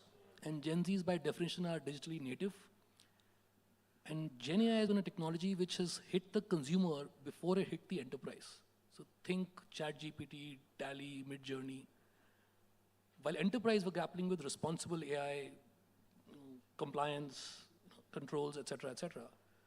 So what's happening now within the enterprise, as we at Upgrad see it, is that Gen Zs want more freedom, right? Less guardrails, and the bid managers seem lost while the leadership is deciding the vision. So in the next few years, that turmoil, and then we heard a gentleman say that a ChatGPT psychotherapist could be more effective than a real therapist. So think of the frontline managers and the mid management. I think that's where we'll see maximum impact in the near future. And on the note of a ChatGPT psychotherapist seeing us sometime in the near future, we wrap up this fantastic panel. Thank you so much, gentlemen, for joining us. And we hope 10 years down the line, we also get to meet and are not replaced by robots. Thank you. Thank you. Thank you. Get a photo up.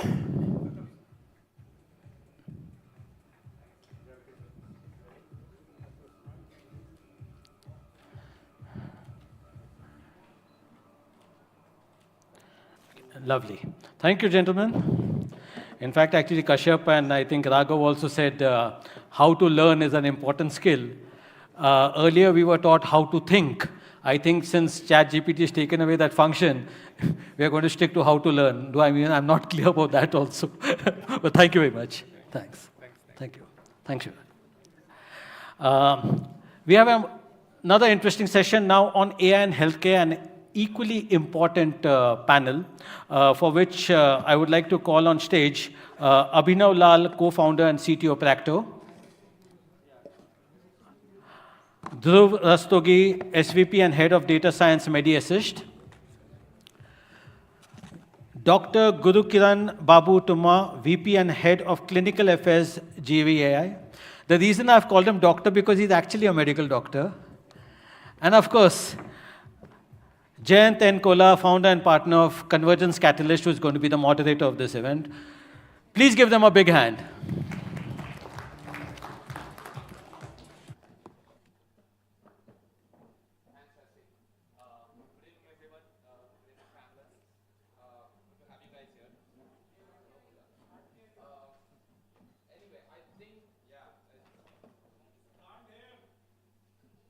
Better now?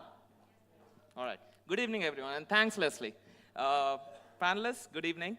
I think this one has been shortened by 8 minutes, so let's kick this one off. Digital health. The India digital health market, depending on which estimates that you're looking at, was estimated to be about $8.8 to $12 billion in 2023, expected to go up to $48 to $53 billion by 2030, right? And the big initiative by the government, the ABDM, the Ayushman Bharat Digital Mission, the numbers as of Jan 2025 were about over 730 million Aadhaar accounts, over 500 million digital health records created, and over 500,000 or 500,000 health professionals registered, right? And in the month of August 2024, in a single month, over 270 million transactions on ABDM have been done, of which about 57% were done by women and 12% by senior citizens. What all this is alluding to is that in India, in the space of healthcare, a lot of data, digital data is being created, okay, and digital technologies, okay, have been revolutionizing healthcare. I think after BFSI, healthcare was the industry which was being digitalized, and for the last 10-15 years, we've seen a lot of digital technologies being adopted in the healthcare space. Now, my question to the panelists, the first question is, we've been seeing in the last 10-15 years a lot of digital technologies being adopted, okay, with varied, levels of success. The businesses, the entrepreneurs, have seen varied levels of success. Now we are in the AI era, and all of you guys are developing AI products and solutions. With AI, how is it different this time at the intersection of digital technologies and healthcare and in the health tech space? Abhinav, why don't you start? Good evening, everyone. So if you really think about AI today, right, at least it's actually not happening for the first time in technology space. A very good parallel to kind of think about is how general computing platforms, computing actually evolved, right? So if you think about 60s and 70s, we used to have these computers, large one filling a room, but doing a very specific thing. You needed very experts in these areas, kind of doing one thing well, but kind of built over a large period of time. And then 80s, 90s, we really saw the general computing revolution. We saw computers actually reach homes, get used for a lot of different use cases, and kind of became fabric of our society in a large way. I think AI kind of is going through that same moment right now. If you really think about AI, machine learning, data science, like depending on your preference, where these very specialized use cases, right? Even in healthcare, you had these AI models very specifically, cancer or radiology report reading, right? Very specific expert system built for one thing. And I think finally in the last few years, what we have seen in the AI is that the foundational layer, right? The foundational model or LLMs are kind of becoming this general purpose AI infrastructure, right? In some way for us to build products on top of it, right? And I think the second part of it, which is different, is also kind of similar to what we saw in maybe 2008. I still remember in 2008 when we started Practo with our first product, Practo Ray, we decided to actually build a cloud-based SaaS product and in India. And I still remember going to clinics and then helping doctors choose which laptop to buy, take these 3G dongles to the clinics and help them set up internet. But what it fundamentally did is actually allowed non-technical users to actually leverage the power of technology and kind of distribute it at a much lower cost and make it more universally accessible. I think similarly in AI, it's kind of getting to a point, and that's what we are trying to do now, is how do we actually take these sophisticated technology and build a very useful product and take it back to our provider partners and help them actually use in their day-to-day work and kind of transform healthcare and more importantly, kind of help them improve outcomes. Thanks, Abhinav. Thanks for laying the work and historically explaining how digital technologies, especially AI, is helping. Dhruv, your view quickly for a couple of minutes. Yeah, I think this time around, of course, there is a lot of excitement. There is a lot of engagement as well, right? And I would say, Jayant, it's different in a few ways. I think first is this time around, there is a lot of focus on patients as well, not just doctors, but hey, how do we make this very patient-centric, right? How do we improve the experience of the patients, right? How can the experience at hospitals be better? How can the experience of treatment be better, right? So a lot of focus in a wide variety of technologies being developed is one around that, right? So not just focusing on doctors, on how, how we can build decision support systems for them, but also making the experience of patients better. I think the other thing is also on the level of accuracies that we are now witnessing, right? I think some time back, many a times the accuracies were sort of questionable, right? But this time around, whether we talk of diagnosis, we talk of treatments, we talk of things like detecting fraud, waste, abuse in the industry, right? The accuracies have become far more better, right? And what that does is it increases the confidence of the participants in the industry a lot more, right? So they are more confident in using the technologies than they used to be before, right? And I think last and not the least, of course, is the cost as well, right? I think every quarter, every year, we are seeing more and more technologies, and we are also seeing the same technology being available at a lower cost, right? Which has sort of increased the affordability of using these technologies. And of course, for a large country like India with varied economic strata, various sections of the society, right? Cost always remains a very, very important factor. I think these are a few ways, and I think with all of these things happening together, I think it's a great place to be in, not just as a participant in the industry, but also for patients as well as the entire ecosystem. Thanks, Dhruv. Dr. Guru, you are in a unique position. 4 years ago when we were working together at Day to Day, I mean, you're a medical doctor by profession. Now at GV, what we discussed offline, you actually sat and prompt engineered and developed some of the products that GV's put out there. You've seen both sides, okay? What is your view and what has been your experience, developing AI products, digital-first products as a medical professional? Yeah, thanks, Jayant. I just wanted to add on to what Dhruv is mentioning from a clinical perspective. So, as you mentioned, like 4 or 5 years back when I was in the digital health sector, when the AI was not so much and we didn't have LLMs, we were working mostly on the rule-based kind of architecture. So, but once now what I see in AI, it is more in a multimodal kind of a thing and a more holistic kind of a thing. Let's say I'm just diagnosing one particular rule and coming with a detection of one particular parameter. I can just say this is equivalent, A is equivalent to B, or A plus B is equivalent to some X, Y, Z. But now I can consider multiple parameters and multimodal way. Like I can take the speech of the patient, and I can actually take the vision of the patient, and I also can take the lab data and come up with more predictive kind of analysis rather than only detection kind of a thing. Previously, it was more of a reactive kind of a thing, like you see the patients coming in with some problems and all, but with the AI, now you can actually predict an upcoming events, and we can limit those things. So I have seen this transition, like this is more going to what we call a holistic kind of a medication. That is also possible with AI, where previously it was not possible. We need to use more of resources and all. Apart from that thing, accessibility, everyone talks about making accessible medicine to healthcare to everyone. AI has made that really possible because we have seen, as one of the panelists were mentioning, you need large infrastructure to actually implement a digital technology. But with the AI coming onto your smartphones, with the invent of SLMs or more accessible with the cloud, even the remotest part of India, the rural people who have accessible to phone, you can actually give the access to the very good healthcare, what we call it equitable healthcare. Telemedicine.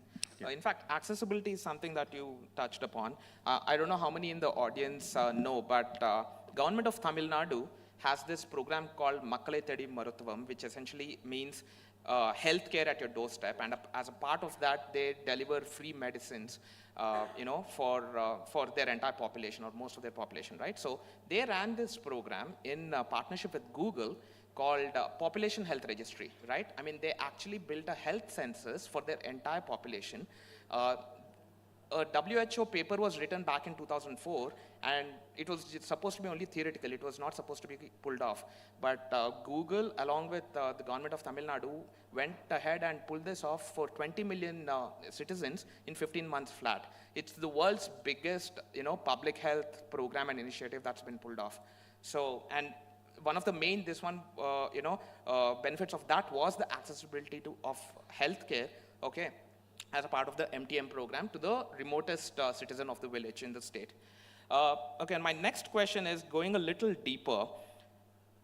Various areas of healthcare, right, and where the technology and especially AI can touch and, offer value, be it scheduling, starting with as simple as scheduling, like, right, appointments, identification, diagnosis, evaluation and analysis, recommendation, longitudinal health records, prediction, prevention.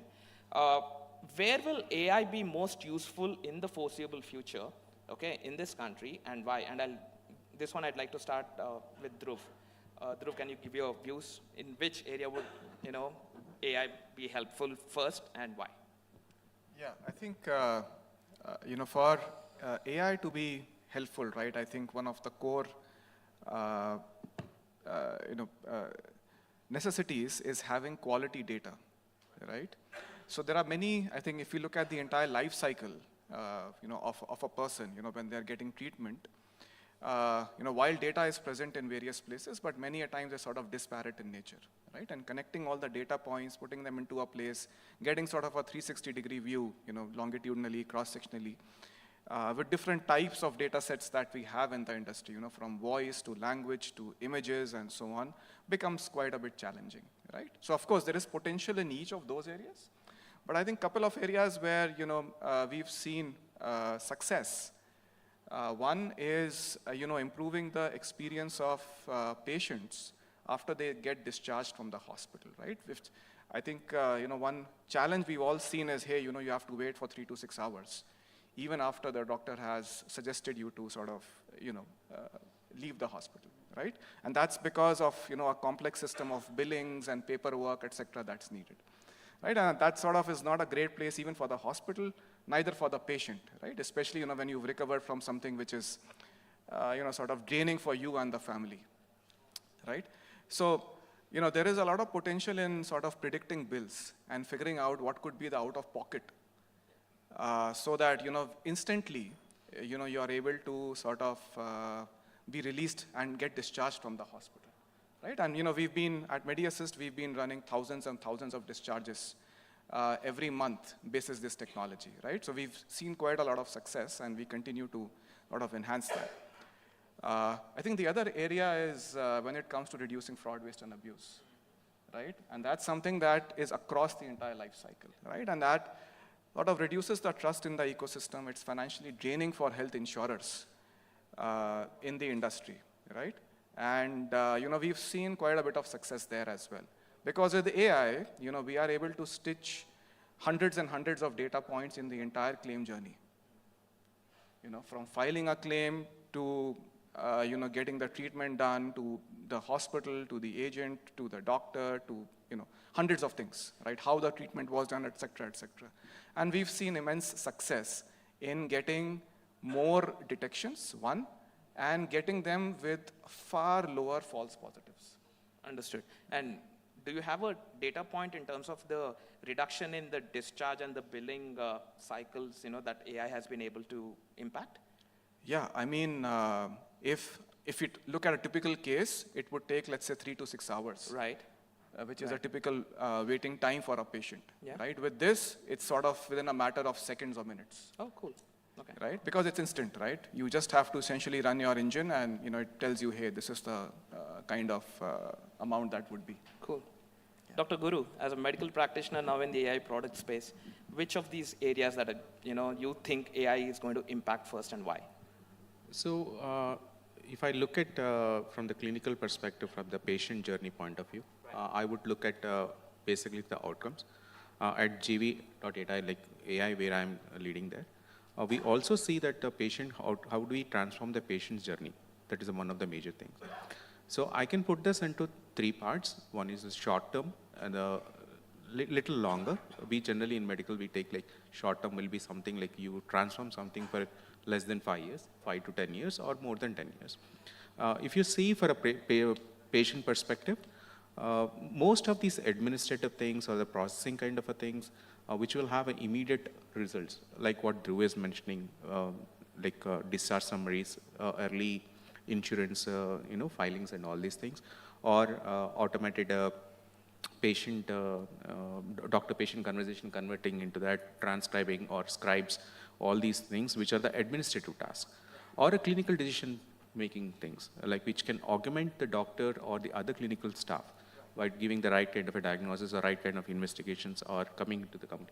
These all applications would have a much more faster results, and these would take up in a very near future, like less than 3 years or 5 years.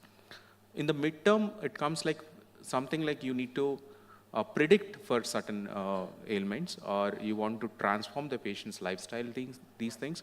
These would take little longer time because you need to build some sort of data on that and show some results to the patient. So that would take like probably more than 5 to 10 years. And the most important thing which is picking up across the globe is increasing the longevity of the persons. Right. That has been very focused.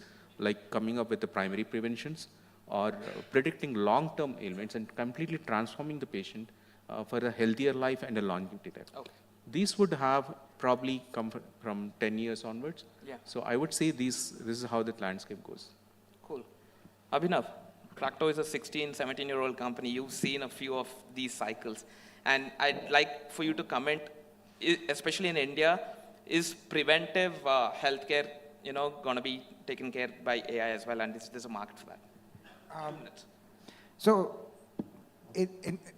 which of these, and you talked about a long list of things. I'm not very sure where we will see it. It's always difficult to predict, and no, it's quite unpredictable. But where I think it would be great to see the actual moment, right? So in the last 16 years, we spent a lot of time meeting, maybe thousands of hours talking to consumers about what's the most important thing when it comes to health, right? And there are a lot of peripheral problems that we kind of talk about, administrative, scheduling, and everything. But at the very core of it, right, there is only one thing that kind of supersedes everything else by a very large margin, which is the outcome, right? When you really think about, and when you practically, like when you talk to a consumer and you say that, hey, I can make your waiting time better at a hospital, right? A lot of consumers will agree to it. But when you say that, hey, I can, if you really wait for an hour extra, you get to see a doctor who has maybe 20% better outcome, everybody will be willing to actually put that hour in. So that's, I think, is a very core of what we can improve. And a lot of focus of ours is actually today on how do we actually help improve the outcome when a patient is actually going through a curative journey, right? And I think whatever pilots and development we're doing, we're seeing some really amazing things, not just in terms of medical, which is an important part of it. How do we get the diagnosis accuracy improved? How do we help doctors? Of course, this is all built backwards of helping doctors in the process, right? Not direct for consumer at this point.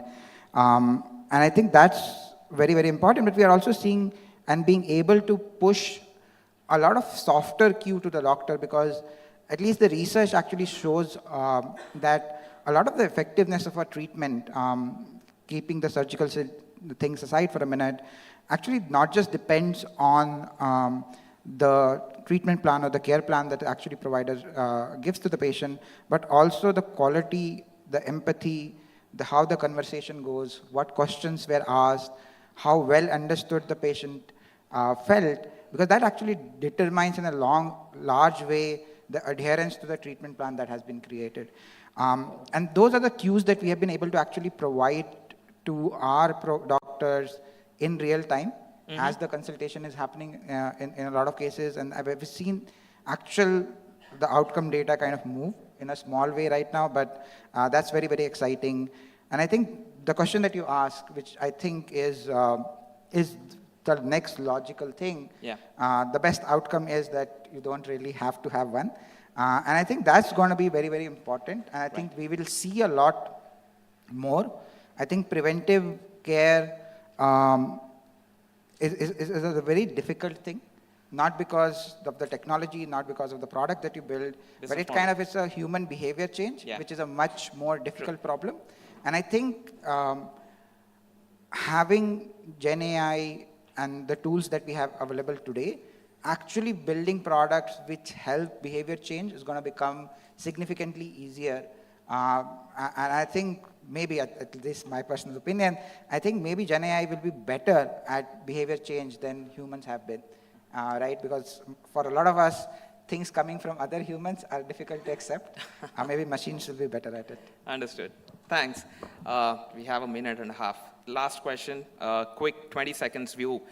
Human in the loop, okay, is the framework that is being adopted across industries, especially in the Gen AI and the reasoning AI space, right?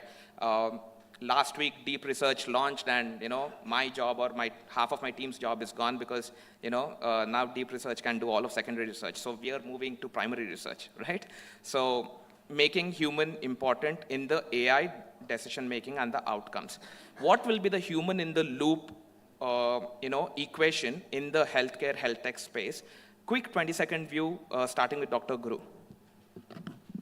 So I think the human in the loop is got very significant in healthcare space. Like in previous speakers, I was listening, someone said that there is at least 10% of the human in loop for the jobs and all, but I think it is a reverse something.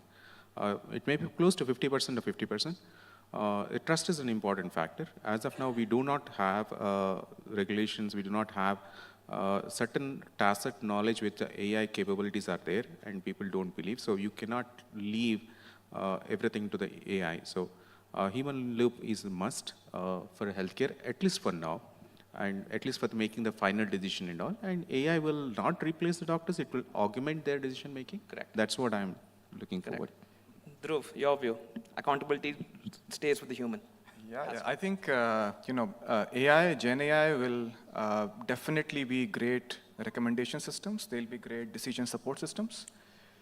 Having said that, in many critical areas, it would be the human who would be the decision makers, right? I think apart from certain automation or administrative tasks, which sort of could be automated. Okay. Any place where a patient interaction is there, I think all of them would definitely have a human in the loop. Abhinay, you have something to add? No, I think everybody covered everything. We also believe very deeply that at least in healthcare, the systems are always going to be human in the loop because what we have at stake, specifically in healthcare, and you are actually part of the delivery, it has to be a human in the loop at least for a long time to come. Thank you. Due to shortage of time, can't take any audience questions, but the panelists and I would be available offline for any offline discussions. Thank you. Thank you, Jayant.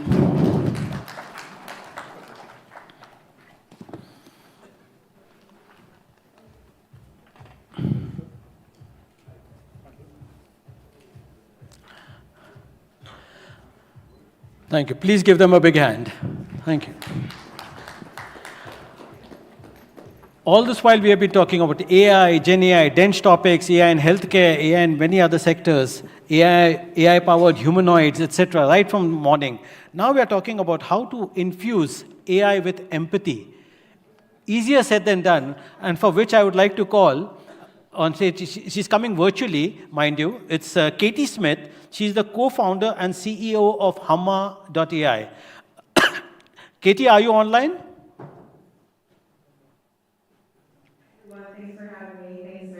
And please give her a big hand because she has taken time. I think, what time is it?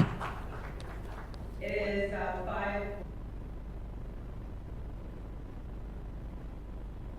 5. The entire. Yes, please, the stage is all yours. Hello, everyone. My name is Katie Smith. I'm the CEO and co-founder of Humma. Thank you so much for having me today. I'm not sure, to be honest, if this was going to be an interview or if I was going to be sharing with you about Humma and our product Empathetic AI. So if anyone wants to clarify that for me, that'd be great. You can talk for about 5 minutes or so, after which Jayant and I would probably ask you a couple of questions, if that's okay with you. I appreciate that. Thank Lovely. you so much. Lovely. So Humma's creating a product called Empathetic AI. So what is empathy? Let's start there. We believe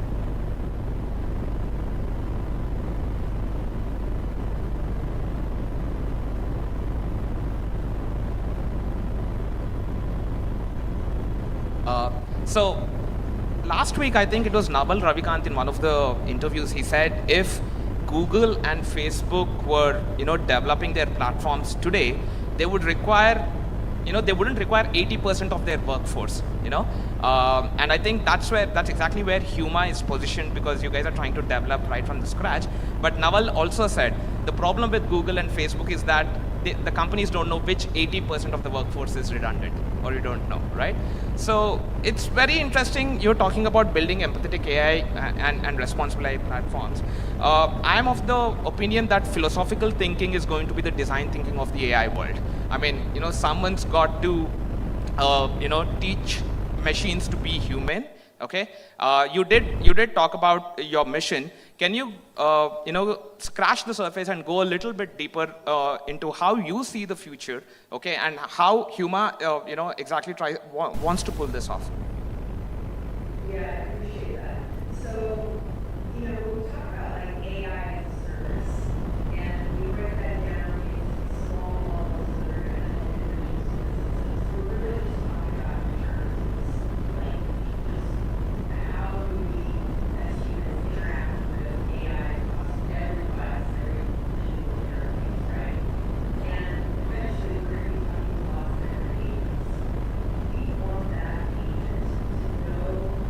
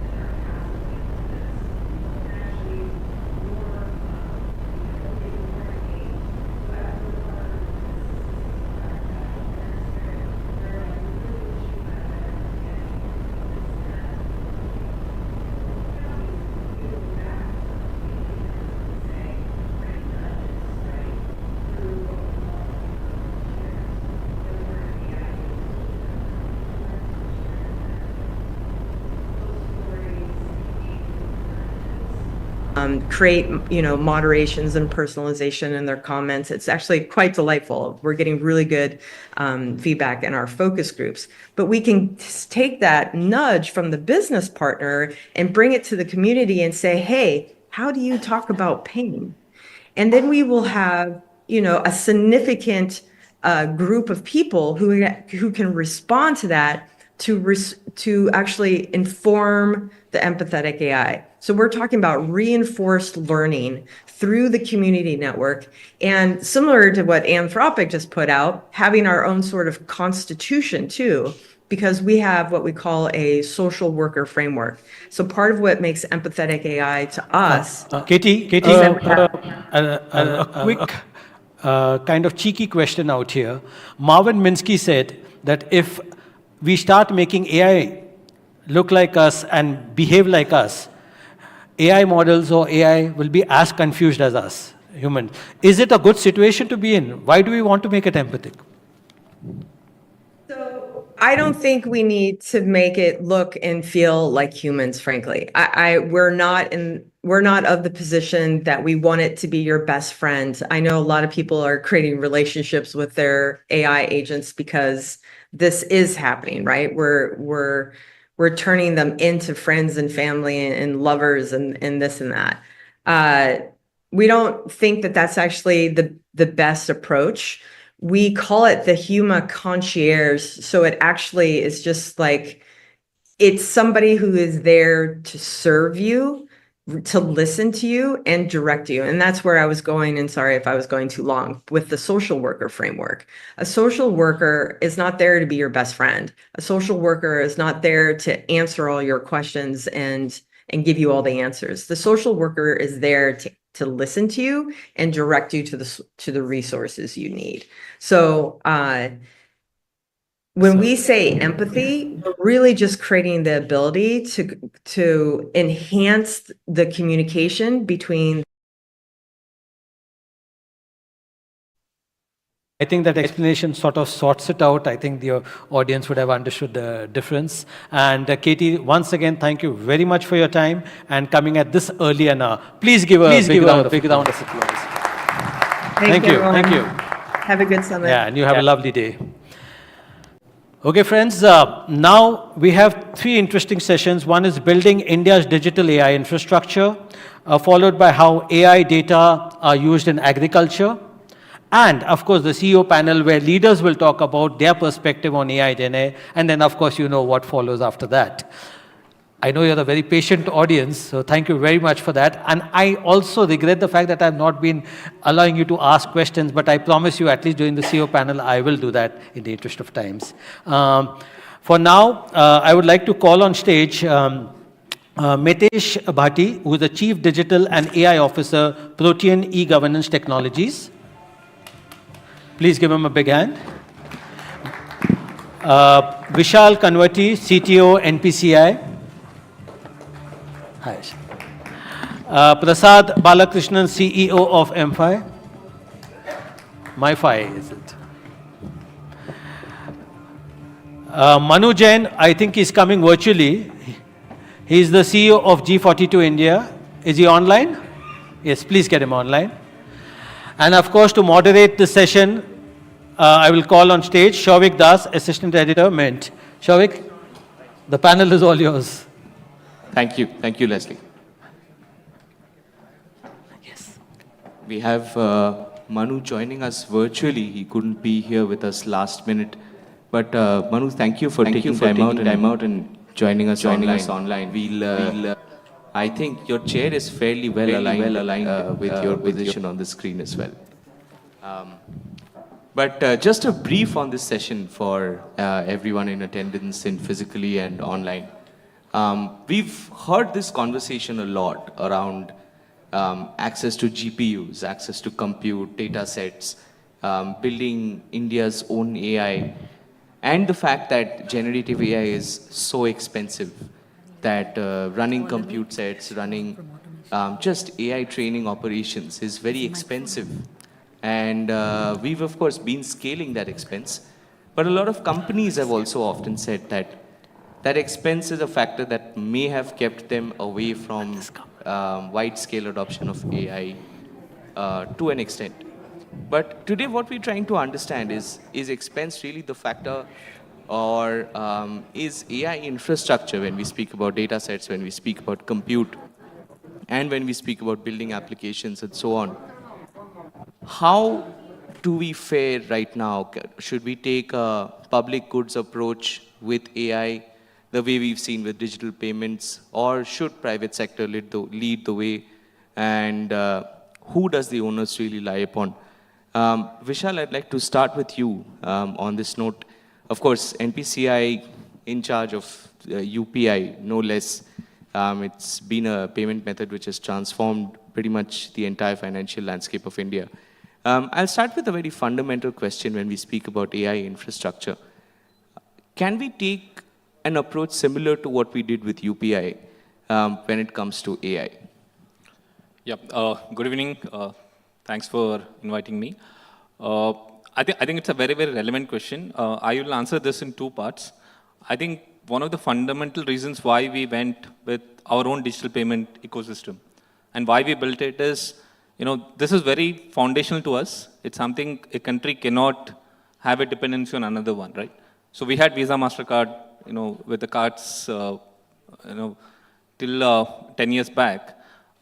The core reason why NPCI was formed and we started with all internal payment systems was this is too fundamental to us. We cannot have any embargo on any of these things, right? I think with whatever limited experience we have in running some of the AI initiatives, I can clearly say that we are in a similar situation, where I think this has to be fundamental to us, fundamental to a country, and having a digital infrastructure. I'm not sure it's a private, public. We can think about it, but it's very fundamental to have that. We cannot have similar dependencies the way we have today, either on the compute, or on the data part of it. I think there are two fundamental challenges that we have. I think it's very critical for us to assess that and build our own layers on both the fronts, both on the compute as well as on the modeling fronts that we have. Right, absolutely. Pintesh, on this note, Protean, of course, works very closely with public services. There is also the involvement of software services applications in the work that you do. As far as AI is concerned, how do you view the AI infrastructure challenge? Is it a cost factor? Is it a policy factor? And how do we make infrastructure accessible to more enterprises? Yeah, thank you, Shavik. So, yes, Protean has been engaging, so whether it's National Pension Scheme, distribution of PAN, Aadhaar, and so on and so forth, and now operating at an open digital ecosystem of powering ONDC for India. The first fundamental thought we are, as Protean, we understand and we believe is, this is not just a technology advancement, it's like a fundamental shift, and we all have to accommodate someday or the other. So with this fundamental shift, how do we reimagine? How do we, make AI as a fundamental technology to get the accessibility problem solved? And I guess India and METI, under METI, the AI mission, has been doing a superb job with, getting the compute, whether it's BharatNet, so that the internet is available at the grassroots level, whether it's the supercompute mission, right, where the technology or the capability at the compute level is getting built. Or for that matter, under the same mission, we are having something called as AI Kosh, which is again creating a super data set, which is anonymized and, keeping the privacy in mind. Similarly, all the guiding rails around how do we audit the algorithm and so on and so forth. I guess these are the grounding principle, and it's very fundamental to India also. How India did capability building in finance with RBI, SEBI, IRDA, and so on and so forth. There are regulators and there are guidelines being built. And I'm very sure, these things would be very fundamental in making the regulations clear, the capability around ethical use of AI. So this is also one of the capability. While we generally talk about compute, but how do we make sure there are no biases? Even that's a capability. How the regulations step up and make sure the current infrastructure or the, the problems that AI bring, whether it's deep fakes and all those things, can be handled in correct manner. Now, with AI coach also and with data models, I was hearing a couple of sessions now, and the next one I agree. Just imagine the power of AI, and I guess we cannot look at. And as AI officer, I feel exciting when I look at it. Just understand whether India Council for Agriculture Research opens up their data in anonymized fashion for startups and to train the AI models. This would be absolutely huge, right? And fundamentally, it can change the whole landscape. We are agri-first country, so I guess the advancement, and as AI officer for Protein, I'm very excited about looking at it. Right, absolutely. Opening up of data from public organizations, that's a very interesting point. We'll come back to that.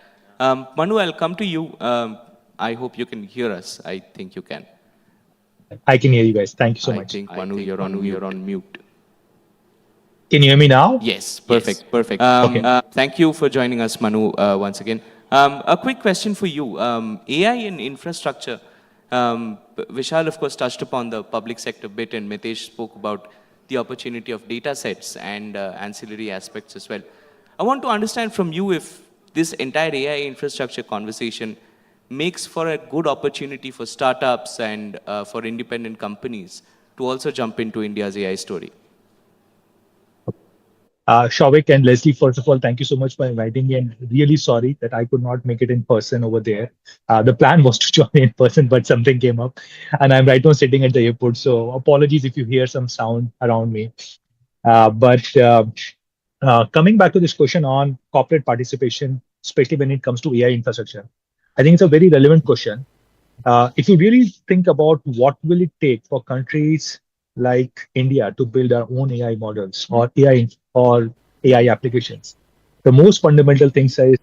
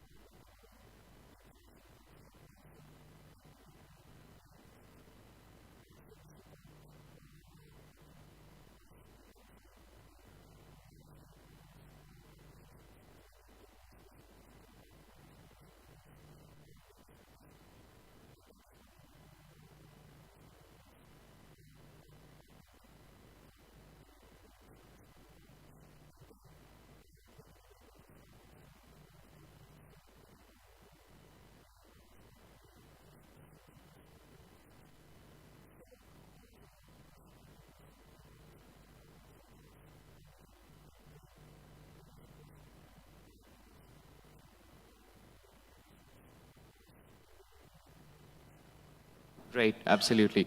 Thanks for that, Manu. On a similar note, Prasad, you are, of course, a part of an organization who's also in this same conversation. How do you look at your participation in as part of maybe a government-driven part or as well as a private entity? Good evening, all. Thanks for having me here. It's a very interesting question, right? So I come from a complete different standpoint where we believe that there is a memory issue in the compute. And because of that, you end up putting a lot more GPUs into your game.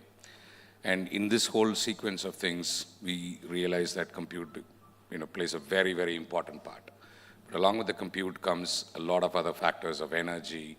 There's a lot of factors in terms of getting locked onto a particular ecosystem and not being able to move out of that particular ecosystem. And there is also a problem in getting this into the mass.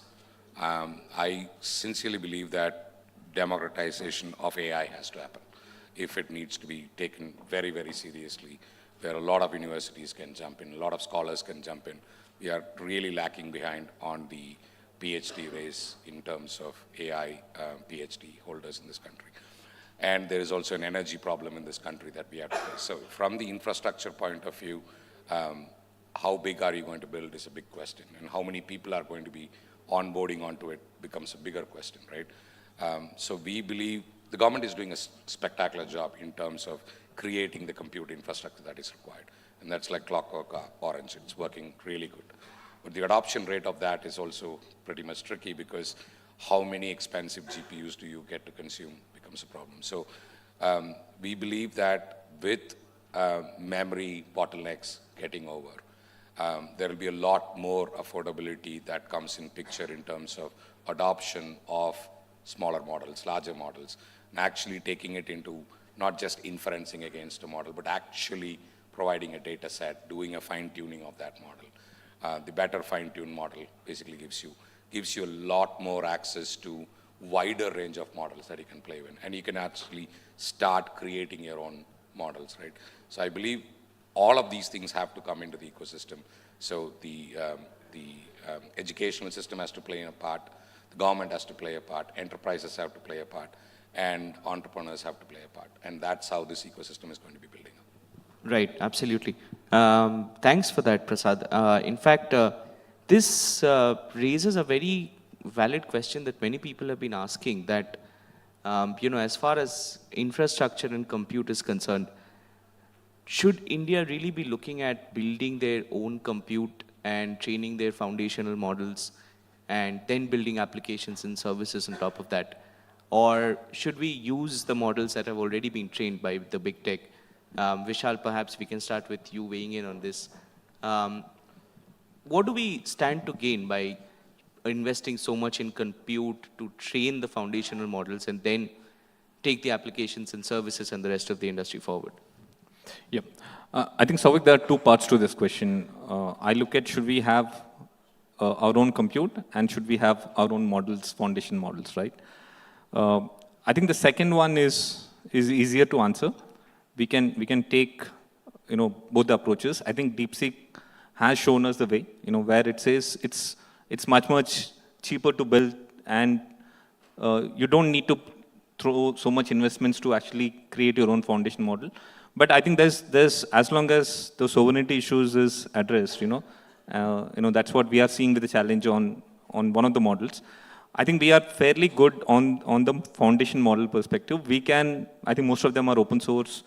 We can customize them, and I think that work is already happening. Like, on the language front, Bashni stack is there, which is comparable to the best models, like, the best Whisper or the Google models, right? So the accuracy and, the latency, the engineering is pretty much there. I think, we might still want to work on our own foundation model for our own reasons, because a lot of these models are not tuned for us, It will work for Hindi and English, for example, on the language, on the voice. But for the other regionals, we have to do a lot more work. That's where I think it might be prudent. It's not urgent. It's not very immediate that we should build our own foundation model. We should not get into that race. And it will anyway take time. It's not easy. So I think we should take time. We should think over it, get the best brains behind it, and take that as a little long-term initiative. On the compute, I think the challenge that we have is there is no alternative at this point. It's only one entity which is controlling the GPU. And I think it's very critical from a long-term perspective for the investments that is being put in AI and for sustaining this, that we should not have any shocks. And for that, I think it's important to really look at an alternative, homegrown alternative. Otherwise we might have our own setbacks on AI journey. Right. Mitish, you want to weigh in on this? When we speak about building our own compute, should we start from the ground up and start perhaps designing and building our own chips? Or do we source the chips and organize our own data center networks and take it from there? And does that also help us in our cause of organizing data sets in Indic languages? It's always, I guess in direct view, it's always good to have a manufacturing capability and be Atmanirbhar as the country has been talking about. But do we do it now or later? That's a very debatable question, right? I guess we cross the digital phase on non-Indian hardware. Let's be that way. We run as Protean also. We have Protean Cloud, built on eventually the hardware coming from OEMs that are not specifically Indian, right? So I would say we should not be too finicky about it, but there would be a time and age where we'll have to think, how do we insource the manufacturing? At the same time, with this capability, I guess the larger consideration we have to put is, what kind of model we are training, the guardrails around it, and are we creating enough talent pool to further take it down, right? I guess today we all talk about large language models or GPTs of the world, but the world is going beyond, right? There is agentic coming in, there is AGI coming in. India would, in my view as AI officer and what I've been looking and talking to a lot of departments and the ecosystem, India is fairly diverse, right? We would need narrow language models also one day, right? Very specific, whether it's sectoral, whether it's a community narrowed or fine-tuned models. I guess that would be the need of the hour very soon, so that the adoption of these technologies, see, it's very different to the technology we saw in last 15, 20 years. It's not just computer, it's just not mobile or internet or apps world. This technology can actually talk to anyone and everyone and make sure the solutions are accessible to them, the benefits are rolled out, and as a company which does this day in, day out, and we participate in open digital ecosystem and the networks, I guess we see this to be huge. And the whole, I would say when NPCI, UPI, there were moment of adoption, I guess AI can unlock, and as we call it, DPI to the power of AI or AI to the power of DPI, I guess this would unlock. Right, absolutely. Manu, you want to weigh in here in terms of building our own infrastructure versus using existing infrastructure and building services and applications on top of that? So if you think about AI infrastructure, which is data centers and compute, right? What is it used for? It's used for two different things. One is training, second is inferencing. I believe before we start looking at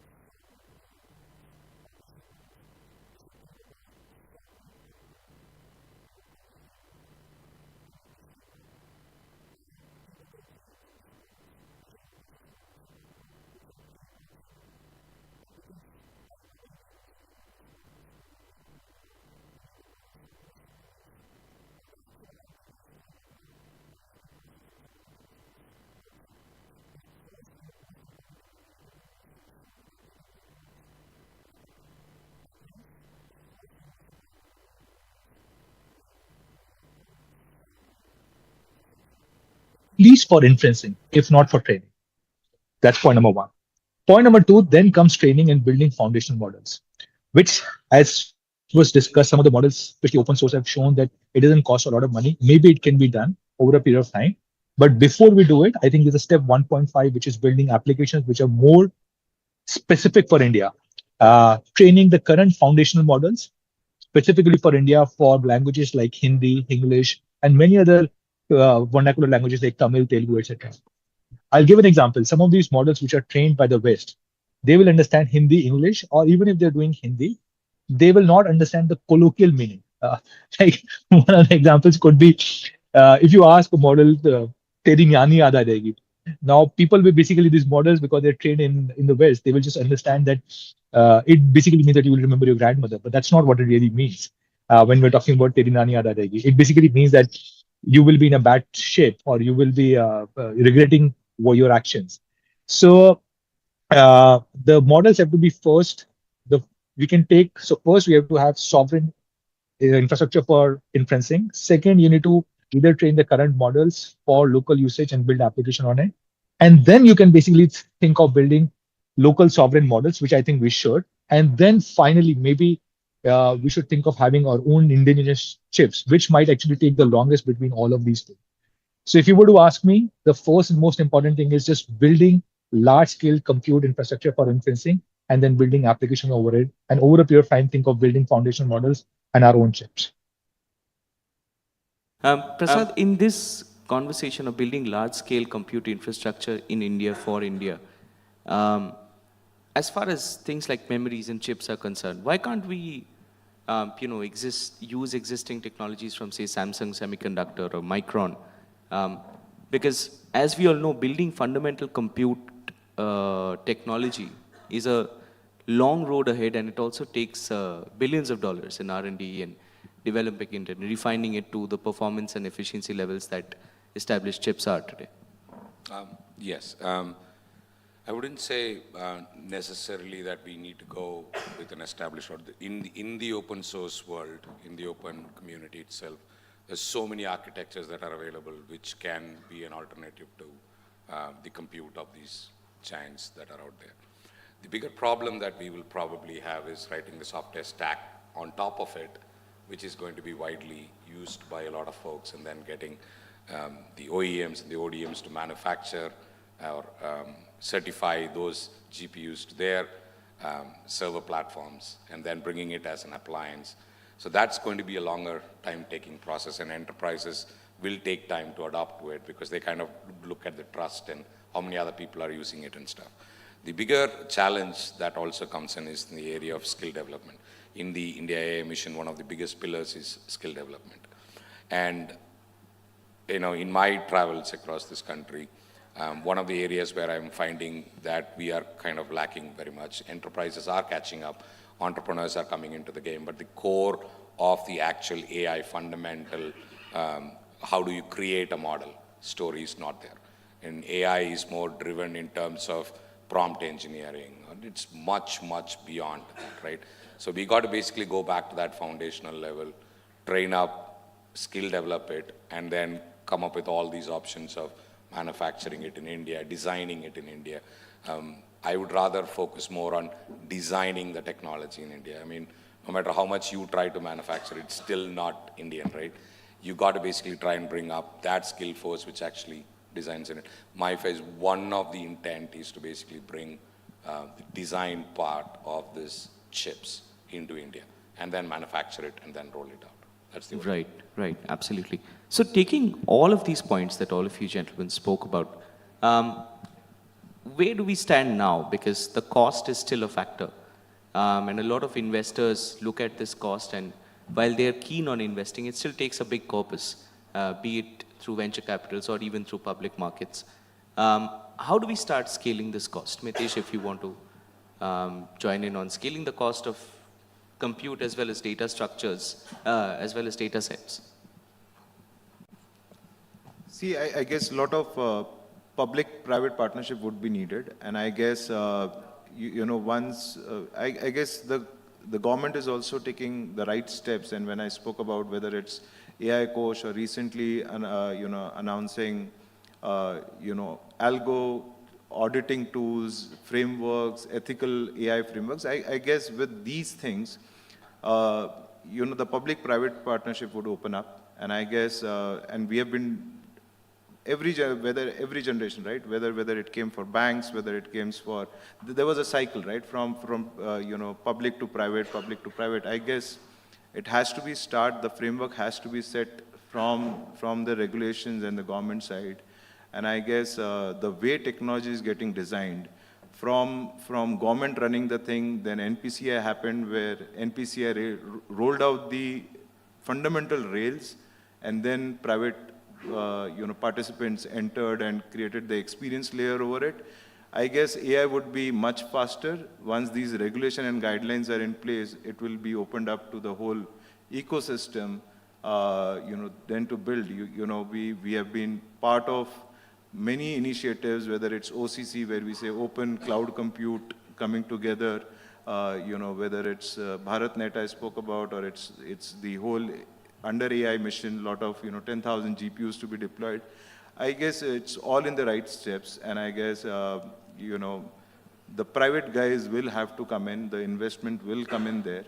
But at the same time, the ROI is also very huge, right? We as citizens, and the amount of citizens we are in this country, we are data rich. It's just that the quality of this data being captured and fed back in ethical manner to train I guess that would be a super interesting idea, yeah, right? We as a country, we are not, there's no data crunch or data problem to us.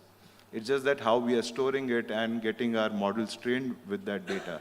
Whether it's with Bhashini also, where Bhasha Dan program is being rolled out. I guess these are very super ideas that are being done.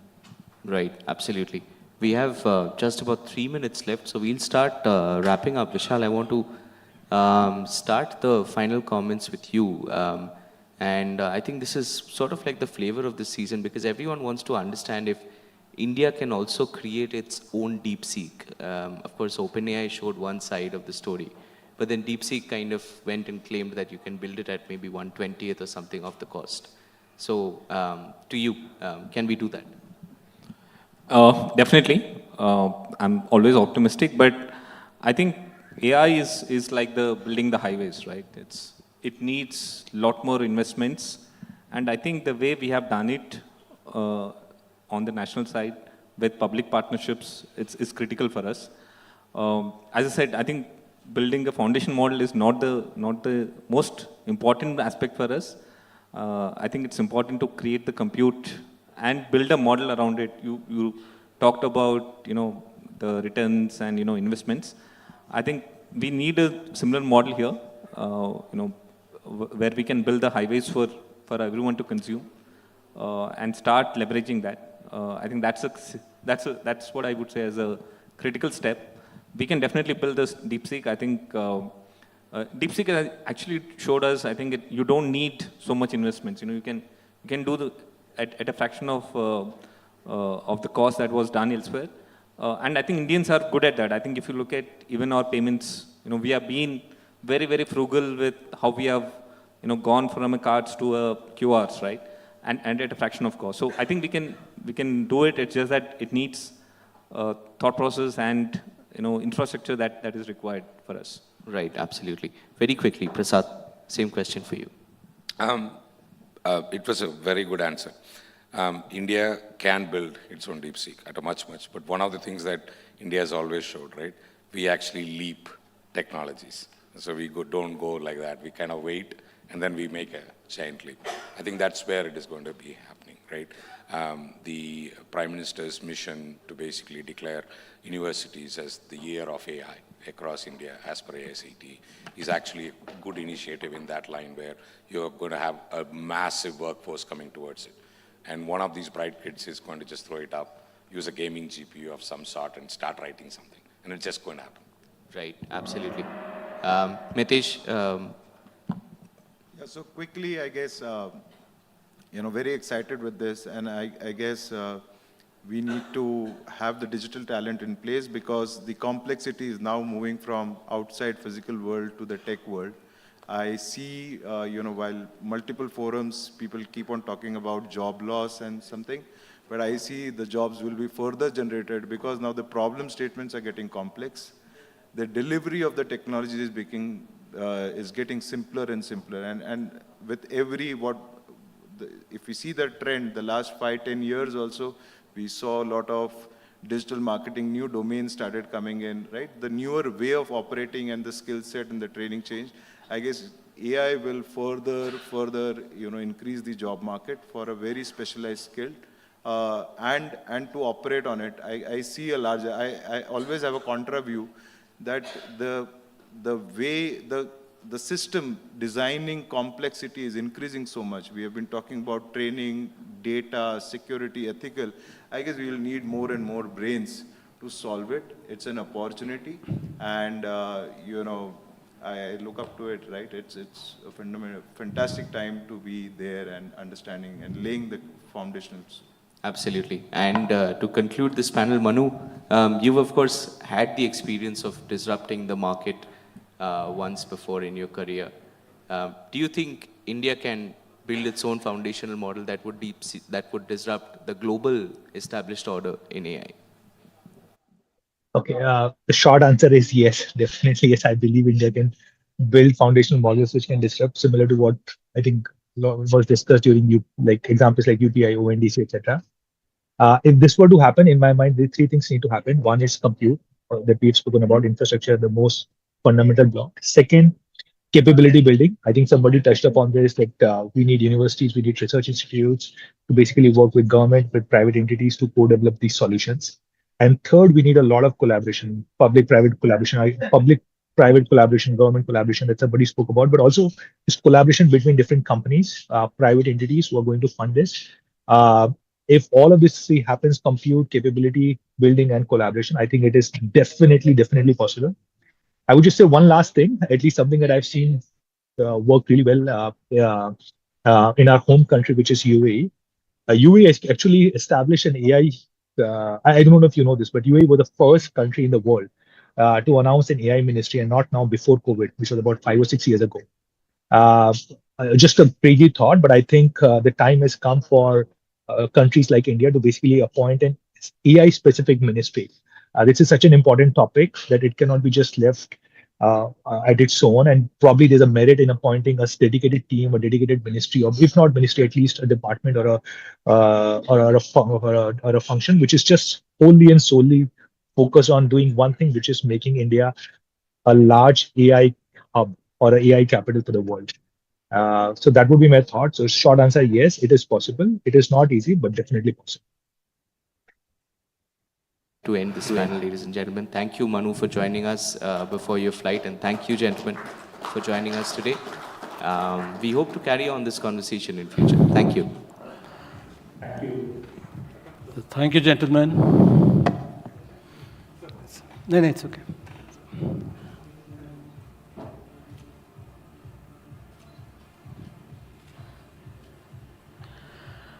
Lovely.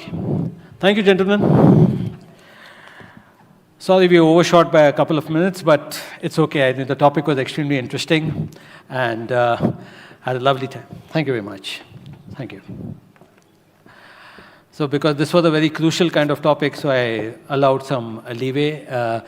I know that the next speaker will ask me for some latitude, but Nipun.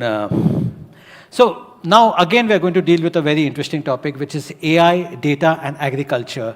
If you know the amount of farmers that we have in the land, and Nipun and I have been having these discussions where he has enlightened me and given me a lot of insights on how it actually works, and I know. So let's call the man on stage himself, Nipun Mehrotra, who's co-founder and CEO of the Agri Collaborately. Please give him a big hand. See the great applications that are being developed and used on AI, and I hope, sincerely, I hope that 2025 is the year when all these things come to life. And congratulations to Mint for having timed this event so beautifully after DeepSeek, because if it had been before DeepSeek, I can tell you the mood and the audience may have been slightly different, right? But I think after DeepSeek, it certainly gives us a lot of the confidence that yes, we can build our own capability and innovation, and I think it's critical that we get more ambitious as a country. It's critical that we take those leaps of faith and do things in the country, in fact, and then export them for countries overseas.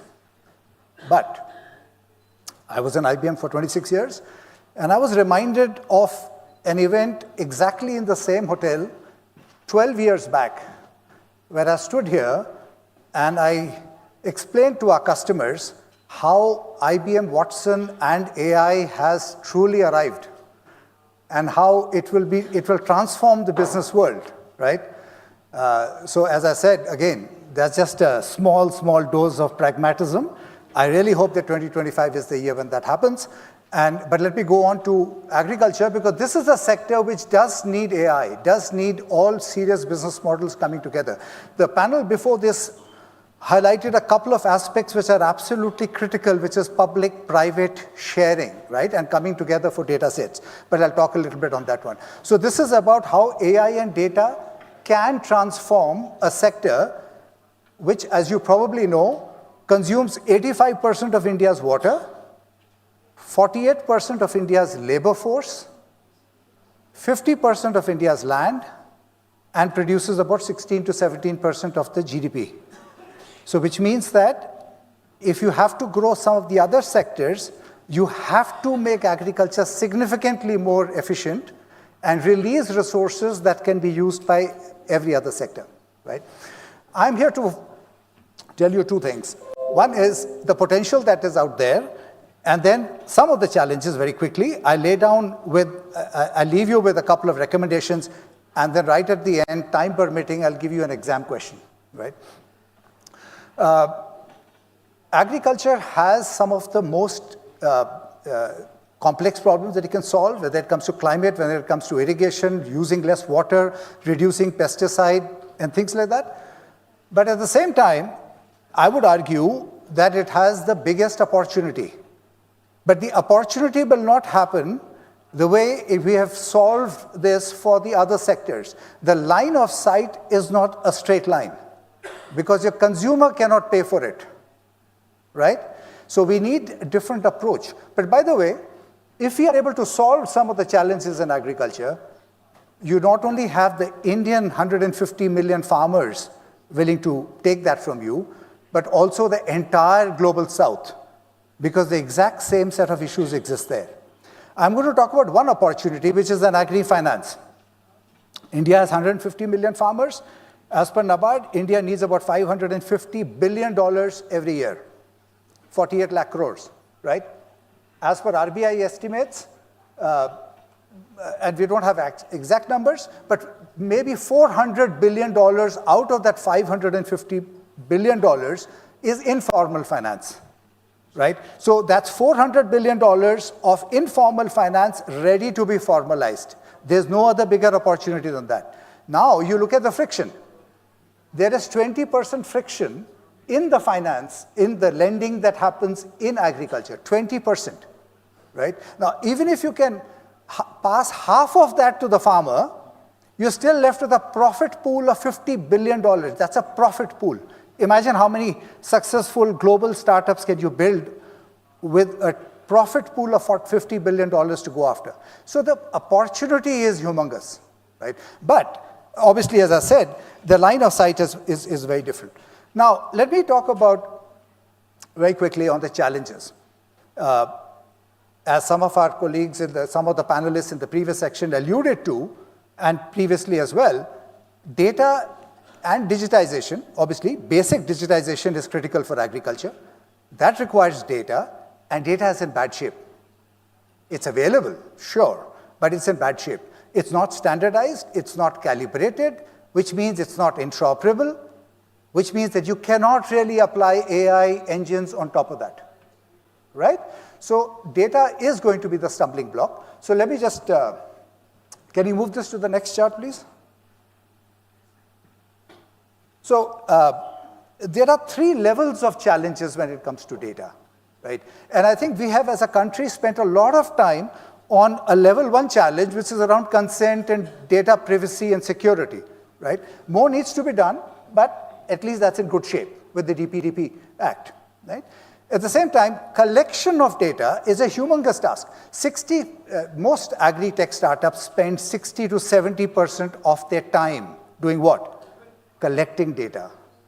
The amount of money that is spent in collecting data can be better served for innovation, right?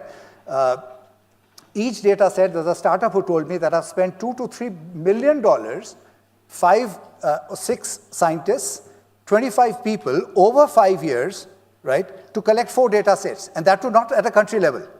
Now, previous panel, Mitesh spoke about why can't Indian ICAR share some of the data, and that's absolutely right. Why can't we share that data? Why can't we have a national data set? Those are the kind of things that we need to think about. I was chairing a panel and a discussion with India and France as a part of this AI summit that has happened just now. And by the way, the exact same issues are in France as well. And we actually concluded that we should work on a cohesive effort between us two on a national soil data set, right? Anyway, let's move on. This is a more complicated topic. Sorry, go back. Level 2 challenge isn't sharing. We need data to be shared between public sector and private sector. We need, and vice versa, by the way, right? It's not just from the government, because the government, and I met the Minister IT last month, and I told him exactly the same thing. While the government has a lot of data, the private sector also has a lot of data. And I think we need to urgently facilitate the ability for us to share, and not just the ability, the framework, the governance, the practices, the processes. How do you monetize data? How do you safely share data, right, etc. So that's the second aspect. And some of the states have done a reasonably good job. Telangana is one of them. Karnataka, we're having a conversation in terms of data sharing. But it's very, very elementary at this point in time. Finally, the level 3 challenges as I come to data is in the aspect of standardization and establishing trust. The farmer doesn't trust you. He doesn't trust a digital startup, right? So how do you generate digital trust? Because you're not going to get the farmer to consume all the AI and digitalized processes, etc., unless you can establish trust, right? And trust, by the way, is not easy to gain. But standardization of data would help significantly in that respect. There are literacy issues and other things as well. Now, in the morning, Ankit from NASSCOM showed a market opportunity of, I don't know, some single digit in AI, right? I think that's woefully wrong, right? I think agriculture itself has an AI opportunity, right, which goes into dozens of billions of dollars, right? NASSCOM and McKinsey, by the way, had come up with a research study, and they estimated that the market potential of just 15 critical data sets in agriculture, 15 of them, and they listed them out, is $65 billion, right? That's the potential for leveraging data, right? And so therefore, that's an angle that we should push for it. Why I call them level 1, level 2, and level 3? Because I think level 1 to some extent can be solved very quickly. Level 2 needs more time, but I think we need to parallelize it. But level 3, unless we get to level 3, unless we start to standardize and annotate and tabulate our data sets accurately, we are not going to get the full advantage of AI, right? Now, at the same time, I'm extremely optimistic that as we solve some of these issues, India will become the leader in digital public architectures for the global south, right? Now, last 30 seconds, can you go to the next chart, please? Can I leave this as I want to give you an exam quiz. There was a discussion earlier on jobs, right? Whether jobs will go away, jobs will happen, transformation of jobs, etc. What you see here is the percentage of GDP in 1995 for each of these countries, and then fast forward 30 years, which is now, and you see the approximate percentage of GDP and the percentage of labor deployed. So now India has gone from 60% of labor force to 48% of labor force. It's declined by about 20%. Other countries have declined far faster, right? US, Netherlands have declined by about 60%, China, Brazil by about 50%, etc., right? Now, what would this look like in 2047? Now, Niti Aayog did some assumptions, and they said maybe 30-35% of the labor force would be in India. And I'd love to hear your responses. If you can write to Leslie or write to me and tell us what you think. My ID is here. Can you go to the last chart? Yeah, my ID is here. If you can write to me. I'd love to hear what do we think about this. Whether the labor force in agriculture will go down, will it go up, or what will happen to it, right? As AI impacts not only agriculture, but all other sectors, right? What happens to the interplay between jobs?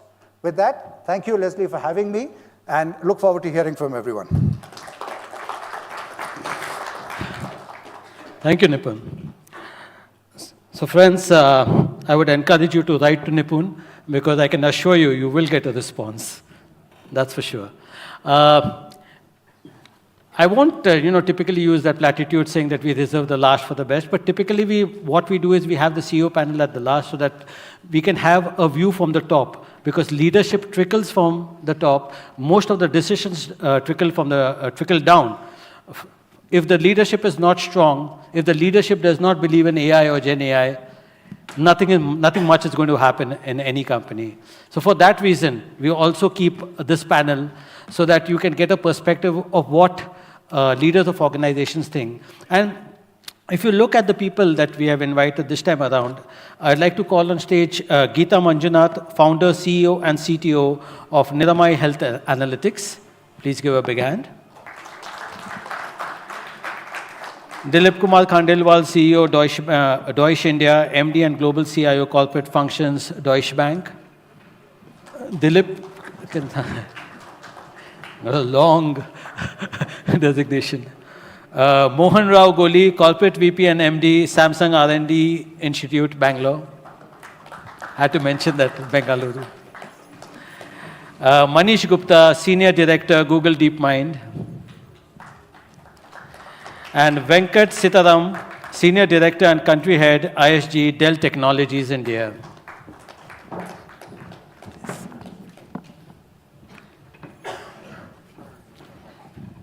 Please, Venkat. Yeah, where the names are there. Manish. Geeta, are you comfortable at that? Comfortable, right? Okay. So friends, if you see, the topic is so clear. How Make in India products can help catapult the country on the global AI map. So what I'm going to do is clearly start with each one of them to figure out what kind of Make in India products are coming out from their own stables. As you know, Niramai Health Analytics, we'll start with Geeta. Geeta, in fact, actually just as an introduction to Geeta, if I've heard any person speak very intelligibly about AI and ML, it's her. I mean, I must say that because it's been, I remember calling her for one of the MTech Mint conferences, and everybody was stunned. They didn't expect, I know it's sounding a little sexist at this point in time, but nobody expected a woman to come up with this kind of thing, talking about AI and ML. And this was, I'm talking about 6 years, 5 or 6 years back, if I'm not mistaken. But talking about a Make in India product, of course, you have your oncology product. You're doing a lot for breast cancer and many other things. So if you could just tell us briefly as to, let's talk about the opportunity first. What is the kind of audience that you're catering to, and what really triggered this off? Yeah, thank you very much, Leslie, and also setting expectations. Sorry, and thank you for your kind words on it. And great to be here, and great sort of speakers before us as well. So, as many of you may be aware, I head the AI, one of the AI startups called Niramai, where we've developed a new method of detecting breast cancer by using kind of a new kind of imaging methodology, and AI being the differentiator for enabling that thermal imaging to actually be a product for detecting breast cancer, early breast cancer. So, of course, though I've been in Xerox in Manish's team before, and also Hewlett Packard for 17 years as a scientist, given that we do have a great amount of corporate here, I will speak as a startup founder today. So when I look at what kind of opportunities exist for AI-based, I always look at it as huge entrepreneurial opportunities that exist. The kind of energy that is there in the young people, they are very brave, they're not going for, let's say, campus interviews. They say, I want to do, write a fresher saying, I want to do this stuff. It was not like this before, right? So there's a lot of energy, and also, we are also seeing examples of how we can make in India and take it to the rest of the world, right? With innovation being the core. We know that we have a lot of problems in India, and that's good because necessity is definitely mother of innovation. And so what you do in a jugaad way to save cost or develop some kind of high quality products with the limited resources we have will definitely be useful for rest of the world, given that, anywhere, everywhere, we want to save costs. Be it UK reducing the healthcare costs for NHS, or be it US where they are worried about Medicare and Mediclaim kind of costs that come in, etc. So reducing cost is always good. So you develop for India, it can actually lead to that. So I feel very, very, I think we are all fortunate to live in this era where we are seeing this transformation of reverse innovation, where India is inventing, young people, startups are inventing, and hopefully for the global world. That's how I see. And AI is a super good tool that, our people are more science and math oriented, more, bookish maybe. Yes, that's important to get the basics right. And yeah, I mean, they are very, very ready to capture the world, I guess, using AI. That's I feel very, very optimistic about it. That's the startup founder for you, always optimistic. Thank you. Absolutely. Dilip? I think just on the side of what is happening with AI and more specifically in financial industry. I've been now in financial industry for the last 6 years. Before that, of course, I was with very lot of time with a tech company. But I think if there is one industry which is heavily getting disrupted, and I feel it is most closest to tech is banking and financial industry. And what is happening there is not so surprising. I mean, of course, the Gen AI has created a lot of noise and buzz around in the last couple of years. But if you look at what was happening already in the last 5-6 years was all the key process in the back-end side, which is whether you call your regular process, which is require a lot of automated and all those things, were anyway getting used by all machine learning and AI and all those things. But I think, of course, with AI coming in, I think it just created a different kind of mindset and the energy into the whole space. So what's happening there is, I think if you look at financial industry as such, I think because they've been operating for a very, very long period of time, it always has a lot of systems and which are outdated and very long legacy and all those things. So what is happening now is I think people start to look at what is the future with this stuff and do we need all of this stuff in, or we start to need to look at the software in a completely different way. And that's why a lot of the financial industries try to look at in a big way how we can leverage what is happening with cloud infrastructure and Gen AI and AI on top to create those products which are completely different to what they've seen in the past. So what is happening in our industry is we are re-looking at all the processes which can be completely different, and where the customers or the consumers are looking in a completely different way, you start building the software in a completely different way. So I think that is a massive, massive change that happens, or it's happening. But for that to happen, the other aspect is also critical is because we have a large org and you need to get everyone together. So there has to be a larger initiative with AI for all, which is basically means that everybody needs to understand. It's not just the tech folks who are doing the stuff. But that will be part of the challenges also, which I will come to in a bit. So, but I think it's more important is I think they need to understand that there are people who are not just technology folks, but also needs to understand because this is not one of those technologies which will come and go. I think this is going to have an impact in our personal life as well as professional life. So I think there's a lot of large change management which is currently happening, not just the training. So I think for us, I think we look at this as a massive, massive opportunity to redefine the processes and serve our customers in a completely different way. At the same time, we need to also make sure that the people internally also are aware of the stuff, get trained on the stuff, and make it large as we move forward. Thanks, Dilip. You have already started touching on the challenges, which I said, okay, fine, which I would have come in the kind of second one, because clearly we are focusing a little more on the opportunities at this point in time.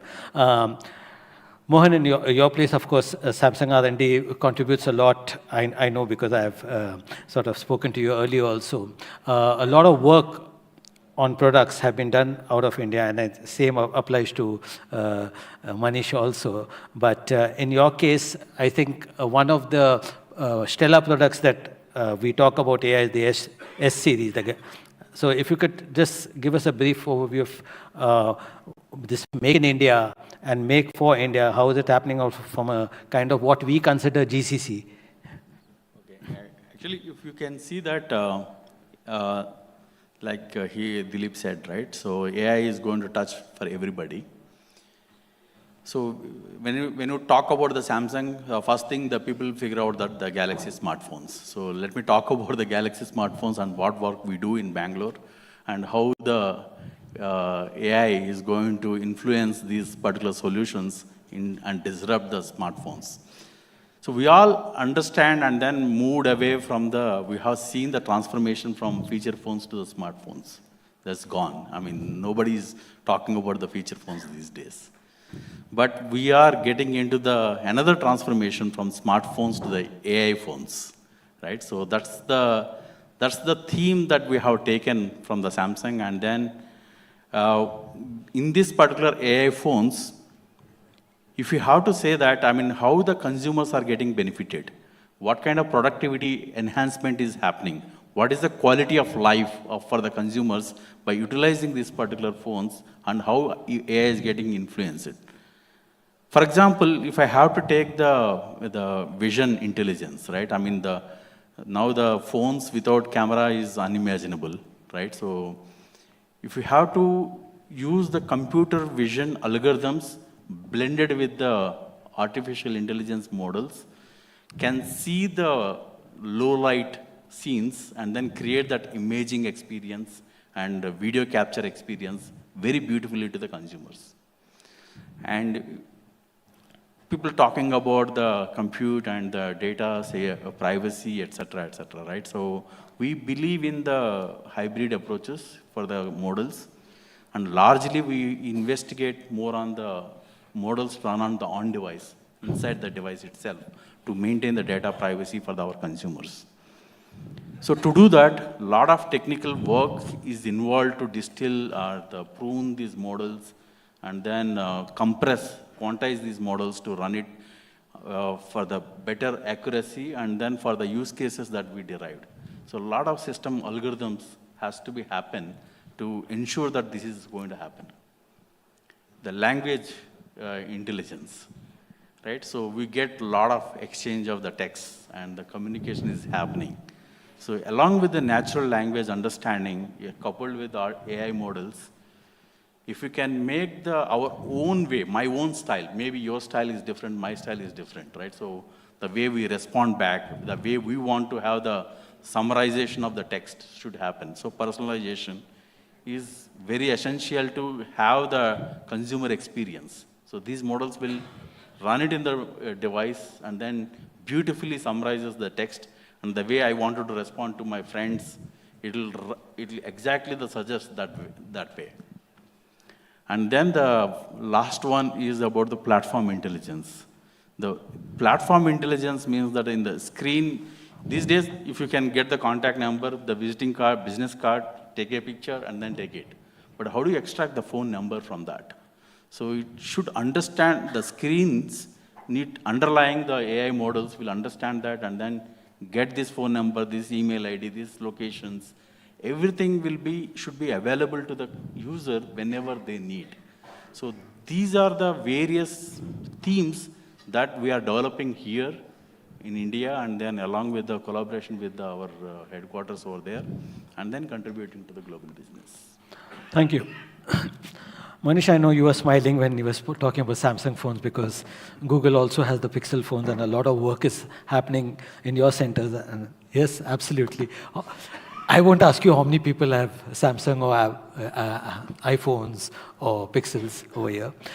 But the interesting part is to see the kind of work that is being done out of these centers. And you also have a broader portfolio also, because you're also doing so much in the field of agriculture and flood forecasting, which I asked you a bit earlier. So you could just tell us a brief overview. Yeah, so maybe building upon the theme that Geeta started with, like we are surrounded by so many problems, so many challenges. So we took that as an inspiration when Google started the research lab in India just about 5.5 years ago. So we consciously picked this theme of inclusive AI. How do we develop AI in a manner that brings benefits to everyone? And we saw huge gaps between capabilities of our own models, for instance, on languages like English versus so many of these languages that we speak in India. So I look at, again, a lot of the challenges that we see in India as really a source of competitive advantage to us. My team today is considered amongst the leading teams within all of Google DeepMind, earlier within all of Google Research, at the forefront of some of the contributions we have been making to our frontier models like Gemini. In particular, starting with the rich diversity of languages that we see, we have pioneered techniques that would, again, make these models understand over 1,000 languages of the world, starting with like taking that the playbook that we created for Indian languages, we applied that to over 1,000 languages of the world. And last year, for instance, Google Translate, in one shot, they added 110 new languages.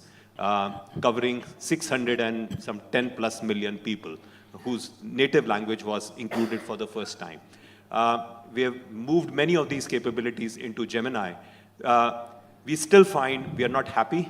We still find a big gap between Gemini's capabilities on English versus Indian languages. But when it comes to Indian languages, we have done this benchmarking versus pretty much all of the competitors. At least the silver lining to us is our models are significantly better when it comes to Indian language understanding than any other model out there.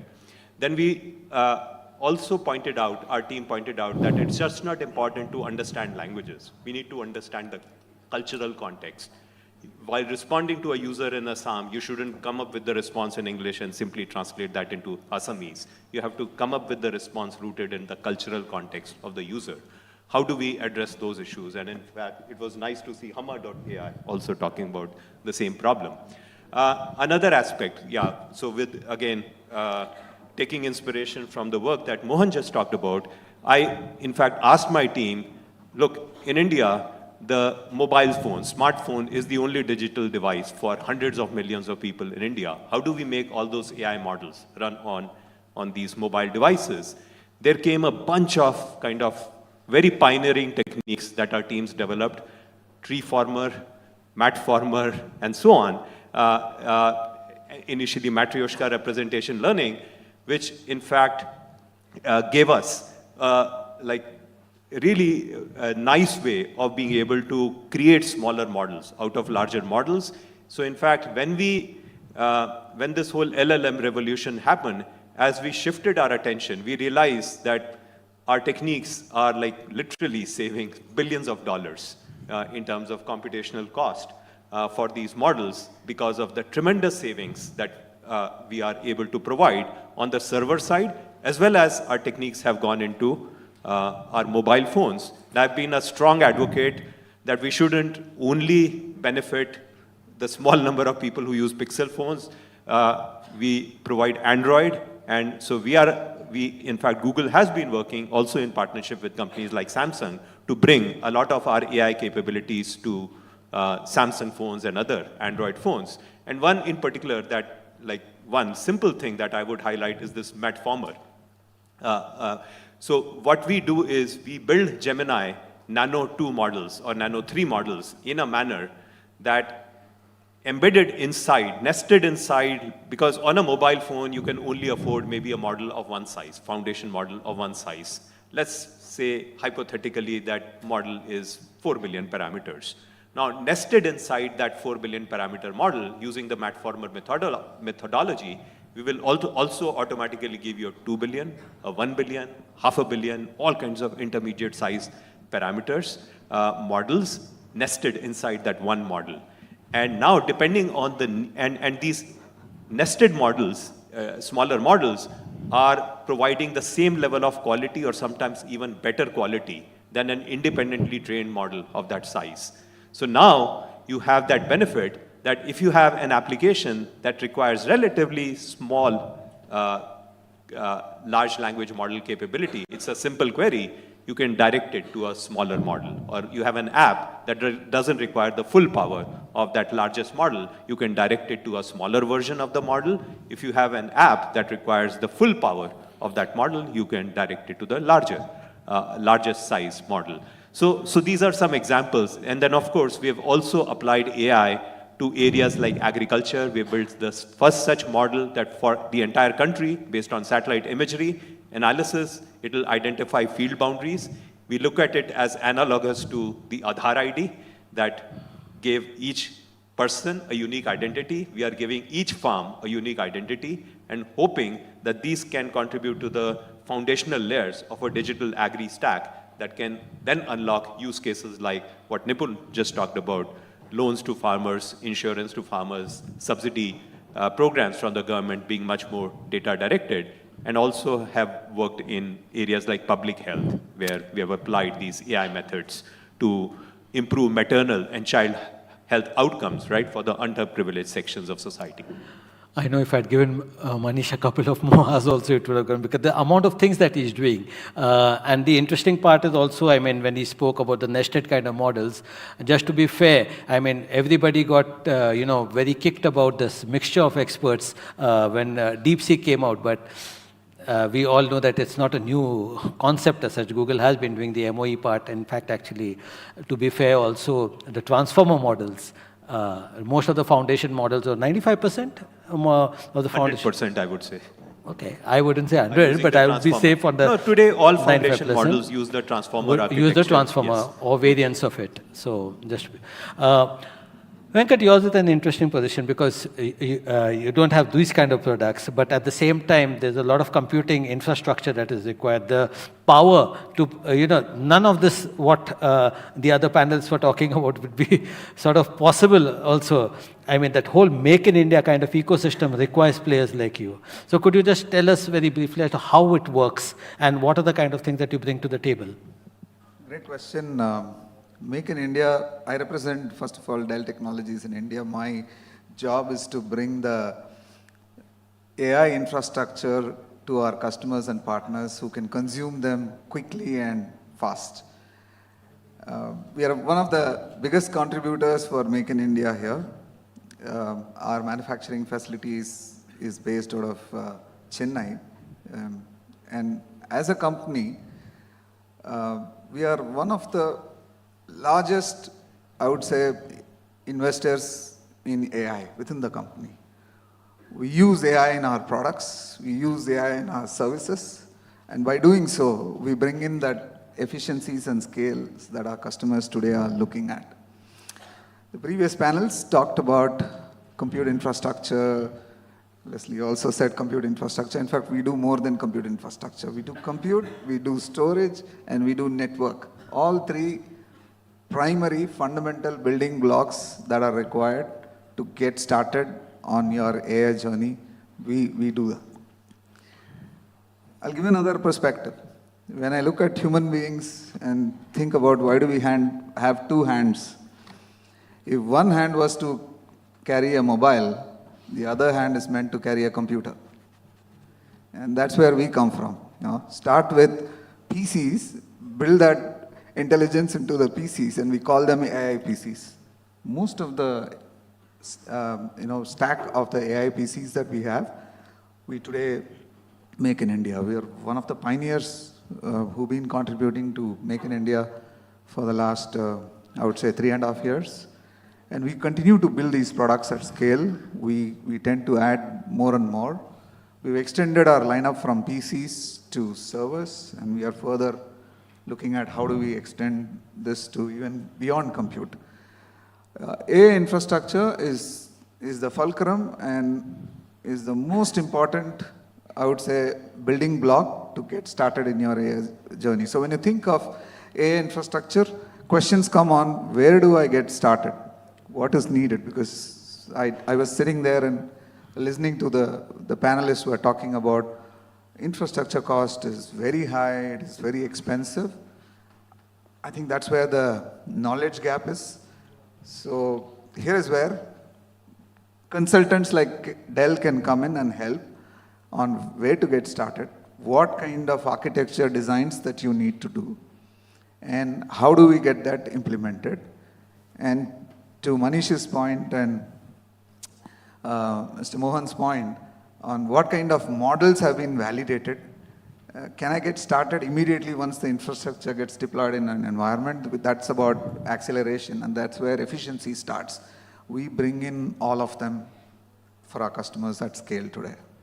That's an ecosystem that we say, and that's part of our Dell AI Factory. I'll encourage all of you to take time to go and visit Dell AI Factory, where you will see how we are integrating our infrastructure, open ecosystem, use cases, and delivering outcomes to customers which they can scale and see efficiencies. I like the way he plugged it, but but that's the interesting part of it. Let's talk a little about the challenges part of it. Now, of course, when we talk about Make in India, we've clearly shown that all of us have enough products out there, enough services out there, which really qualify to be. But clearly we have some challenges. Challenges could be in terms of funding. It could be in terms of requiring more investments in certain products. It could be required more GPUs, as we say, because that's another topic of contention when developing frontier models. In fact, I was just having a discussion with Manish where he categorically said that India can build a frontier model. Many, but what are the kind of challenges that we have? Geeta, I'd like to start with you, whether it's skill sets, whether it's funding, whether it's whatever it be. Okay, if I start looking at the whole ecosystem, what I mentioned before as startup-led AI innovation, which is going to the global AI, I think that's the theme here as well, making India going global. I think one of the challenges is, yes, we see problems, so we want to solve it local, and cost is an issue, and so we solve it in an economical way.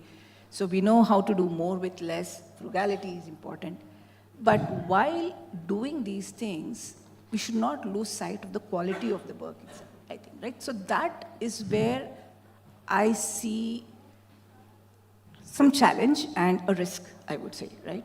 Where people want to do it fast, and they want to show, just if I have to talk about healthcare, right? People talk about, instead of accuracy, we talk about sensitivity, specificity to detect cancer or detect, let's say, COVID and so on, which is, sensitivity is how many of the cancers you have detected out of all the existing cancers. Specificity is how many of no cancers have you detected out of the, because it's very easy to get an accuracy of 96% in cancer detection, because less than 4% would be, because of the bias that's there, number of people who are healthy is much more than number of people, who are not. And so if you just say no, no, no, you get 96% accuracy. So we have to be very careful about this. And then we see some of the startups really being very enthusiastic, doing some testing inside a lab where you know the labels, some of the AI developers here can relate to how training set can be built, and what is the result of the test set, or how big is it, et cetera, et cetera. So I think not following a proper testing framework and methodology before quoting your sensitivity, specificity, or general clinical provisions, or accuracy if you want to expand it to other things. That is very, very important. So never, I think, we should lose sight of performance of the model in a true sense, right? I think that is a big, big learning for me as a part of the Niramai part. One biggest thing I've learned is how do we do the clinical testing? When is it really working, right? It's not in the lab, it's not even in a hospital. It's really when you actually give the models with the rural workers, health workers, and they using it, messing up with your data collection, giving you all garbage in, and you figuring out that it's actually garbage, and so on and so forth. To the extent that we had an excellent study that was published in Nature Digital Medicine for our Punjab study of 15,000 women, where we showed we can detect 3 times more cancer. We couldn't have gone there if we had not followed the rigorous methodology for clinical testing and performance evaluation. So this is one big thing, as a risk I feel, that every startup or every new innovation starting in India and trying to. Second is valuing data for what it is, right, and valuing privacy of data. Here again, of course, people whom you're working with, maybe in field, or many of them are not aware how their data has to be. We talk about end user consent, and we have DPDP law, everything. But then they just, they do a thumbprint. They don't know what's written. They really, but that's valid, right? That's good. So, but still, as the inventors or creators of this, we have to be really conscious about whom we share the data with, anonymity, etc. Even though you have the user consent, because user consent doesn't mean much to most segment of India. And thirdly, international qualities to be maintained. I think all of these are challenges, risks, and which definitely every startup or any new innovator has to take care of. And that's when what we build for India can be global. Otherwise, yes, we'll go some short way, As an example, at Niramai, yes, we've developed this model. We went through ISO 13485. I used to hate quality frameworks before, but now if I look at it from a high-level perspective, it really, really helps to get your processes right. And thanks to COVID, that's the best use of COVID time that we use to get all our processes right.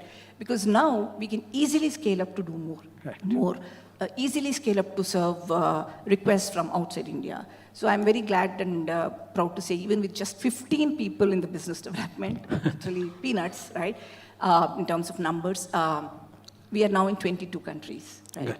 All of these are incoming leads, and we were able to serve very, very quickly, adhering to their data needs, including Germany, which is supposed to be the toughest, and including UK, and of course US and other places. So I think the challenges are educating people who are innovating into all of these things that I mentioned, and having framework for acceptance for each of these, what we call as audit frameworks.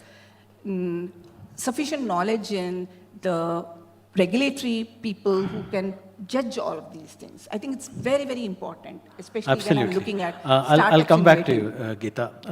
Dilip, quickly, because we are just running out of time.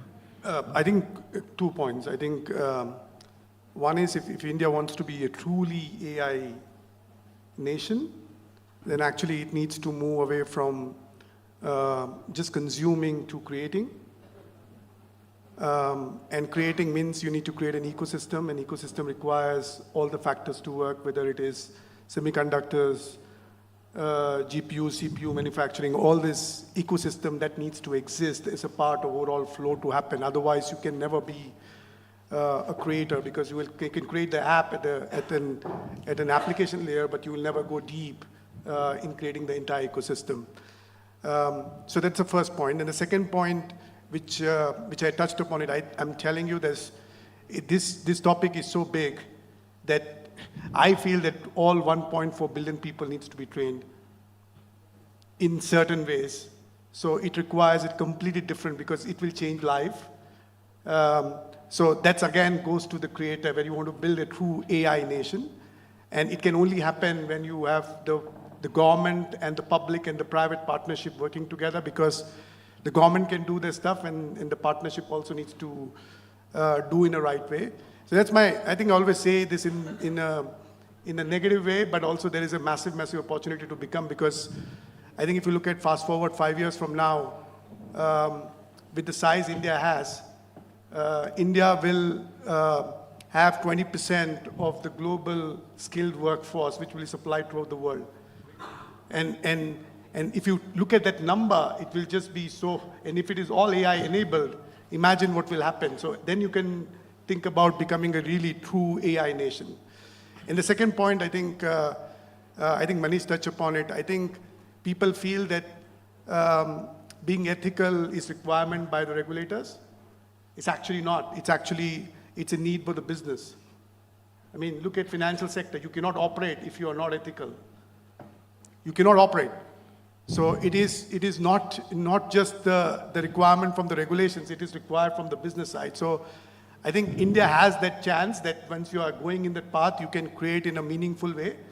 And it needs to happen in a right way. So I think, I always feel there's two things. If India has an opportunity to become a true AI nation, but then ecosystem needs to exist. And the second bit is, from a messaging, I think it needs to be pure ethical way.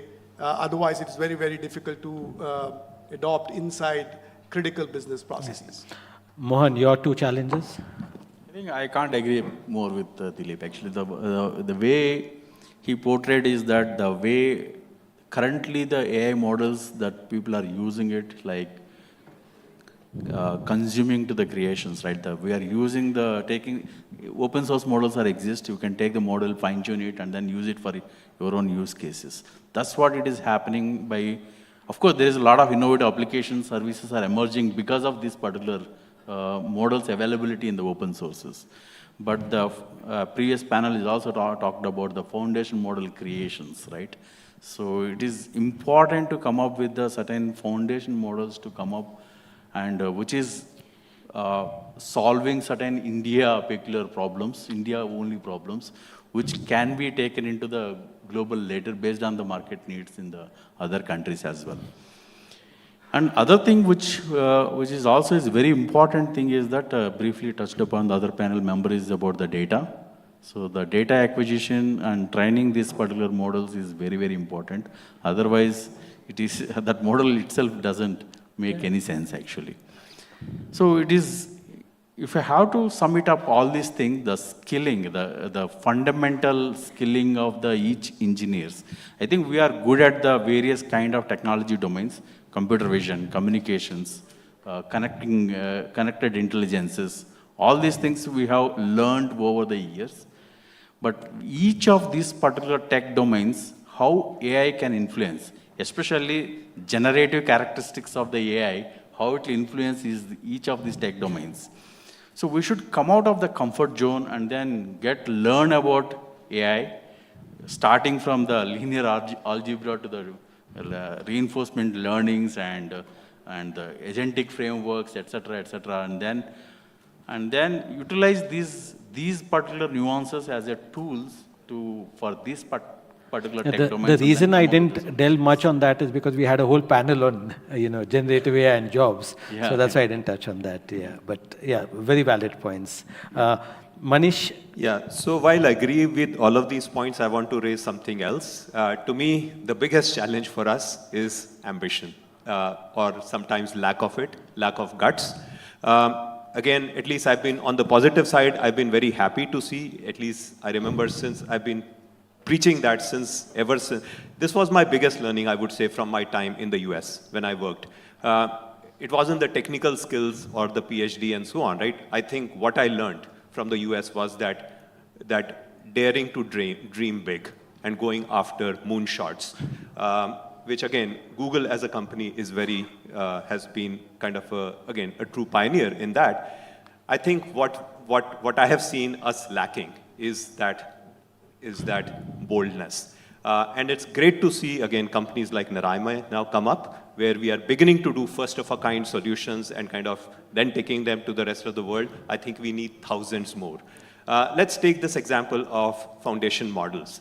I could have very easily made a very self-serving argument that, oh, India should simply use foundation models from companies like Google and so on. But I've been, again, amongst the few saying for a long time, India, companies here should build their own foundation models. And there wasn't a lot of agreement, right? A lot of very influential players have been saying, no, I mean, it's too expensive. And I've been saying, use our constraints, right, as a forcing function, innovate, and build the best foundation models, right, frontier models, even within those constraints. And it took us, finally, DeepSeek, right, to do it, to now people wake up. So I say, okay, der aaye durust aaye, but I wish we had the guts to go after foundation models before DeepSeek showed that it could be possible. So I think the biggest thing that we need is the guts. And again, I've seen in many areas, particularly I'm very, very excited to see in space tech and satellite, Indian startups, right, launching hyperspectral imaging satellites, launching rockets. India, ISRO has shown the world, right, how to take whatever spacecrafts all the way to Mars on a really, really tiny budget. So I think we have shown the way to do things in certain areas like space. I wish the AI community would have the guts to show true leadership to the world. I think a very fair point. Venkat, final words? Yeah, I completely agree. Costs and skills are definitely two nice challenges to have. In my view, the way to overcome both is by demand creation. And of course, this has to happen with a partnership between the industry and government, but I will talk about the industry. If this industry that is sitting here, to Manish's point, has that ambition, and to Mohan's point and Geeta and the other panelists talked about innovation, if that is embedded in our business, then businesses will start creating the demand for AI. We'll start looking at infrastructure, we'll start looking at models that we want to develop, we'll look at different way of trying and testing new things, not be completely risk averse. When we do that, the economies of scale starts kicking in, cost will start driving down by itself. Even if not, that's where we play an important role in seeing how we can bring the cost down. Make in India is one way of seeing how we can bring costs down by making it easy and accessible, etc. So we've invested in our supply chain significantly on bringing the cost down there, on how our customers can, for example, order a PC and in 24 hours it get delivered of the configuration that you want to buy. It's not the configuration that we have in our stock. Look at the difference.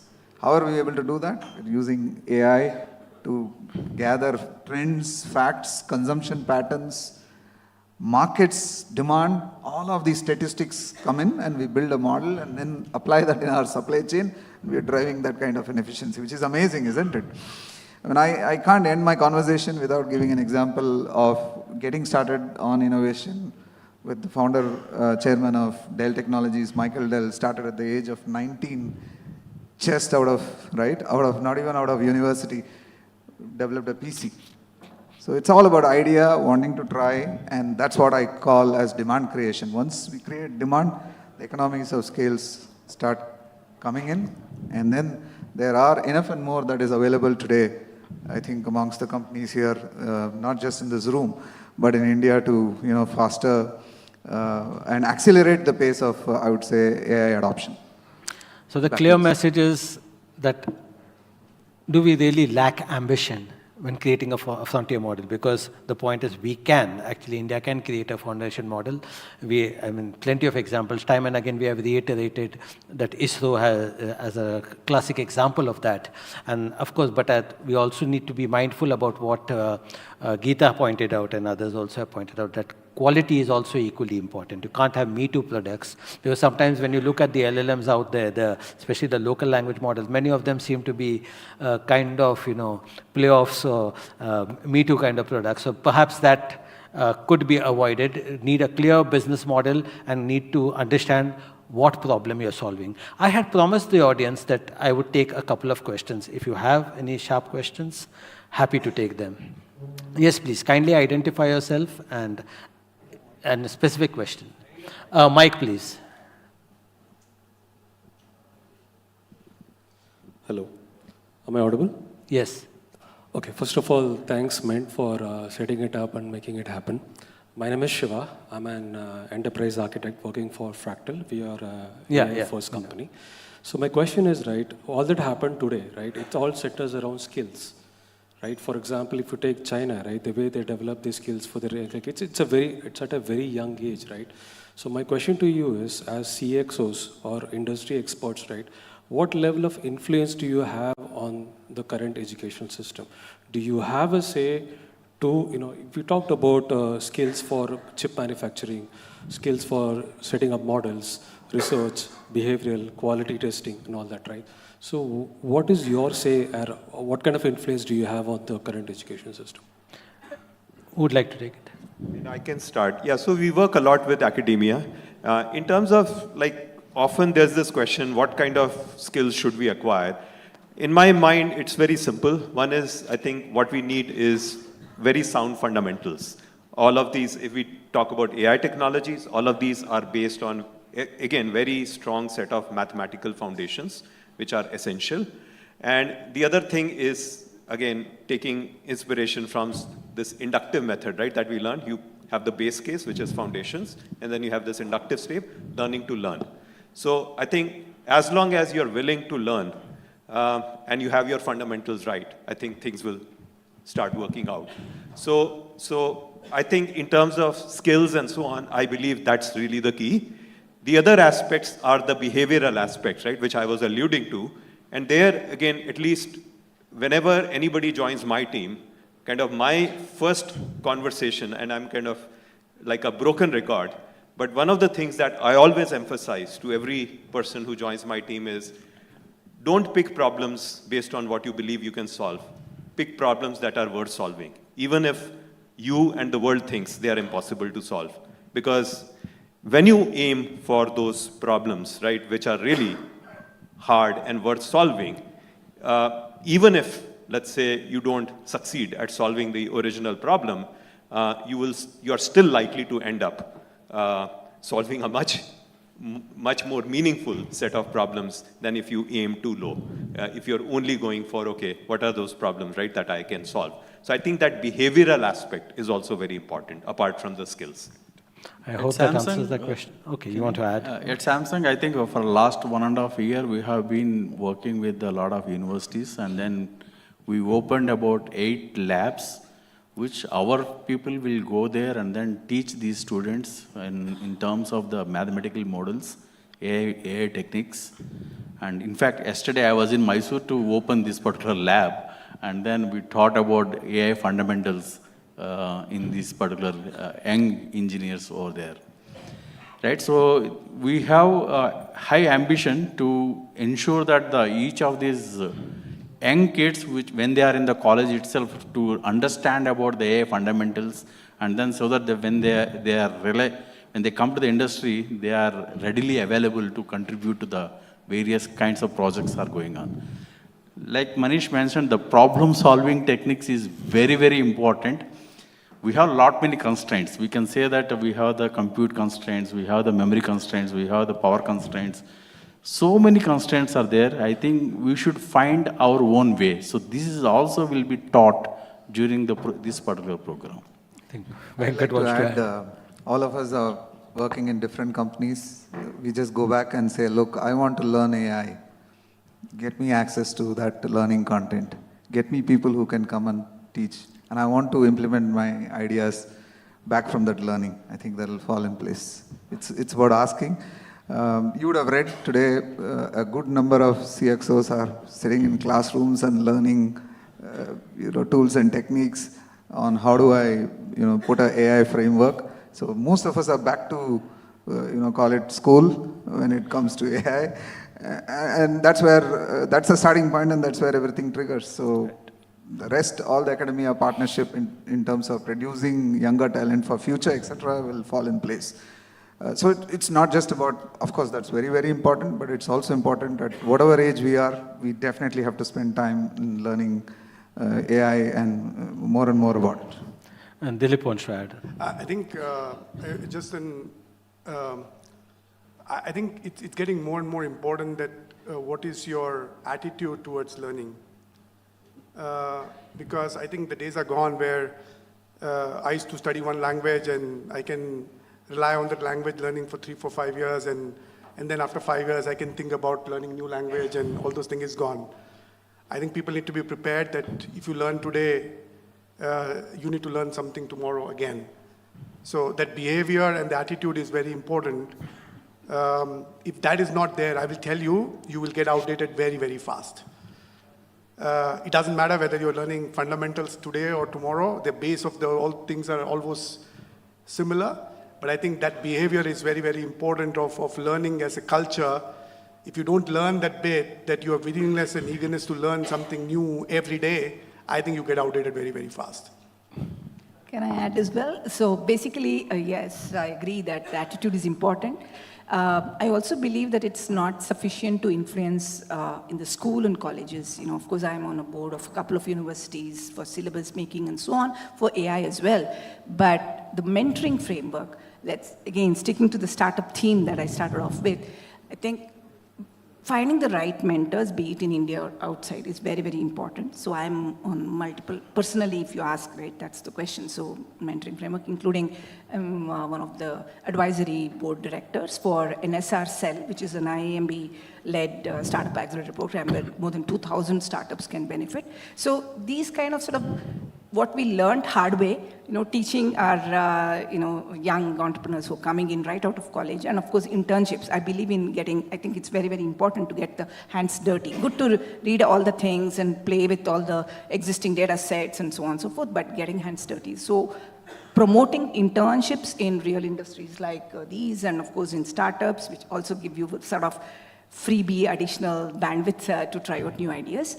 And yeah, mentoring, I think, is another big way that we can, because every day you have to learn new, and it's not something you can always teach in using books and so on and so forth. Thank you, Geeta. I think it's been a very long and intense day, and you have been a very engaging audience. So I must a special thanks to you all that you all have made this entire day so interesting. And please give the panel also a very big hand. Thank you, gentlemen. Yes. Photo ops, please. Yes. And friends, as they take the photo op, please, on behalf of Mint, join us for cocktails and dinner. I guess we can take all the discussion offline. Thank you very much. Please give yourselves a big hand. Thank you, sir. Thank you, sir. Honestly. Thank you, boy. Thank you, Leslie. Sir. Hey, thank you, Leslie. Thank you, Geeta. Thank you. Please.